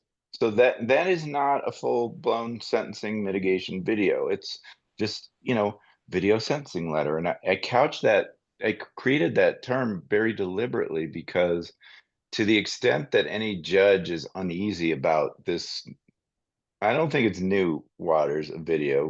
I've been doing this 20 years now, but there are plenty of judges who haven't had the experience of seeing this and are mired in their old ways. And so to the extent that anyone would feel uncomfortable about it, I think there's an inherent comfort level just from the, again, personal experience, right? Like, oh, I understand it's a sentencing letter. It's just in video form. Great, no problem. So this was, besides the time it took to sort of make sure the script was right, so to speak, and I didn't write it. It was the client's words, but anything we do should be edited, right, to make sure it's exactly the message that we want. But in terms of recording and editing and everything else, it was an hour at the Marshalls, maybe 2 to set up, record, tear down, and then a couple 3 hours in the editing room to edit it down and include that footage and the titles and everything. So if we're talking about 5 hours of work, you might not be able to hire, me in a case for 5 hours if you're a CJ lawyer or something like that, but you might. But you might be able to hire somebody who's got skills to edit these things. and just put it all together for you. And they may charge you $50 an hour. So if you as the lawyer have done the hard work of getting the statement right, because you know you're the person, the lawyer's the best person to know what that statement should look and feel like. You either need to get a little help with the video or not. These things, folks, I mean, I have a whole other presentation just on using, oh, hi, wifey. A whole other presentation on using our phones to do our own video. I mean, we are all walking around with the most powerful, wonderful video cameras and with great audio too. So I could have taken, I'm a geek, so I have cameras and lights and blah, blah, blah, nice microphones and everything else. You don't have to be that produced, that slick. We're not going for Hollywood. We're going for the heart, right? And so I probably could have taken just this phone into that room, and assuming I had a nice tripod or something to make it stable, because I don't want you holding the phone because it's shaky camera can be distracting, right? You might have been able to do that on your own for no money. And then you need what? $100, $200, or $300 to pay an editor to put it all together. If you're a CJA lawyer, you know that you can get, what is it now, 800, 1,000 without even having to get approval from the judge. So the point is, something like this is not beyond anyone's reach from a resource or a time standard at all. So I want you to internalize that. So to answer your question, good question, what happened? So flash forward to the day of sentencing. We had submitted this video with our other sentencing materials. And I will tell you, I have a saying that these videos are not the be all end all of our presentation. Some lawyers think, well, I'll just make a video. I won't submit any other materials. No, it doesn't really work that way. I call these videos the exclamation point at the end of a long sentence. So you've done all the lawyer work, you've filed the sentencing memo, the objections to the PSR, blah, blah, blah. And normally your memo might be a little more concise, because when you're talking about the history and character and background of the client, you could just say, see mitigation video, exhibit A, submitted to the court, blah, blah, blah, right? But the point is, I try to get these to the court in advance so they have an opportunity to let it sink in. So we get to court that day for sentencing. And in federal court, if you're not 5 or 10 minutes early, you're late. So, I walked in there and nobody's there yet. And I'm just sort of setting up at counsel table. And the judicial assistant says, Mr. Madison, could you come here? And I always know that's never going to be good when I get called up there. But she hands me a manila envelope and she goes, I just want you to know, your client sent this letter directly to the judge. And so we need, and I read the letter, and it was all about how much he hated this government for what it had done to his family and how angry he was, and all the things that I didn't want to happen went to a letter to the judge before sentencing. And so, I was bracing for the worst.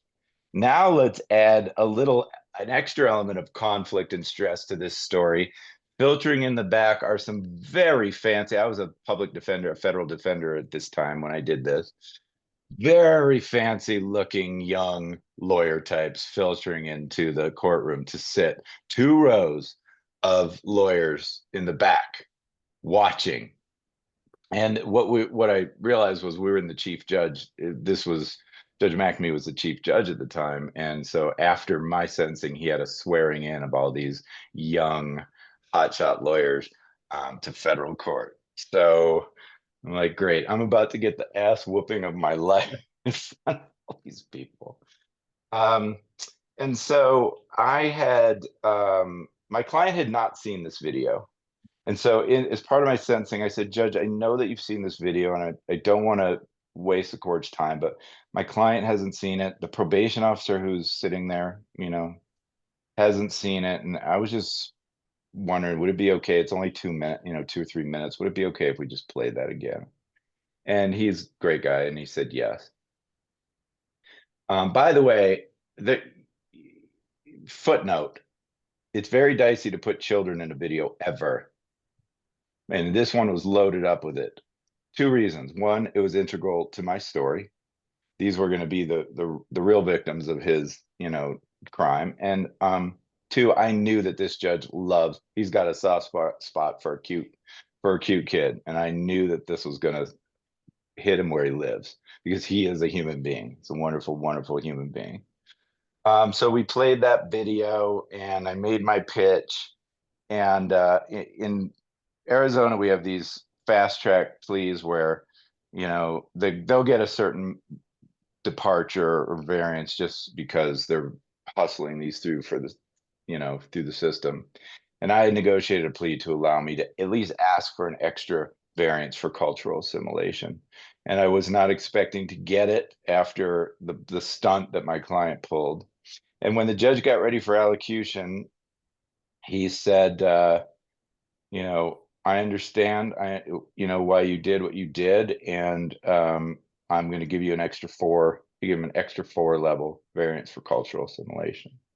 And then he sort of addressed the chamber and said, a lot of people think you need to be at a high price law firm to afford this quality of representation. But I'm here to tell you that the federal defenders have been on the cutting edge of this for quite some time now, and I'm all for it. So I was like, take that, you private lawyer. Anyway, and so the judge it really mattered to the judge. And I have found that almost exclusively that judges are going to be open to this kind of advocacy. A lot of people worry it's the who says you can't, mentality, right? A lot of people worry that this is, oh, I don't think this is going to work in my case. If it's done right and you've done the work to develop the narrative, it will work. It will work every time. And there's varying degrees. I mean, you can't always measure how successful it is, but Brenda told the perfect story about that, right? Went from a custodial sentence down to house arrest. So we see that over and over and over again. So this is a good news, bad news situation. I don't know, because we only have 5 minutes left. I'm not going to show you a full-on sentencing mitigation video. I've taken you all the way up to the edge of what these are. And I did give you a sample of it with the bridge, so you get a sense. But these are really just, they look and feel like any other documentary you might see on, HBO or Netflix or anything else. Not always with the dramatic soundtracks and, a lot of the bells and whistles, because again, we're not trying to be Hollywood slick with these. There's really only 2 things that I think you need to focus on, and just being competent in your filmmaking. And don't do anything that distracts the viewer. And so we mentioned shaky camera. That's one thing. If you're more focused on getting seasick while you're watching this video, you're not going to be in the story, you're not going to be in the moment. And then sound is important. And like I said, a lot of these cameras have great sound just naturally, and you could probably get by with it. But if you go into a jailhouse setting where there's a lot of background noise, ambient noise, and it's very distracting, that could be a problem. So there are a lot of very inexpensive little attachments you can buy for an iPhone or anything to increase the quality a little bit. Again, it doesn't have to be perfect. A common question that I have is, how long are these full-blown videos? And the answer is only long enough to tell the story that you're trying to tell, and less is more. I think the shortest full-on sentencing film I've done has probably been about 8 minutes, 7 or 8 minutes. If you can get between 10 to 15 minutes, you're in good shape. If you're over 15 minutes, you might be in the danger zone, unless it's a super compelling, story, and it just doesn't feel, it moves fast and it doesn't feel that long. If you're over 20 minutes, you're probably in trouble. But it just depends on the case and how much of moving pieces there are to the story. So for example, I just did one in one of the federal death row cases, and it was a half hour long. And I'd never done a video that long. And we actually had to make a 10-minute version just to make sure that, you know, someone was going to see it, but we had both, just depending on which one you wanted to see. But what I wanted to do is give you the opportunity to see a full-blown video. And so you got a couple of options. I have videos that I've done for every kind of case imaginable. Again, I've been doing this for 20 years now. You name it, I've got a video for it. And these could be videos for plea negotiations, for sentencing, and post-conviction. You know, if you have a compassionate release motion, you might want to do a video for that. If you have a habeas petition, might want to do a video for that. If you have a clemency or pardon petition, might want to do a video for that. These work at any stage of the proceeding. But I have samples. You could reach out to me. I'll give you my information at the end of the presentation. This is, a lot of these videos are private, so we don't share them publicly. They're not online, but this one that I'm showing you happens to be online. And it's a video I did for a lawyer in Michigan. It's on his website. His name is Mark Satawa. So I gave you his web address. If you go in there and just scroll down a little bit, you're going to see this image here. Ty Garbin sentenced to 6 years. Ty Garbin was the first defendant in the Michigan conspiracy to kidnap and Governor Whitmer. You know, during the COVID period, all these guys had this great, wonderful idea that they were going to kidnap the governor, put her on trial, and televise it on social media and probably execute her at the end of the trial. So it was a really serious case. And this tells the story of how he gets involved in that. And more importantly, what he had done to make it right, which involved extensive cooperation and essentially deprogramming, because he was radicalized by all these folks online. And Ty, so this is maybe a 20-minute video, and I would encourage you, if you want to see a full one, check it out. It's on YouTube. If you want to see some other ones, reach out to me. But Ty got a great result too. I don't know if you know, those guys that went to trial in that case got, I don't know, 15, 20, 25 years. Ty was initially sentenced only to 6. And then he had testified at some of the other co-defendants' trials, so he got a post-conviction reduction in sentence, and he's already out. You know, he ended up doing maybe 2-3 years. So yeah, these things can be super powerful, super effective. All right, so if you don't know me, here's a few things I just want to make sure you know. That's me, that's my address, that's my phone number. I am a sentencing lawyer. You know, I do these videos, but again, I only do them as the exclamation point to the end of the long sentence. And a lot of times lawyers bring me into cases to help them determine what that sentence is. What is the most powerful narrative, and how do we uncover it? And then we decide how to deliver that story. Maybe it's a video, maybe it's something else. But again, story is the foundation. I have this little book. You do not have to buy it. It's on Amazon. It's $5 or $6, but I have it on PDF. If you want to email me, I'm happy to send it to you. I have a podcast I've been doing for 2 or 3 years. There's over 100 episodes. It's every other week. You've seen most of these folks on the podcast in one form or another, but it's called Set for Sentencing. And I would encourage you to check that out. It's on all the wherever you do podcasts, it's there, and it's on YouTube, whatever.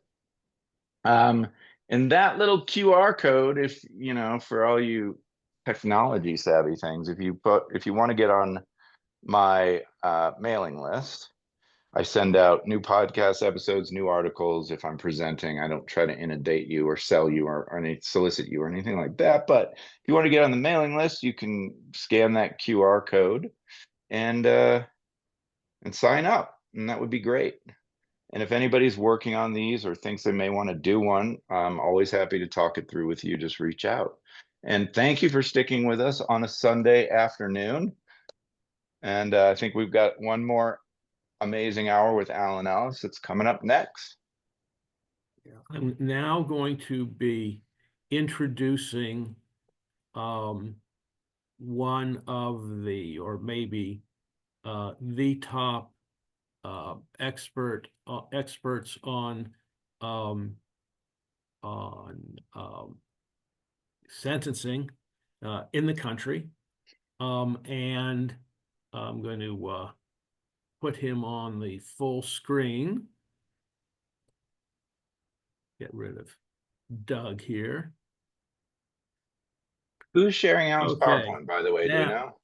What'd you say? I was just wondering who's sharing Alan's PowerPoint. Do we know? I'm doing it. Okay. Okay, Alan.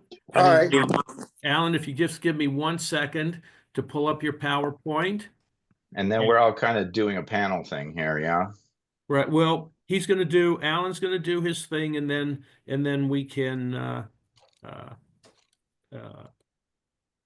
the appropriate time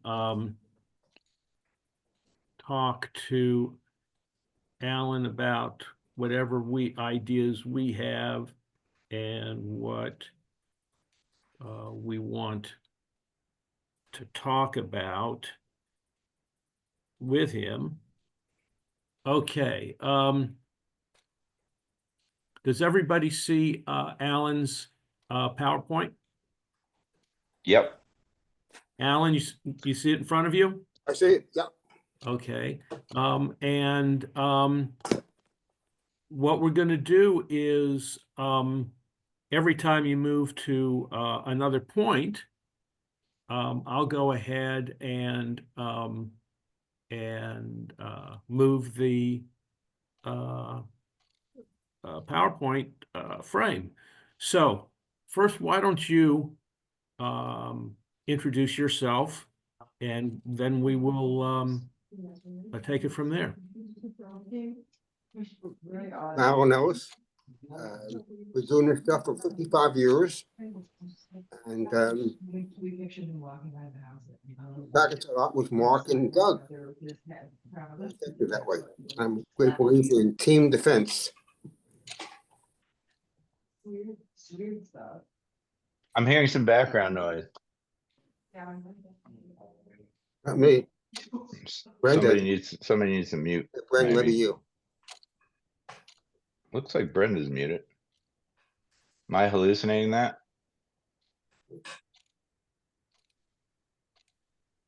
Okay, that's good. So John, is Mark here? Is Mark Allenbaugh here?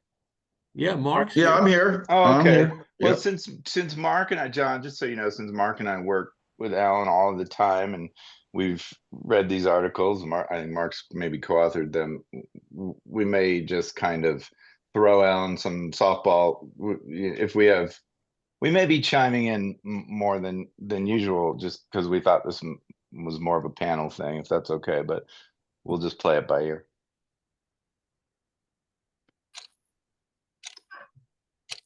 But I think anyone on the panel should feel free also. We wanted this to be kind of an open discussion.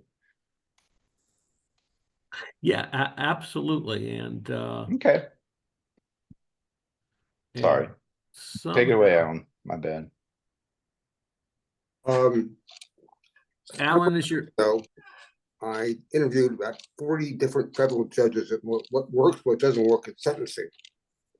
And well, the best thing I'm going to tell you today is I did an article about 7 years ago on what judges want at sentencing. And I think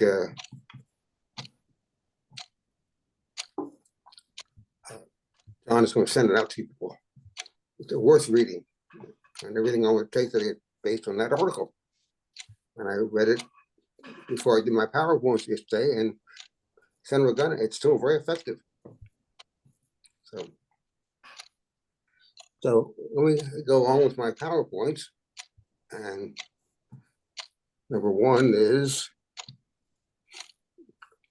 There's some kind of noise that sounds like wind. Oh, it stopped. Windshield wipers. Sounded like a ticking time bomb to me. It was tick, tick, tick. okay? It's back. Alan, go ahead with your first discussion.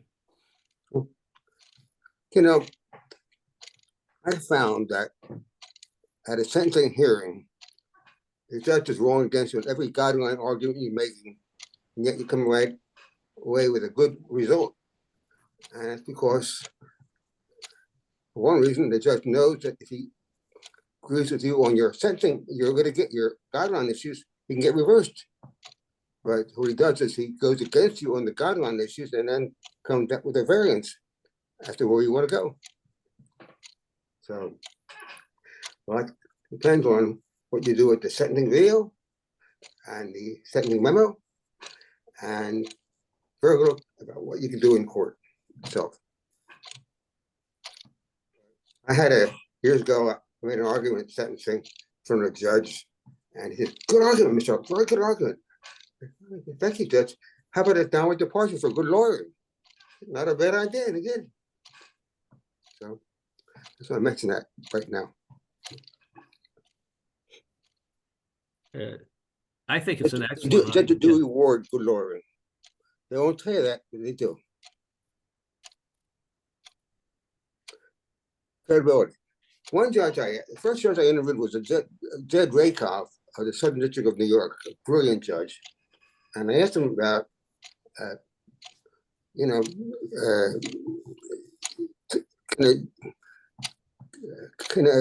what a lawyer said, is credibility important? Absolutely. I said, if a lawyer vouches for a client, or shock gives us, yeah, if I know and respect him, it counts for a lot. So are you talking in terms of how seriously the court will take a lawyer's argument in terms of trusting that the lawyer is presenting the facts and the law accurately?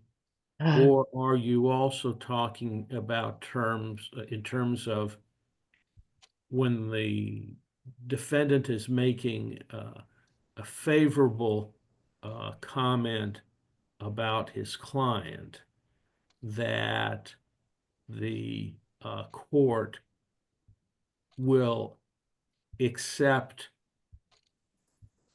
is more likely to accept such a statement from some lawyers than from other lawyers? Yes. For example, if you said to the judge, "Your Honor, you can take a chance on this guy. If the judge knows you and believes you, it goes a long way. You can vouch for your client." See, I think most lawyers would be or have been discouraged believing that anything that they said about their client would be just dismissed out of hand by a judge. But certainly in my practice, you don't, the judges understand you're not going to bat in the same way for every defendant. But when you go into court and you say, Your Honor, in my 46 years of practice, my client has demonstrated a level of rehabilitation beyond anything that I've ever seen with any of my other clients. When I've done that, I've felt that the judge was receptive, knowing who it was coming from. Yes. Again, your credibility. Well, I have a couple of thoughts on that, if I could. One is, I think some judges do assume, well, this is your job. You're here to say nice things about your client. And so this goes back to the idea of what Alan's saying, how about good lawyering? In other words, if you've done the hard work of uncovering all the mitigation, gotten the records, gotten experts, given declaration, gotten great statements from people, then the judge knows it's not just you saying the lawyer things on behalf of your client that you're supposed to say, that this is real, this is credibility, because you've done your homework Mhm. from the get-go. And if you can back up what you're saying with the goods, you can be fearless in your ask. In other words, a lot of lawyers are timid about going for the gold. No judge is ever going to consider probation, and if I ask for it, he's just going to, write me off like I'm not a serious person. If you haven't done the proper groundwork, that's exactly right. But if you've got the goods, go for the gold. Yeah, credibility, That's- credibility. part of the problem, I think, is that lawyers are accustomed to working their asses off for purposes of a trial, Mhm. because they are litigators. They are people who want to win. They are Right. people who know that you have to prove something, and that requires an investigation, and it requires long hours in the law library to be able to touch upon and leave nothing uncovered. But they don't realize that they can get the same result, or maybe a better result, if they put that same kind of effort, prior to indictment, after indictment, prior to plea negotiations, during pre-negotiations, in making a presentation to the probation officer, and then in what they can do in front of the judge. There is so many more dimensions to representation that I think, and I don't, this is just my perception, that I think a lot of lawyers, not that they're unwilling to do it, but they just don't know that it can be done. Yes. They know who you are. I have a national practice. I go in front of the same judge rarely. Second time. They know who I am. They check me out. And it's all about your credibility, your reputation. Okay, let's go on to Brandon Sullivan and being a potted Yes. plant in the Oliver North case. Yeah. When you come out, judge conducting the bench, they have their mind pretty all made up what they're going to do. And they have a range about what they're going to impose, but they know what they're going to do here. So, again, if you've done your homework here, your job, basically get in and get out. Don't screw up in court. Not much you can do but screw up. Well, I think They appreciate brevity. I said to a judge once, Your Honor, a good lawyer knows when to sit down and shut up. I'm a good lawyer, Judge. They just show Mr. Ellis, and they gave it a great result. Don't take up the time. Yeah, and I think I've even had one occasion where a court basically said, the only thing I could do now is talk myself out of prevailing. Yeah. And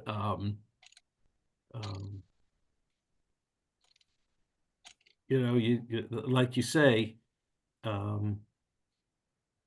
you execute your plan, and be very careful about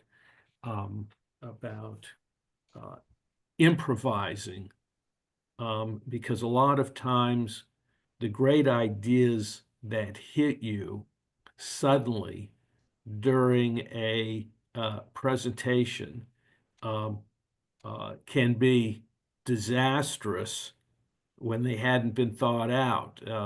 Your game plan, you've dealt with every contingency, but these brilliant ideas that hit you. I was in the middle of a trial out in New Jersey, and I asked to do a proffer of one of the government's witnesses. And I just wasn't thinking. And I started in on an area that should have been uh, appropriate for a motion to suppress or a motion to dismiss, but not at all, appropriate for the. Not at all appropriate for this cross-examination, and I had really stepped into it, but fortunately the judge saved me, and I was able to back out quickly and get back on track. So you have to be careful of these in-court inspirations. Yeah. One of the best things I wrote, I had a case in Hawaii last year, and I prepped the client for allocution. He's a hit out of the ballpark. He was great. And the judge actually went down what she had in mind when she came out the bench. So a big believer in allocution. And the study showed that allocution counts for a lot. Mm-hmm.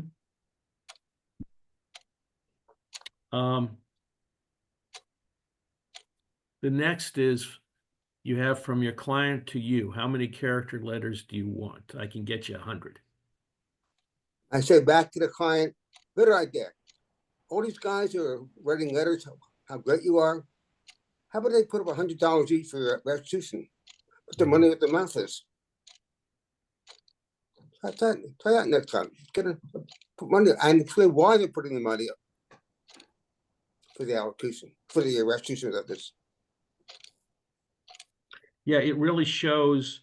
It really, when anybody puts up, money, and particularly, $100, that's a significant amount of money for some people. Just, just to give to somebody who's going to be going to prison for being, for committing a crime, those people who, make that kind of gesture demonstrate that they wouldn't do it unless it was for someone who they believed had some redeeming value.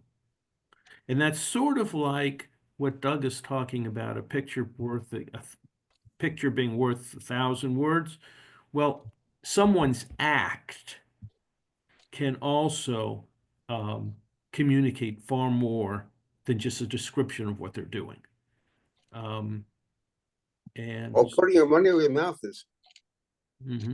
That's right. That's right. And now we're on 5. Well, before we go to 5, I will say, if you don't have the situation where people can chime in with restitution, a lot of lawyers think the more letters they submit, the better. And Alan, I'll throw it to you. What's your take on? Do you give the judge 100? I've seen 200. I've seen more than that submitted to the judge. What's your take on that volume? I take the 5 or 6 best. I quote from them in the sentencing memo up front and attach all the others to Exhibit D. Well, I agree. I think any experienced federal practitioner knows that they need to, whatever letters they have, if there's something good in there, they need to excerpt it and put it right in the body of their sentencing memo. And by the way, I go up front and talk about the client himself up front in the memo. I don't hit the guideline until the end.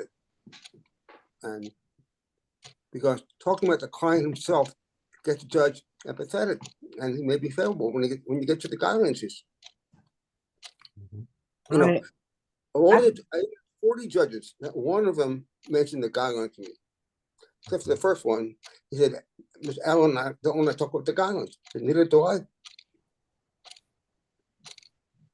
I always insist in my letter guide I put in, please don't just give me adjectives, give me examples, because an adjective is meaningless. And that's when you get the 100 letters, you get 80 of them that say good dad, period, or a kind person. Doesn't mean anything. You need something that sticks in the judge's mind when they put a letter together. Yeah, Yeah, I asked one judge, Judge, talk about representing the reprehensible client. He said, Mr. Ellis, you mean the challenging client. Thank you, thank you, Judge. Yeah, tell me something he did when no one's keeping score.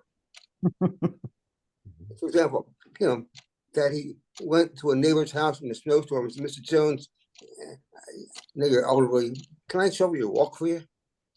Things like that. Yeah. Says a lot about a person's character that exists, or maybe the way I would say it is that is more all-encompassing than the flaw that happened. Know your judge. Yeah. Could we have known the judges? If you got a sentencing of a co-defendant coming up before yours, say, go to court. Say, listen. That's the best way. Rather than asking the lawyers, go into court. See what he did. Well, I know from Brenda's talk, she will sit in on a couple of the judges' sentencings Yes. to give an idea of what the judge is like. There is a company that I was in contact with last week that provides a service on information about judges. All the information that includes what lawyers who have appeared before them say about the judge anonymously. That also might be worth looking at to the extent that any of the information is, and this is a nationwide directory. Yeah. Of course, I think it's called the costs. Almanac of the Federal Judiciary. Right, Almanac of Federal Judiciary. Okay, This- it's not. Sorry, Go ahead. Sorry. it's not cheap. No, not cheap at all. But at the same time, if you've got a client who can afford it, or a practice that such an expense is not onerous, then it's worthwhile to have, because it gives you information about all the federal judges in the country, and some of it very candid.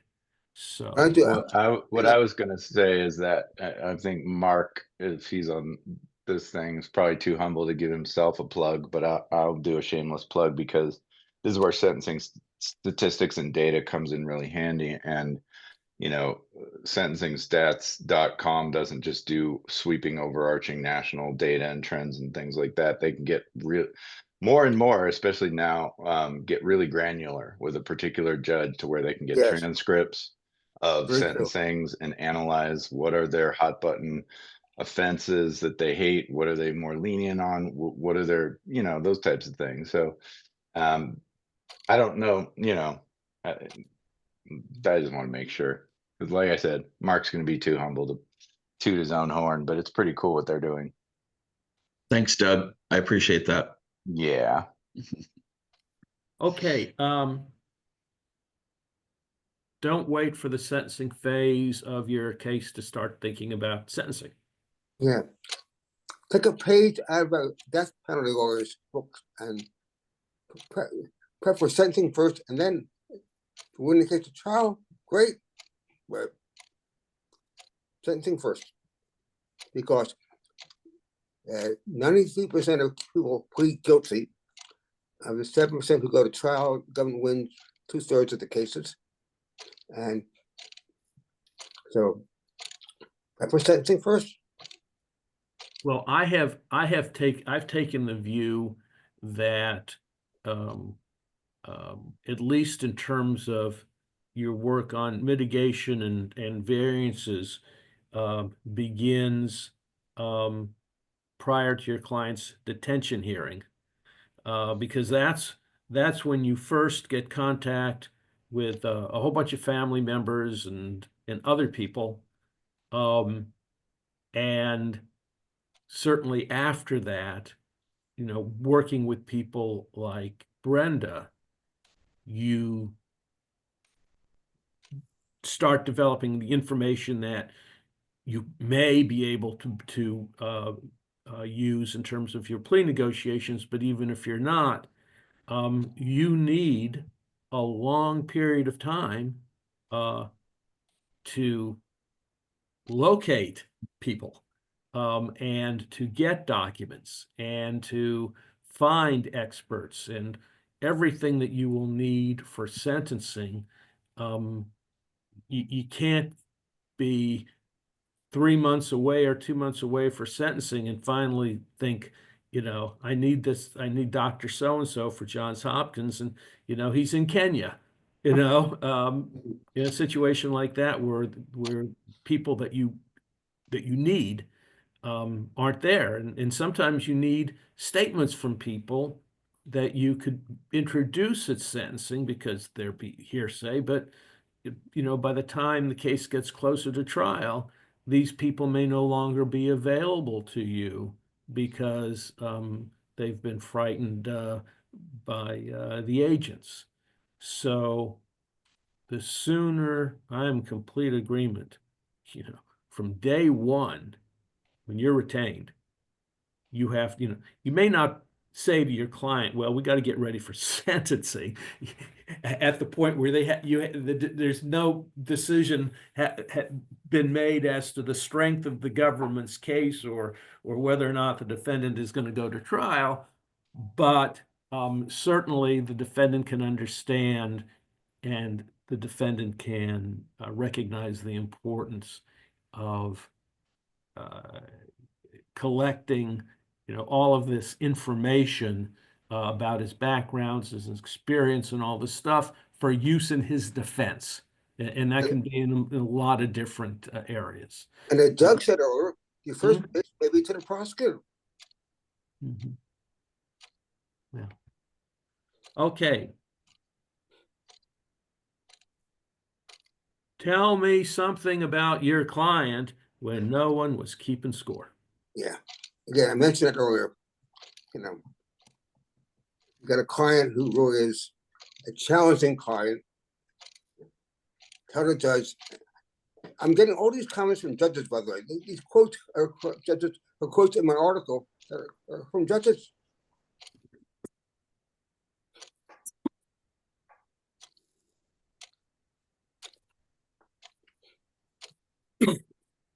So basically,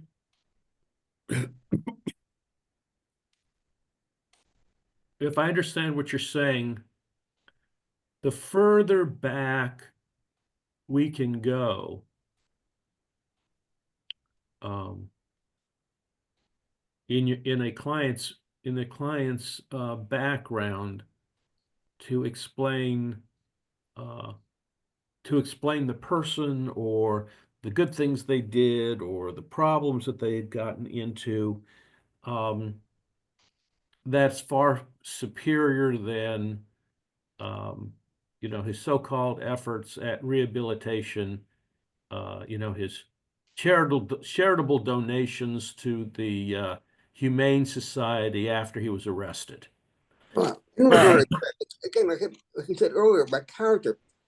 Going over to an elderly neighbor on a snowy day and say, Mr. Jones, can I walk? Can you walk for you? That's huge.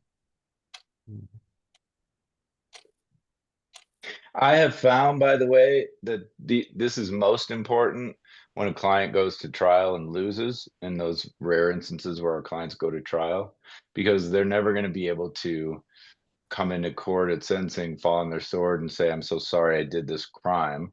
They're going to appeal and everything else. So what do you have left to talk to the judge about? You say, whatever the jury said in this case does not define my client. And he's not this, you know, remorseless fraudster. He's the guy that shovels the neighbors, these are all the things he defines his life before he ever had that federal spotlight shining on him. And these are the things that reveal his true character, not all this other stuff, which, you know, is still subject to appeal, right? I mean, that's all we have usually in those cases. It's super important. Well, one thing I know you shouldn't do, and that is, you have to be careful with. I had a fraud case where I represented a co-defendant, and the lawyer who represented the main defendant was talking about all of his charitable giving, you know, for years, Yeah, for years before he was arrested, and the court made the point you can't steal from people and make charitable donations and then ask us to give you credit for being Robin Hood. But if they did their good deeds well before they engaged in their criminal activity, it's important to get that before the court. I would put a twist on that because it's all about the story, though. And if the client's motivation in stealing was to be Robin Hood, okay, he's still guilty, he's still in big trouble. But doesn't that distinguish him from the client whose motivation is to drive a new Lamborghini and to fly private jets and to gamble in Las Vegas and have, you know, like this greed, narcissism to enrich themselves? You might be able to use that at least in that way to say, yeah, we know it was bad, we know it was a consequence, but he's different than the typical fraudster you see. Well, I think another thing that we didn't talk about is the importance of paying back if you can afford, you know, if the client can afford to make a payment, a significant payment toward the debt, how, you know, that really can affect sentencing very positively. yeah. That's one judge told me in the article. A very tough judge in Los Angeles. I'll make sure that the innocent victims are made whole. But do what? I just think a big difference between the Medicare fraud, health fraud, and stealing from an innocent person. And oh, sorry. Just real quick, I 100% agree with that, but except for sometimes they can't do a significant part. And I think even an insignificant part under the right circumstances speaks volumes. We have a lot of times we have clients who are just kind of waiting it out. They're not working, they're just kind of languishing. And I'm like, go get a job at Burger King. I don't care. Get a job, any job, humble yourself. And if you can take $50 out of your paycheck to put aside for restitution, that's going to make a difference to this judge. Sell your car, sell your Lamborghini. Mm-hmm. Mm-hmm. Yeah, I had a case where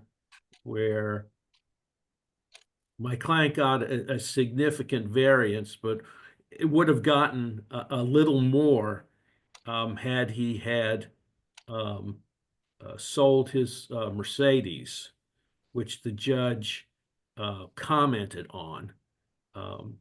He probably would have gotten straight probation had he sold that Mercedes, but he got 45 days. This was on a tax case because, you know, the judge wanted to see that he, you know, was really doing everything that he could. The interesting, I've told the story to Doug. The interesting thing about this case, that particular case, is that prior to when the defendant entered into plea negotiations with the government, or had a plea agreement with the government, I had the client pay back all of the taxes she owed, so that I would be able to be in a position to both go to the government and go to the court in the position of saying that even before she pled guilty, she paid all this restitution. And that worked out very well. Of course, I came to find out later they had wanted her cooperation against her boss she wasn't able to provide that cooperation ultimately.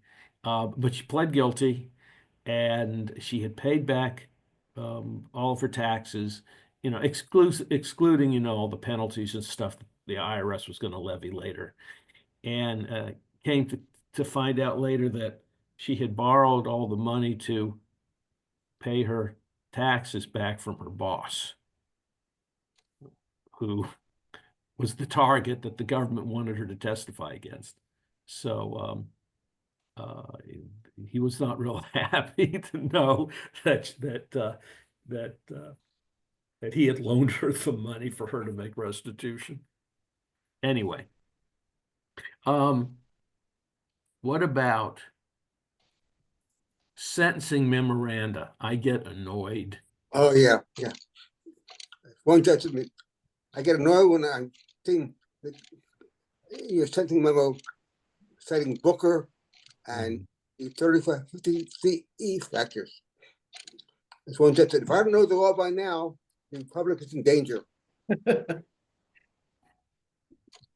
Well, I've seen some memos that just you go on and on about about Booker and about all this case law on variances and departures, and and goes on pages after pages before they get to anything having to do with the defendant, and that is such poor practice.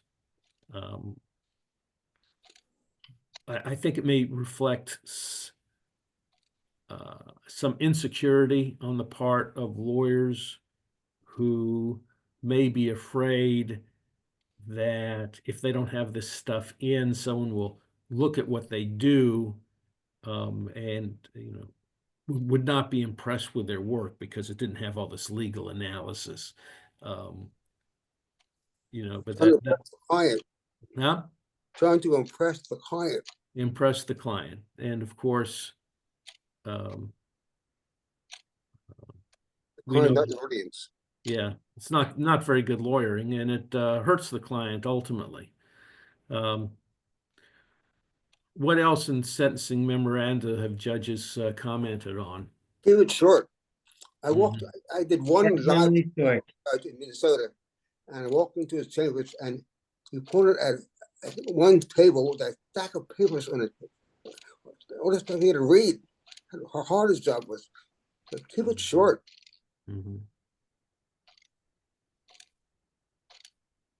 Yeah, I know. What I write is typically, in terms of court as opposed to articles, but what I write typically is shorter than what most other writers do. Maybe it's a lack of imagination, but shorter. But I'm always concerned that there may be something significant that I should have added in.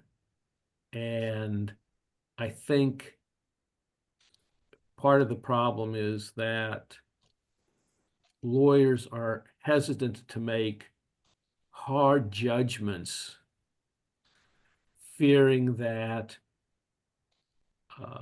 if they don't put X, Y, and Z in, they may leave out something that the court would find significant. When you go into court, the judge always says, counsel, I've read this and this and this you filed. And best thing to say at that point is, Judge, any questions for me?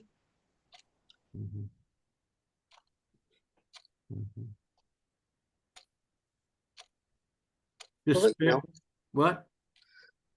I'm saying, if you've done your homework, instead of re-arguing in court what you have in your sentencing memo, ask the judge if he has any questions for you.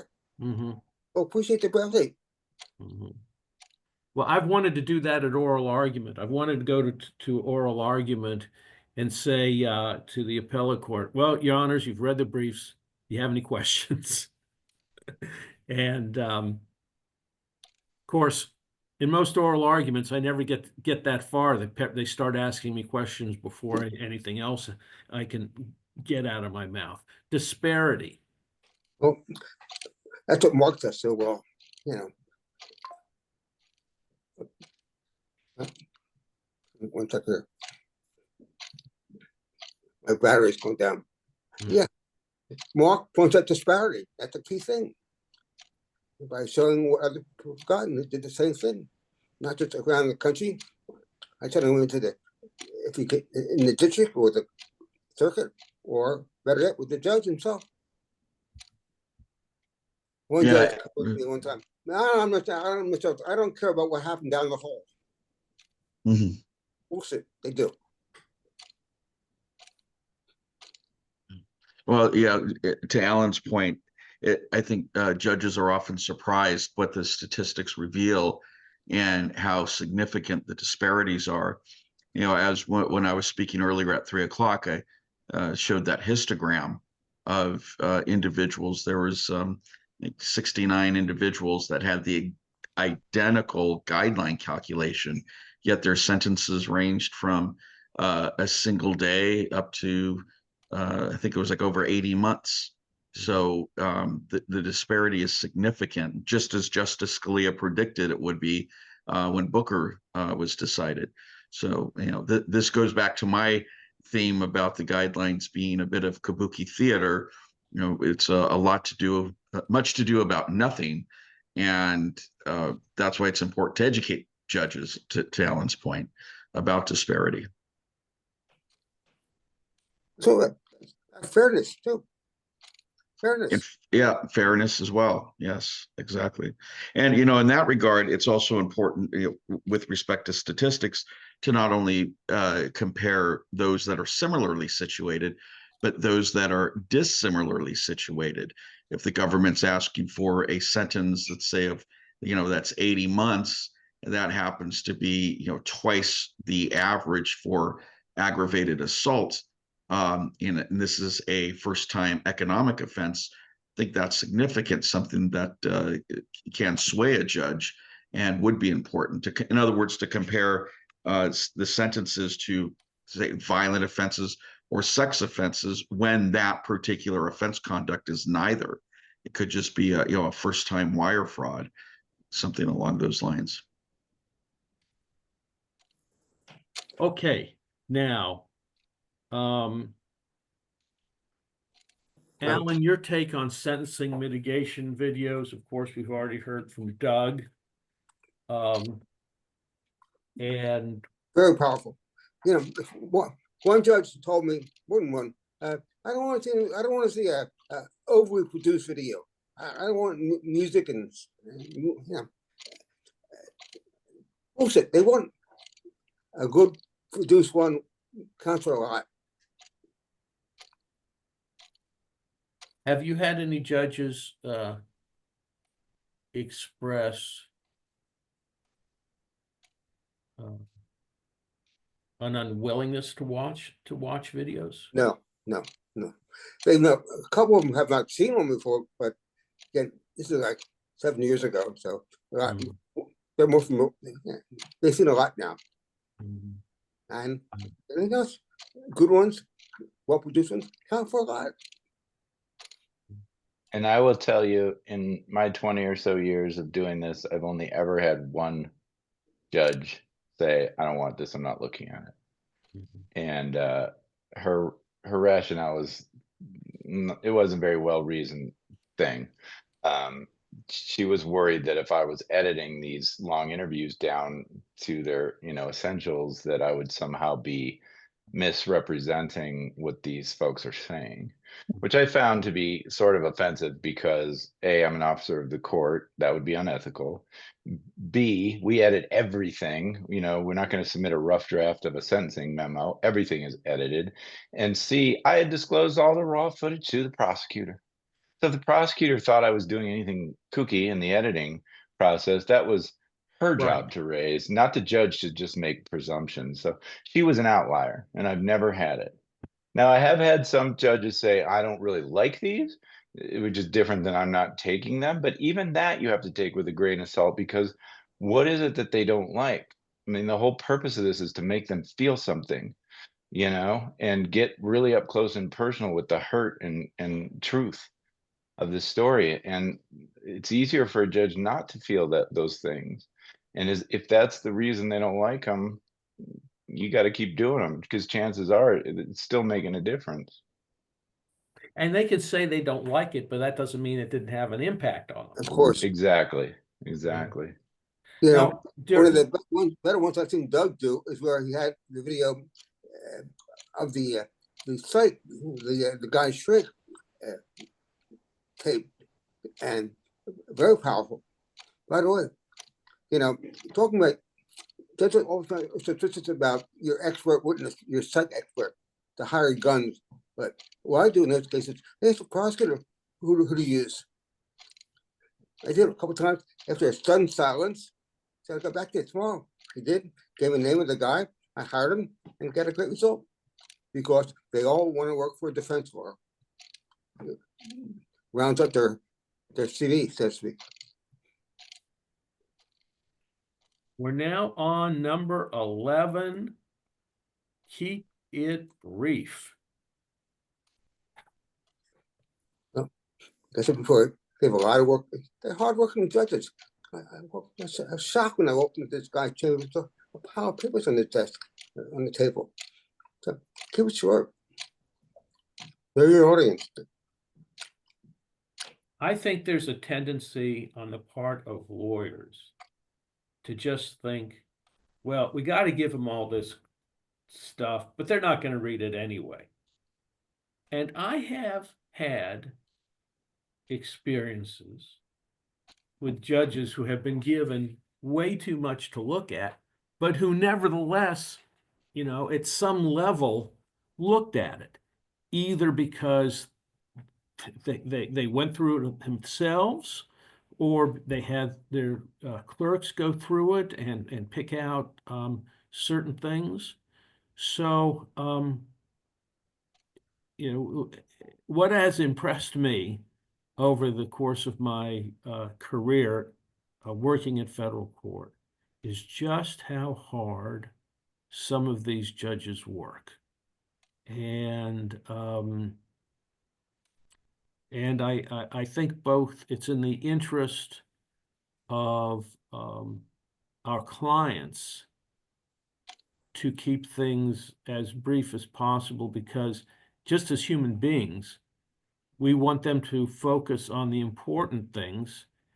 And I don't know if somebody said the other day, if everything is important, nothing's important.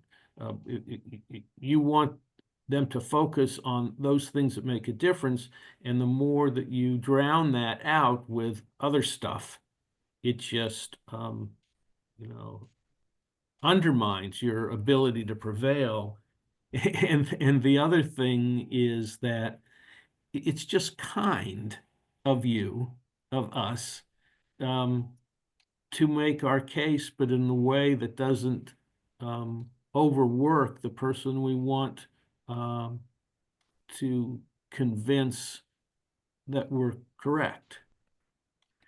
And now, if you take one thing from this presentation, Read the article. read the article. But these quotes are often, you know, live judges whose names are in the article. Okay. All right, we're at essentially the close of the Institute. I have some things that I'm going to download to the participants, the attendees, and does anyone else have anything that they want to say before we end the presentation? Yeah, great job, John. Great job. Thank you. Thank you very you for much. doing this, you know. Yeah, thank you, John. This was great. I'm going to be in touch with all of you because, and I know Doug raised this already, what this can be, what we can do with this at this point is to make the presentations individual for dissemination to various people. Those people who are still on as attendees, you are going to receive this video. You are going to receive a transcript of the entire institute. And right now, I am going to put let me see if I can figure this out. I should be able to send everyone a well, all of the attendees, I should be able to send everyone a in the By the way, chat. John, your video's off. Did you know that? My video is off. Yeah, we can't see you. Can you still hear me? Can hear you, but we can't see you. Oh, okay. Well, Mm. don't worry about seeing me as long as I'm Okay. we're still broadcasting. But what I want to do is,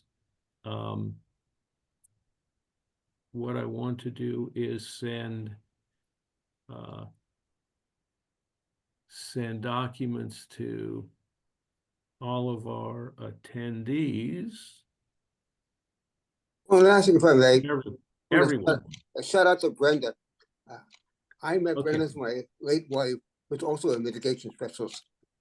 My first one, and very powerful. They're great. Thank you. Okay, let's see.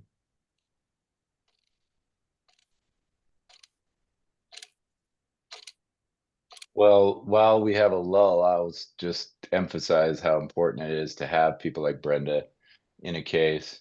Especially, some lawyers aren't super comfortable with getting close with a client and mucking around in their personal life, and they want to stick to the case and the facts and the police reports and the 302s. And, we all have our different varying skill sets, but someone like Brenda is really on the front lines of developing rapport and trust. And even if your client doesn't see you as much as they'd like, they know that, they've got a team out there that cares and that's working, and everybody's working together. So it goes a long, long way to have a Brenda in your case. Thank you. I think most people like me also deal with the family and give support to the family, which has Yes. been left out of everything. Yeah. But by design, because it has to be in the beginning or most of it. So Yeah. that's really important. I wanted to mention to Mark, if you're there, I've had two different CEOs that you may not have even known that, but where you've done an analysis on a particular case, like down to the practically what kind of toothpaste the judge uses. And in these two circumstances, they made decisions to get it over with. Let's go ahead and move forward, because they were in the mindset before they couldn't go to jail. It had to, the lawyer had to keep them out of jail. And, even if it was going to a halfway house. And after seeing what the judges did, they're like, let's go. I want to get in and out and come back and run my company. And so it made just really, I think, contributed a lot to the success of the experience for the client, even though it wasn't necessarily, we weren't going to get great variances from these judges, but the client was able to feel some control in their life because of your information. Good. Well, thank you. You're welcome. It's a big deal. All right, everybody. I have some technical difficulties in terms of getting materials to everybody, but I will be getting all of the attendees, all the materials that were introduced during the Institute in the next few days. And I wish everybody a happy and healthy lunch or dinner. And all of us will be in touch about other matters I'll address with you. Okay? I'm now going to end the I don't want to say first annual, but I'm going to end the first Who says you can't institute? Thank you very much. Thank you, John. Thanks.